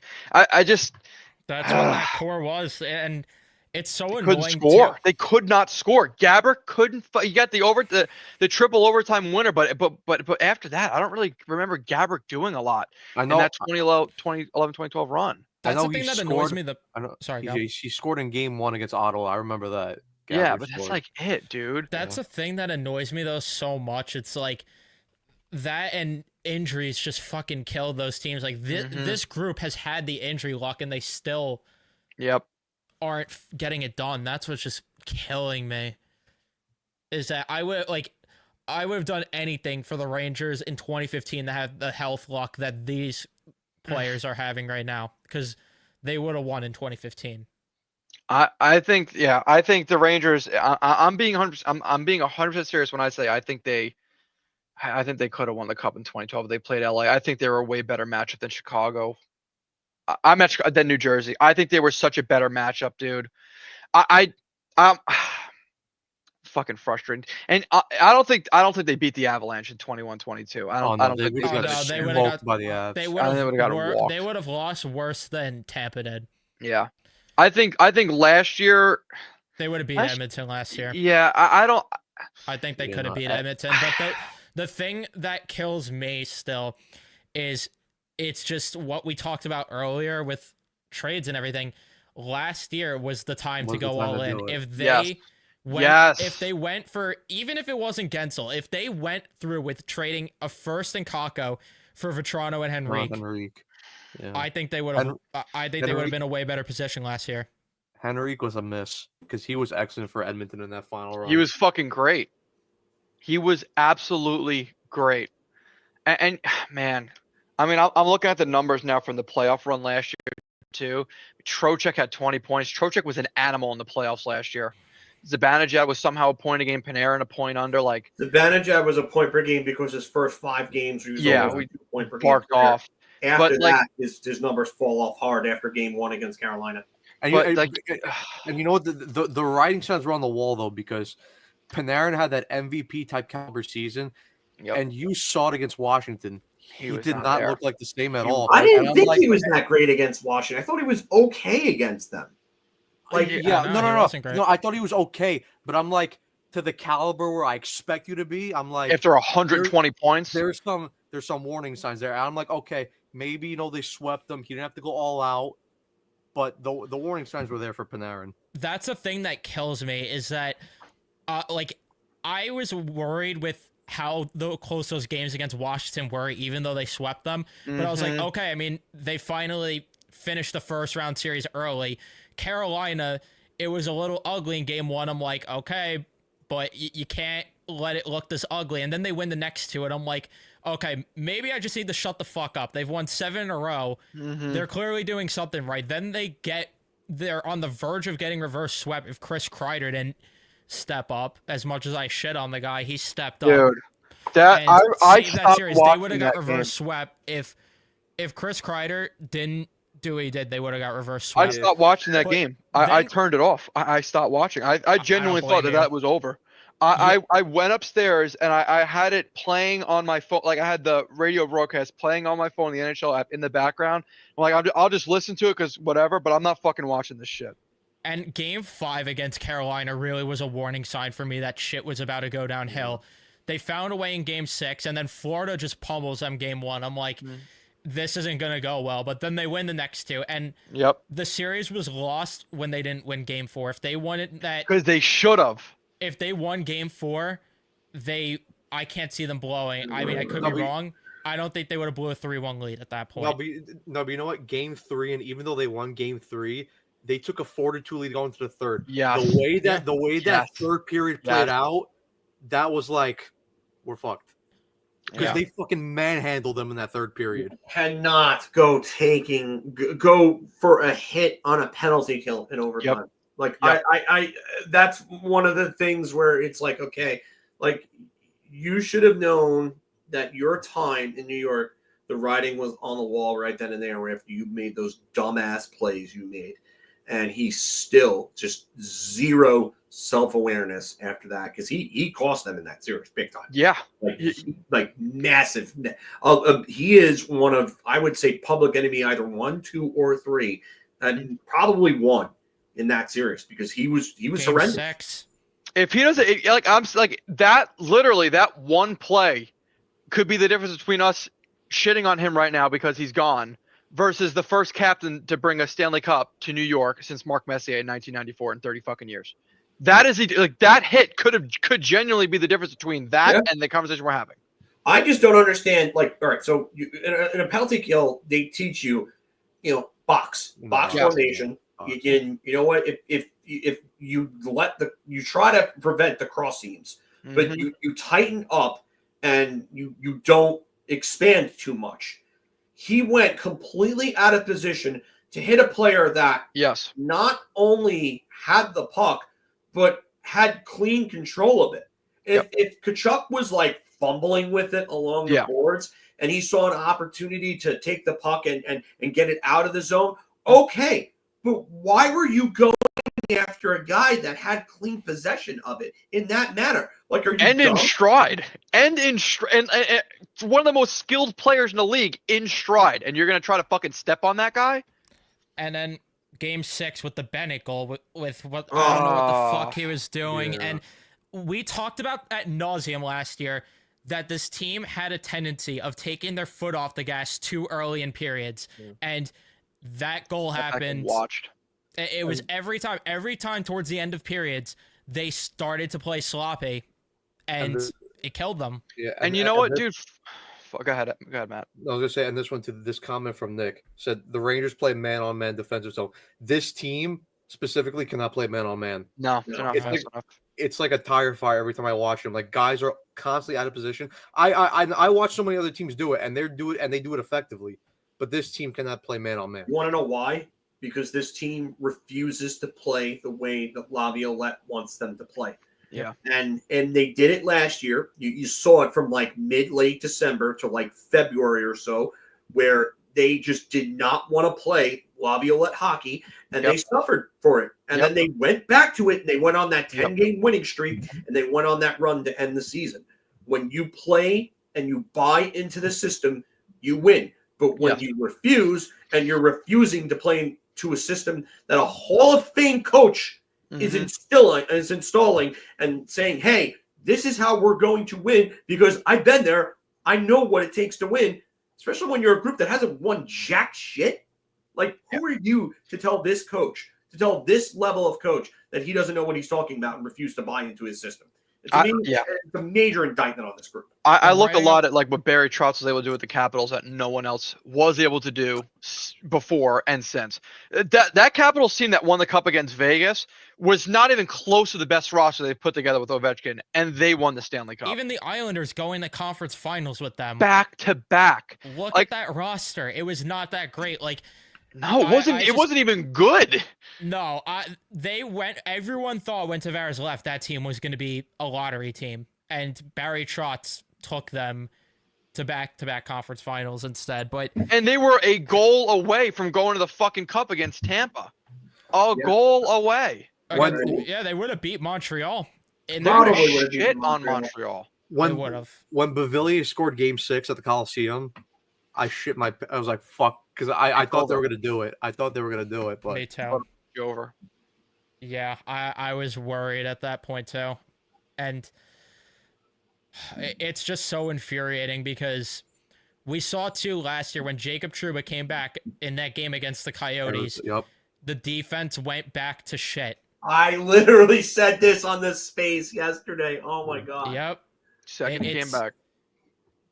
It's like fucking clockwork. And it's just so infuriating because last year, as much as there was a lot of warning signs with that team, they could have found their way with how open the East was to win it. Like, that's why I'm still just pissed. Where, again, back to repeating my point that I made. Even if it wasn't for Gensel in hindsight, I would have moved Kakko and even for forget Vetrano and Henrique. I would have done it. Even beyond that, dude, the Edmonton Oilers were able to expose Florida 3 games in a row. Florida, in my opinion, is the best team in the league, the way it's built. And Edmonton found a way to break them down 3 games in a row. If a system is just followed and simple mistakes aren't made, the Rangers beat Florida. They maybe not in 5, maybe not in 6, but definitely in 7. If they just like Filk said, they just follow the fucking Laviolette system and stop. But there was a way because even the Bruins managed to expose the Panthers problem in the series. The Bruins were not good enough. You have to execute the first breakout. And because their defensemen in a Paul Maurice system, they're very aggressive. They love to pinch. So if you could execute their first pass and get in behind them, you can find a way to do that. And Edmonton could do that when you have Ekholm, Bouchard. If only we had a defenseman that could do that was in the press box, right? Yes. Yeah. And then of course you have guys like McDavid, Draisaitl, Hyman that could execute on the odd man rushes and score goals and then create off of that. So there was a way to do it. But this roster, how it was assembled, they didn't have the pieces to do it. The same well, way have they one beat piece. Carolina was the same game plan that they should have used for Florida, but Florida was quicker on the forecheck than Carolina was, if you ask me. And they were getting behind the defenseman, and they were doing a lot of soft dumps into corners. Carolina was just a lot of pressure, and they were getting to the pucks a little quicker because Florida was quicker than Carolina. Carolina just, for whatever reason, you're sending in Jordan Stahl as opposed to like E2 Luosterainen and guys that are faster than the aging dinosaur and Jordan Stahl and Jordan Martinook and stuff like that. Yeah. So, yeah, I mean, it is a little bit of an upgrade, but they kind of shied away from that a little bit, and that's why they weren't able to do it. And yeah, like you said, you have one guy that's excellent at doing the one thing that can really expose Florida, and yet he's sitting in a press box, and yet your $8 million captain who looks like he's Carl Racky Youngblood going around being a fucking idiot and making stupid ass plays left and right, looking for trouble, is sitting there and making mistake after mistake, and he's not being held accountable. This and they were is too why in love they with needed Gustafsson. They needed a Keenan to be like, hey, this is unacceptable. I don't care if you're wearing a letter. Your play is unacceptable, and you're going to be held accountable for it. That, and like I said, they fell way too in love with Gustafsson when he was far gone once the month of January hit. I remember this. Once there Fox was came back. no going back that on comment Gustafsson. from Nick. I remember, I was at a barbecue at my friend's house, my friend's parents' house, and I screamed my fucking head off because I was so pissed about him taking that stupid penalty that would have negated a 5-on-3. I was like, are you fucking kidding me? It would have been a 5-on-3. That power play needed a 5-on-3 so bad to get their confidence back, and he goes and does that. And then there were other fans like, oh, well, he was sticking up for Igor. Oh, no, give a fuck. It's not what it's about right now. We're trying to win. That's not what it's about right now. You don't take that penalty. You hit them where it hurts on the scoreboard. Yep. That penalty's fine in November, maybe. Yeah, maybe in December. Not in like fucking crunch time. Like, okay, every day that goes by, you are a second closer. You are a mistake closer every single day from sending you, your team, and your fans home empty-handed. You don't have room or time for mistakes. Yeah, there's just no margin for error, and they were too.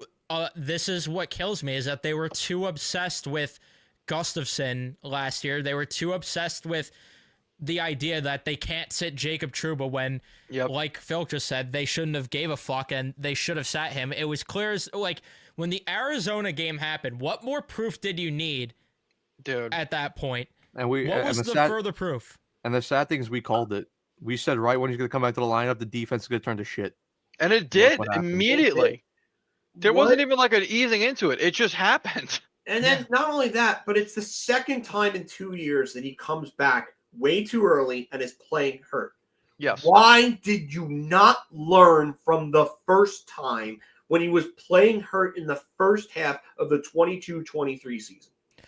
Why was this not learned, and why was this mistake repeated? And what a captain, which he could have just went on LTIR for the year, let the team have more cap space to get more help, and instead, no, he had to rush back.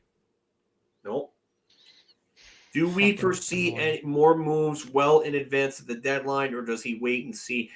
If I have to guess, or put money on it, rather, I would say that they're going to make moves and they're going to be aggressive. It's not just that he's going to; he has to now. Yeah, he's without a choice. Yeah, I think by the latest, I would be surprised if we go through January without a move. I think between now and January, there's got to be something that happens before the deadline. The only issue I would say with that is that it takes two to tango, but I do think that it's like you're probably going to see a Jim Rutherford early bird that's in advance at the deadline. I think if they're still in that wild card spot, or if they somehow get to one of the divisional spots, I think they're going to be aggressive, and Chris Drury's obviously manning the phones. Yeah, we know that for sure now. one thing This go ahead, Evan. Sorry. I was just gonna say that this is why even more I'm confused by the Igor extension. Like, with where you are right now, why didn't you want to wait to see where you're at by the deadline to see if you should continue moving forward with this core or if you should blow it up? It made no sense to not hold out this Igor thing and wait. Like, have a deal ready and under the table, and it's done by the deadline if you move forward with this core. But if it looks like you need to blow things up, then you blow things up.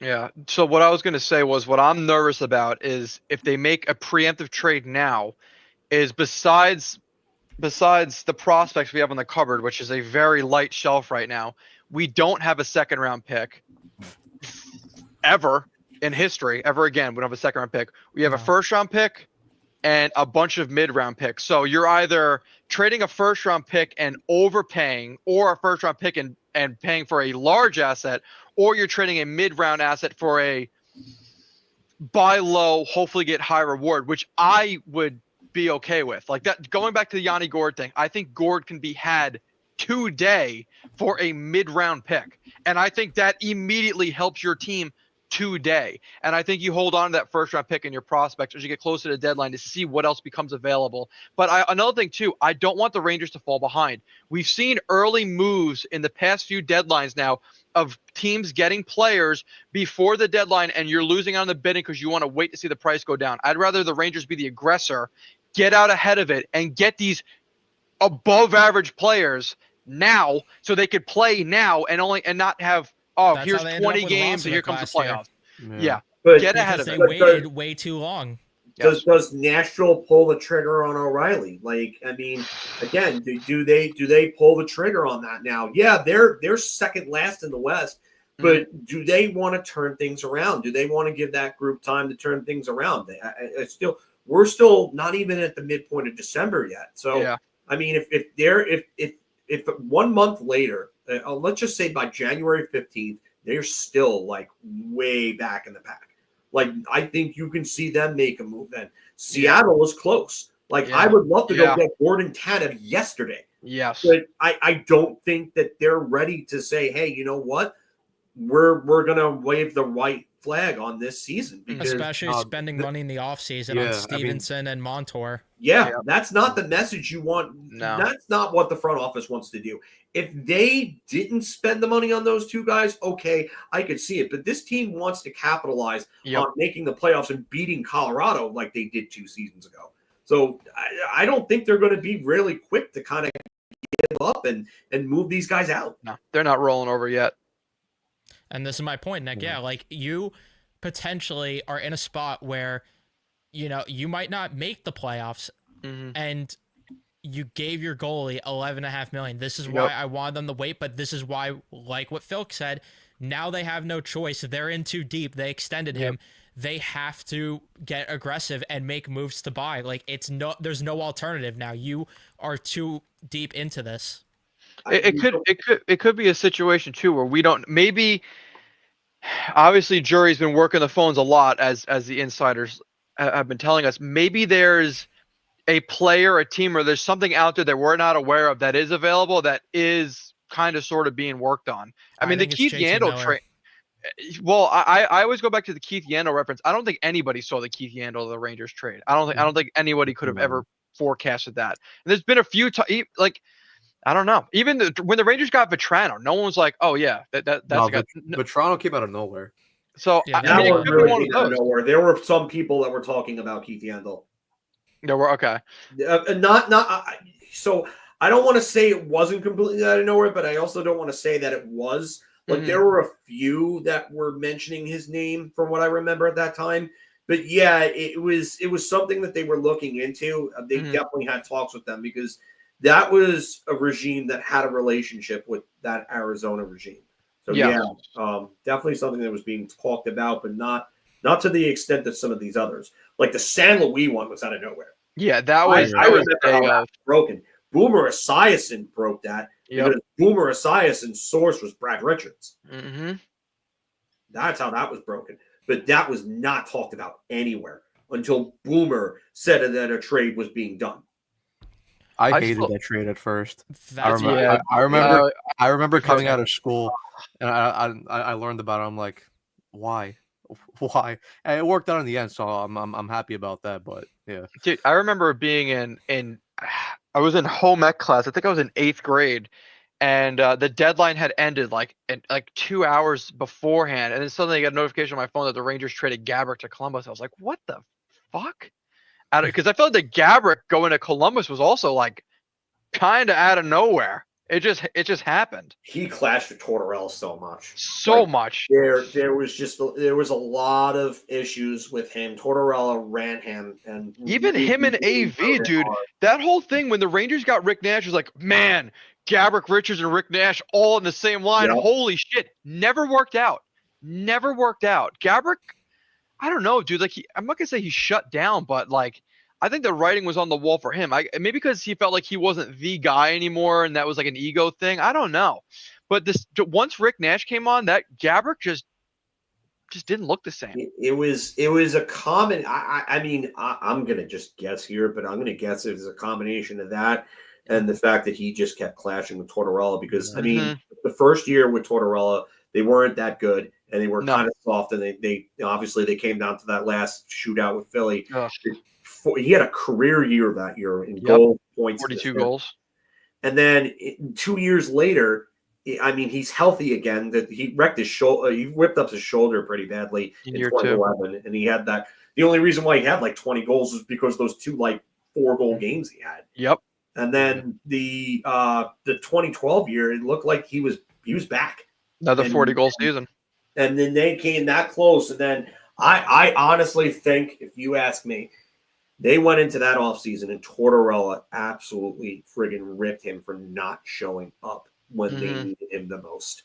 And that's why I think he came back that next year looking like a lame duck, and everybody was focused on Nash. And it kind of was just like, oh, you're not seeing it because, Nash is here and everybody's happy and excited about this team.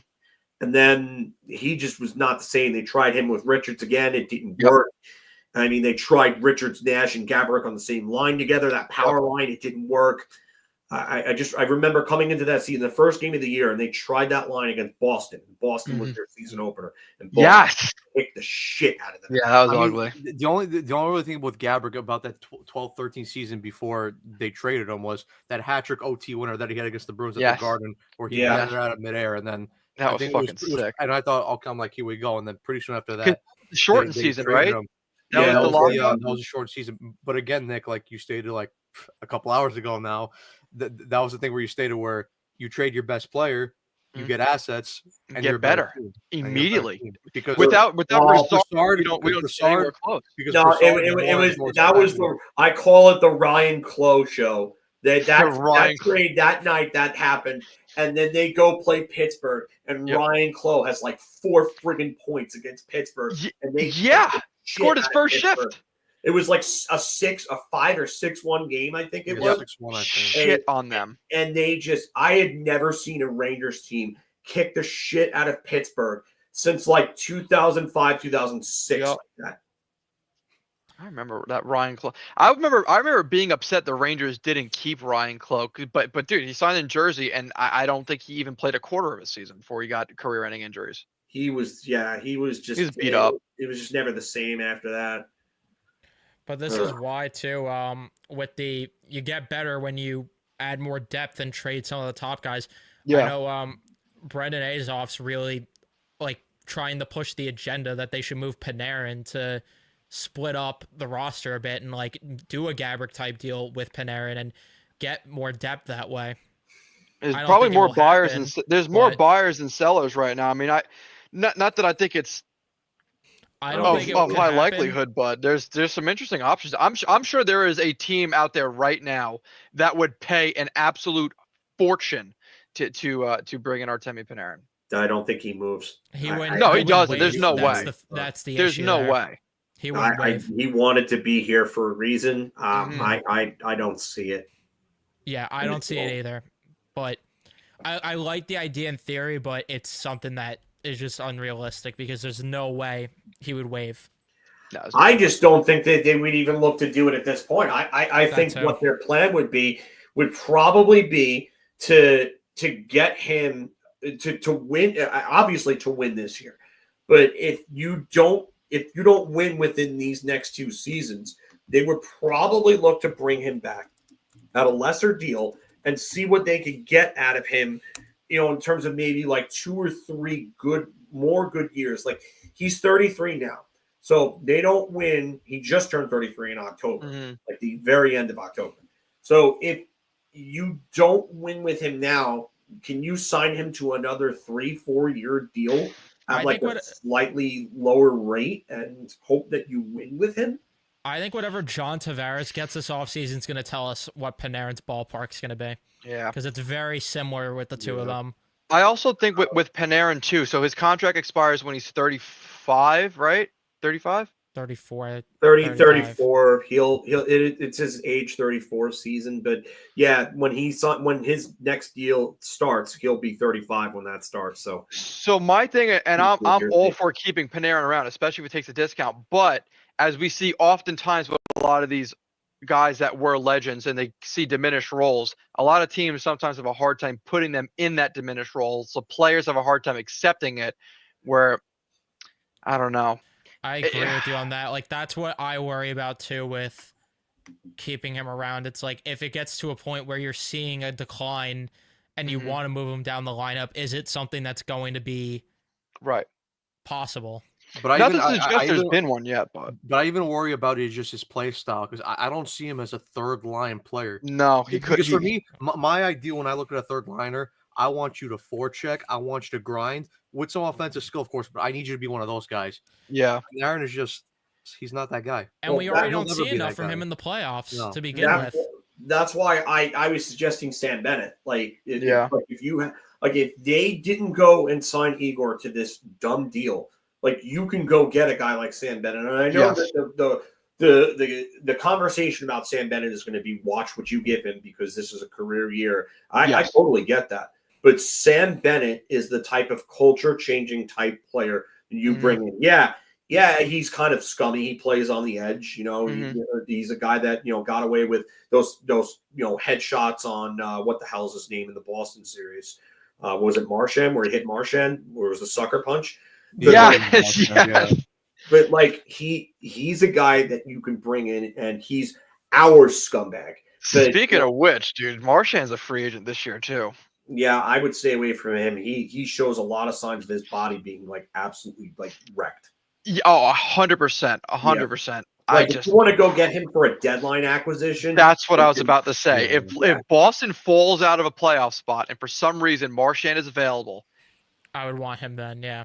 I don't know how much he has left in that tank because he's clearly affected by those 3 off seasons. Oh, 100%. Yeah, I wouldn't commit to it. He would strictly be a rental if that was an option. I wouldn't want him anywhere beyond that because I know that that's something that's going to age poorly.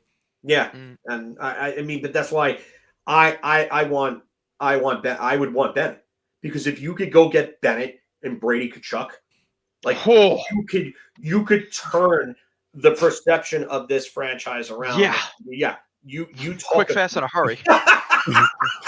It's been a few hours.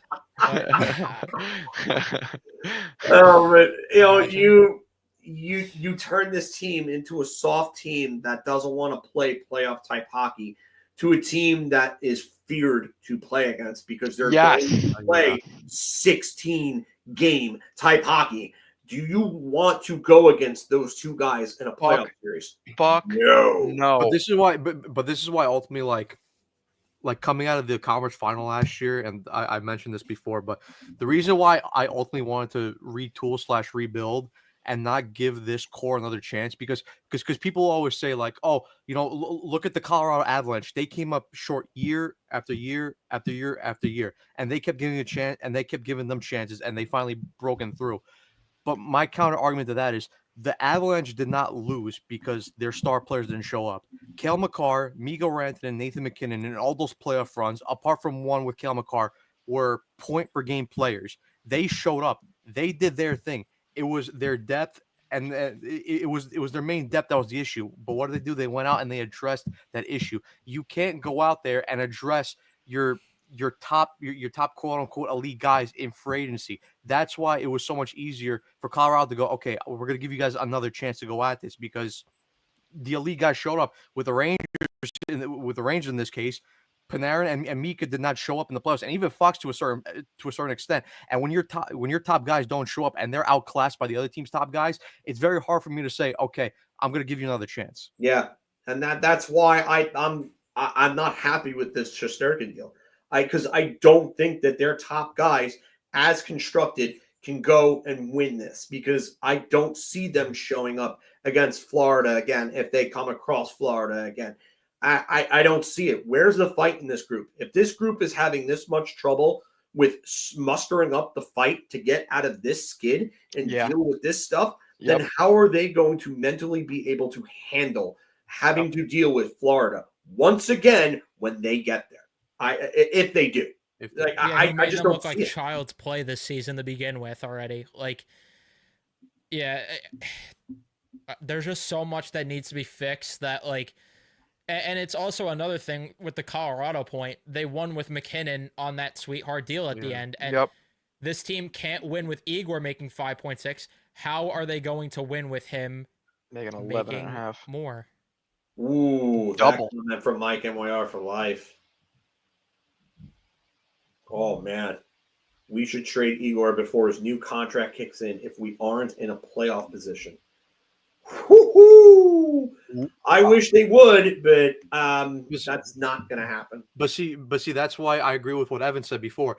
They should have waited a little bit. Like, have the extension done on the back end. I agree. And then when you're in, because I mean, for me personally, I would have never given it to him. I don't care what the circumstances is. I don't believe that you need to pay a goalie that amount of money. I just, in my personal team building philosophy, I don't believe in that. But what they should have done, like what Evan said, put it on the back burner. If you get to that point where you feel like you can commit, then commit. But don't just jump the gun just because you shed $8 million of Jacob Trouba's bad contract off the books. Yeah. The only thing I'll say, and I'm just doing this as devil's advocate, seeing it from management's perspective, is that they think that by giving Igor the contract and giving him the security, they can get him out of whatever funk he's in sooner than later and go after a cup. Because if I know anything about Jim Dolan from the people that I know that have worked directly under him, it's that he wants like success now.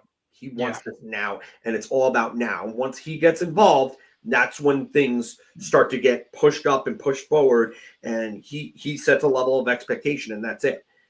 But that's the only thing I can see. But this comment from Mike Scarn, the first game against the Capitals, that's a huge red flag. And for me, that's why I can't stand what Trouba did, because that was a game in which he should have rallied the troops. He should have said, hey, we're not going to get pushed around by this friggin' team. No way, no how. And they got absolutely yoked by them. Mm-hmm. And you saw the difference between how they handled us coming into their building after we embarrassed them in the playoffs versus the way we handled Florida when they came into the building after they made us look like that should have been a statement game, and they just did that to me was the statement game, because when everyone was saying to me, calm down, you're being too negative, they're winning games, I said, beat Florida, and I'm convinced. And all of a sudden, fine, you could talk to me about this team being legit right now, but I just wasn't seeing it at that point. There was too many warning signs, like last year, and now, I mean, it is spiraled to a point, though, where I never thought it would. Like, going into the season, my expectations were lowered on this team, but I did not think it was going to get to this point. Like, never in a billion years. I thought they would still be, like, safe to finish top 3 in the division. Right now, we're questioning if they make the playoffs. Yeah, you know what? And I've said this on the streams about the Islanders, about how, like, you cannot continue to, like, lose points and fall behind and have to play like 750, 800 hockey to make the playoffs, because you're essentially playing playoff type hockey for 4 months in a row. And That is a tough feat to do because it takes so much life out of you to play that level of hockey, to play that intensity of hockey. That's why we don't see many repeat winners, because it's tough to go deep into a postseason, play that way, come back, and then get back to that level and play that way again in the postseason. So now the Rangers, what they're going to have to do is play that level of hockey for January and on, possibly, and they may be run down by the time May comes. And you know what? If you don't make improvements, if you don't bring in some sort of franchise-changing, energy-boosting type players, like, then you're not going to win. And now you've given the goaltender $11.5 million. You gave him what he wants. Great. Now you're pigeonholed into going forward instead of being like, hey, you know what? Like Evan said, you can assess your options. You could have been like, hey, you know what? This ain't going to work. These guys ain't going to work. And you know what? I completely agree. They should have held back on giving him that deal. And like Evan, you said it yesterday. Chris Drury made one great move and then another stupid move right after. And it's like, I can't get my hopes up for Chris Drury because he continues to do this. And I understand it. I completely do. You know what they should have done if they're going to hold it back? They should have held it till the start of January, because over the next couple of weeks, they're going to play LA. They're going to play Dallas. They're going to play Carolina. They're going to play Tampa. They're going to play Florida. Let me see how you play against those guys. And then by how the results of those games go, then we'll decide whether, we can give an extension. It is the fucking Catalina wine mixer. Yeah, it's going to be ugly. I'm tired of hearing everyone that's like, well, they have all these ELC guys coming up. So your plan to win a cup is by relying on... I know exactly where you're going with this. ELC players. Okay. I that's all I was going with it. That's the plan, is to win with ELC guys. By the time these guys develop into what we want them to be, Igor's going to start to regress. He's regressing year by year as is. Like, I don't know if he's regressing though, because it's not a regression. Numbers wise, I'm talking just numbers wise, like face value. No, I get what you're saying, but my point is that that's an outlier. That year was an outlier. We know now that it was an outlier. True. Yeah. I mean, I don't know how we can call it a regression when it was clearly an outlier year. Like, this guy has needed a mental reset 1, 2, 3 years in a row now. Yeah, and I'm tired of hearing this best in the world crap. If we could sit here and have a debate about him, Hellebuck, Soros, or any of these other guys being the top goalie, then why is he making $3 to $4 million more than them? And he's not playing like he's $3 to $4 million better. No, he's not. Exactly. He's not. Best goalie in the world would mean he is like, and being paid this much would tell me he is no doubt, no debate, the best goalie year in and year out. Yep. Winning Vezinas left and right. He has won Vezina, hasn't finished top 3 in Vezina voting in any other year.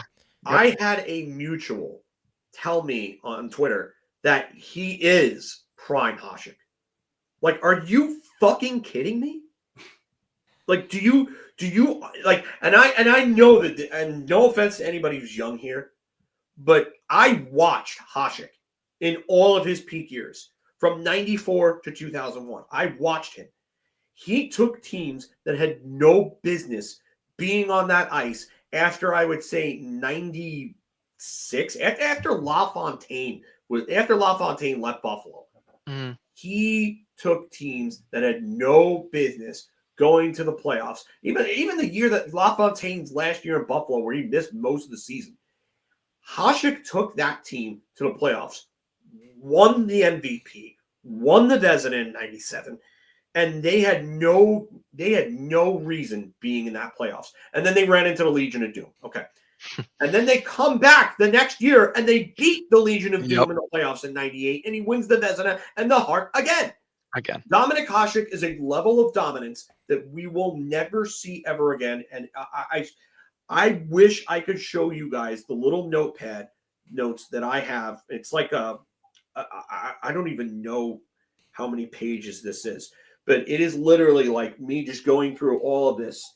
It is probably a pages long argument of how Dominik Hasek played behind 0 Norris winners and a guy that got a total of 5 Norris votes in his prime years and won 6 Vezinas and 2 MVPs, while Patrick Waugh and Martin Brodeur played behind Hall of Famers and won less than he did.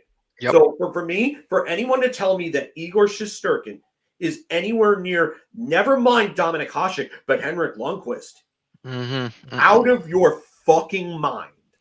Yeah, Henrik Lundqvist was consistently putting up 920 save percentages, 930 save percentages, leading his generation in goal save above expected. Literally every metric you look at, he would lead the league.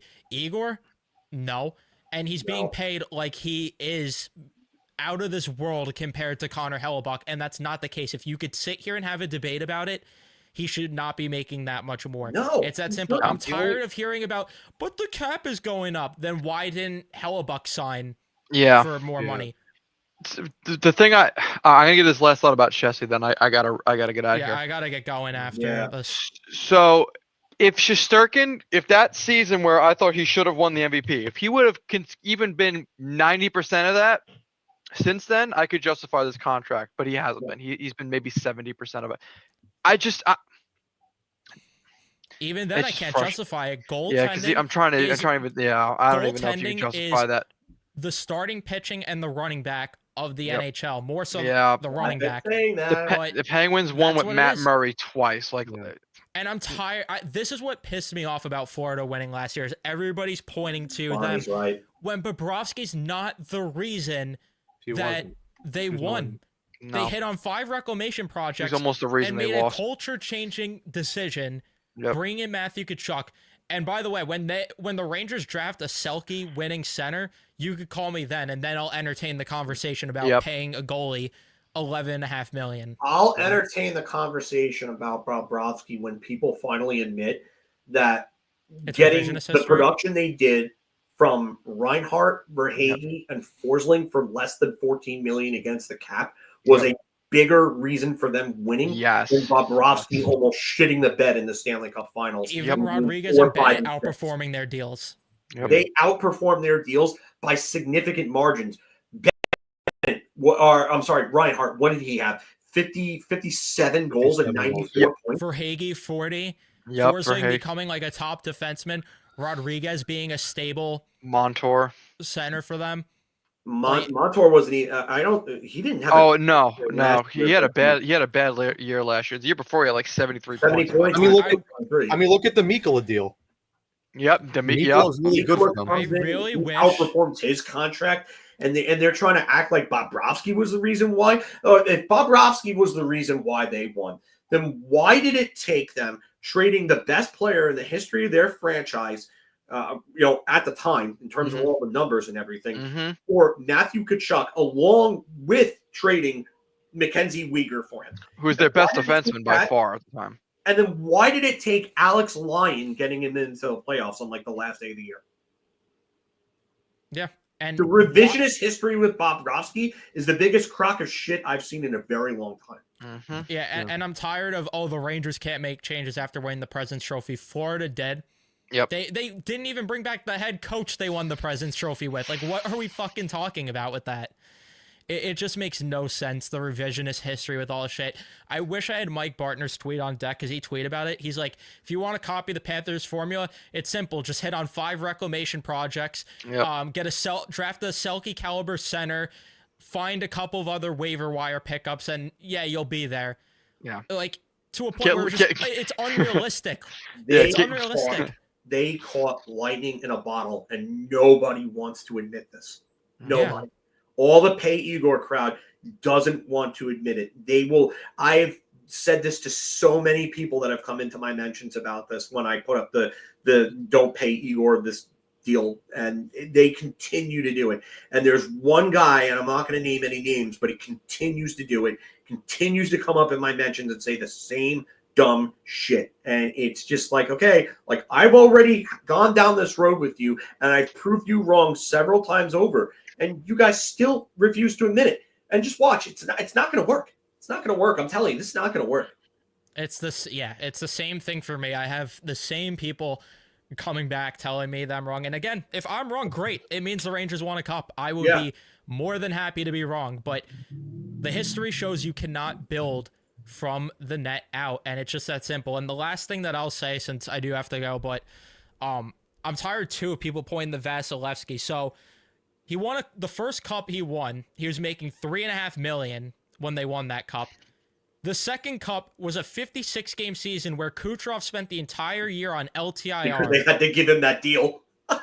Yep. Spent the entire year, so they were able to keep the group together. More revisionist history.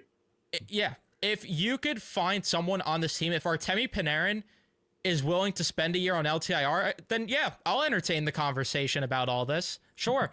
But it's not going to happen. And this too, Tampa had an elite decor. Yeah. Sergachev was on their third pair in some of those Stanley Cup games. And he wasn't paid yet. Yeah. Like, give me a fucking break with that. It's tiring. It really is. It's, you know what? This contract ain't going to age well. I hope to God they win a cup with him. But this is just, it's not going to age well. It's really not. No, it's not. But that's the story of this team. They don't learn. They don't learn. They don't. But I think 4.5 hours, man. That's a run. That is is that a record? Monthly or something. Yeah. 100%. So is that a record we just set 4.5 hours? It's gotta be 7-8 hours one time when we did like our deadline free agent and draft. Yeah, Evan pulled the marathon of, so I did like a near 6-hour one for the 2021 draft. I was up until I think like 2:00 in the morning. And I think Matt and Evan, you guys were in on that stream in the comments. But like Evan totally blew that away. I think on trade deadline, either the day before the trade deadline or the day of. Because I remember going back in like the morning before work and then going back afterwards and he was still on. I'm like, what the fuck? Well, that and the Jake Gensel streams. Marathon streams. That's what that was it. It was the Jake Gensel Marathon Gensel where we and thought Kane the Rangers streams. were going to get Gensel because everyone was saying they're this close to a deal. Yep. Yeah. With Gensel and Kane, I did like marathon streams for both of them, and now I learned my lesson. I will not be doing that again. As much as all those days, Evan? Oh, I did, but it was I barely slept. It was painful doing those, and as much as I made money off of it, I'm not doing that again. I'm not, after they didn't land him, I'm not going to do that again. That's why I'm not doing it for Juan Soto right now, because if I was doing this for Juan Soto, I wouldn't have got up the past 2 days from my chair. No, you haven't done. I don't want to set myself up for a potential disappointment there. Some guy, Mike Deportes. I wouldn't like... He might be accurate in terms of numbers, but he's probably just guessing. He's unreliable. He said, he was like he tweeted a picture of Soto out with, I don't know who it was. Those Boris are two Boris clients or people that work for Boris. And then he tweeted something afterwards about the Nets like supposedly offered like 15 years and like 730 million or something like that. It's gonna be around. It's gonna, if he picks the Mets, it's gonna be around that. I said, for me, I always said like if he's gonna be a Met, it's gonna be 15 years, 750, 50 million a year. That's just for me. Yeah, that's gonna be a whole different live stream. Yes. All right, I'm gonna wrap it up here though because I gotta go. Thank you everyone that did tune in because we had a couple people that stayed for the whole 4 hours. Yeah, seriously. We gotta do this monthly, like I said. Yeah, my shit just froze. I think right at the end. Okay, no, I'm good. Well, you guys are moving from what I can see. Okay, I'm good. I'm good. But yeah, we'll try to do this like at least monthly because this was fun. This is a lot of fun. Yeah, it was. We'll definitely do more of these, but thank you guys that did tune in, and we will see you guys in the next one. And for my channel, I'll see you guys for the post game tomorrow, which. God help us all. We're going to see Yanni Gourde just fucking net a hat trick, aren't we? If they lose to Seattle tomorrow after fucking last night, oh my God, man. You know Yanni Gourde scoring tomorrow. I'm placing money on a bet for sure. It's not a question. Yanni Gourde, anytime goal scorer locked in. Oh, I'm doing it for sure. Brandon Tanev, anytime goal scorer I locked should in. have. I should have done it for Blake Lizotte last night. I Since thought really about it wanted last him. night too. Yeah, with Lizotte because of you. Yeah, Oh my god. but Fuck. yeah, we're gonna wrap it up here. Thank you guys for tuning in. We'll see you guys in the next one. Later on.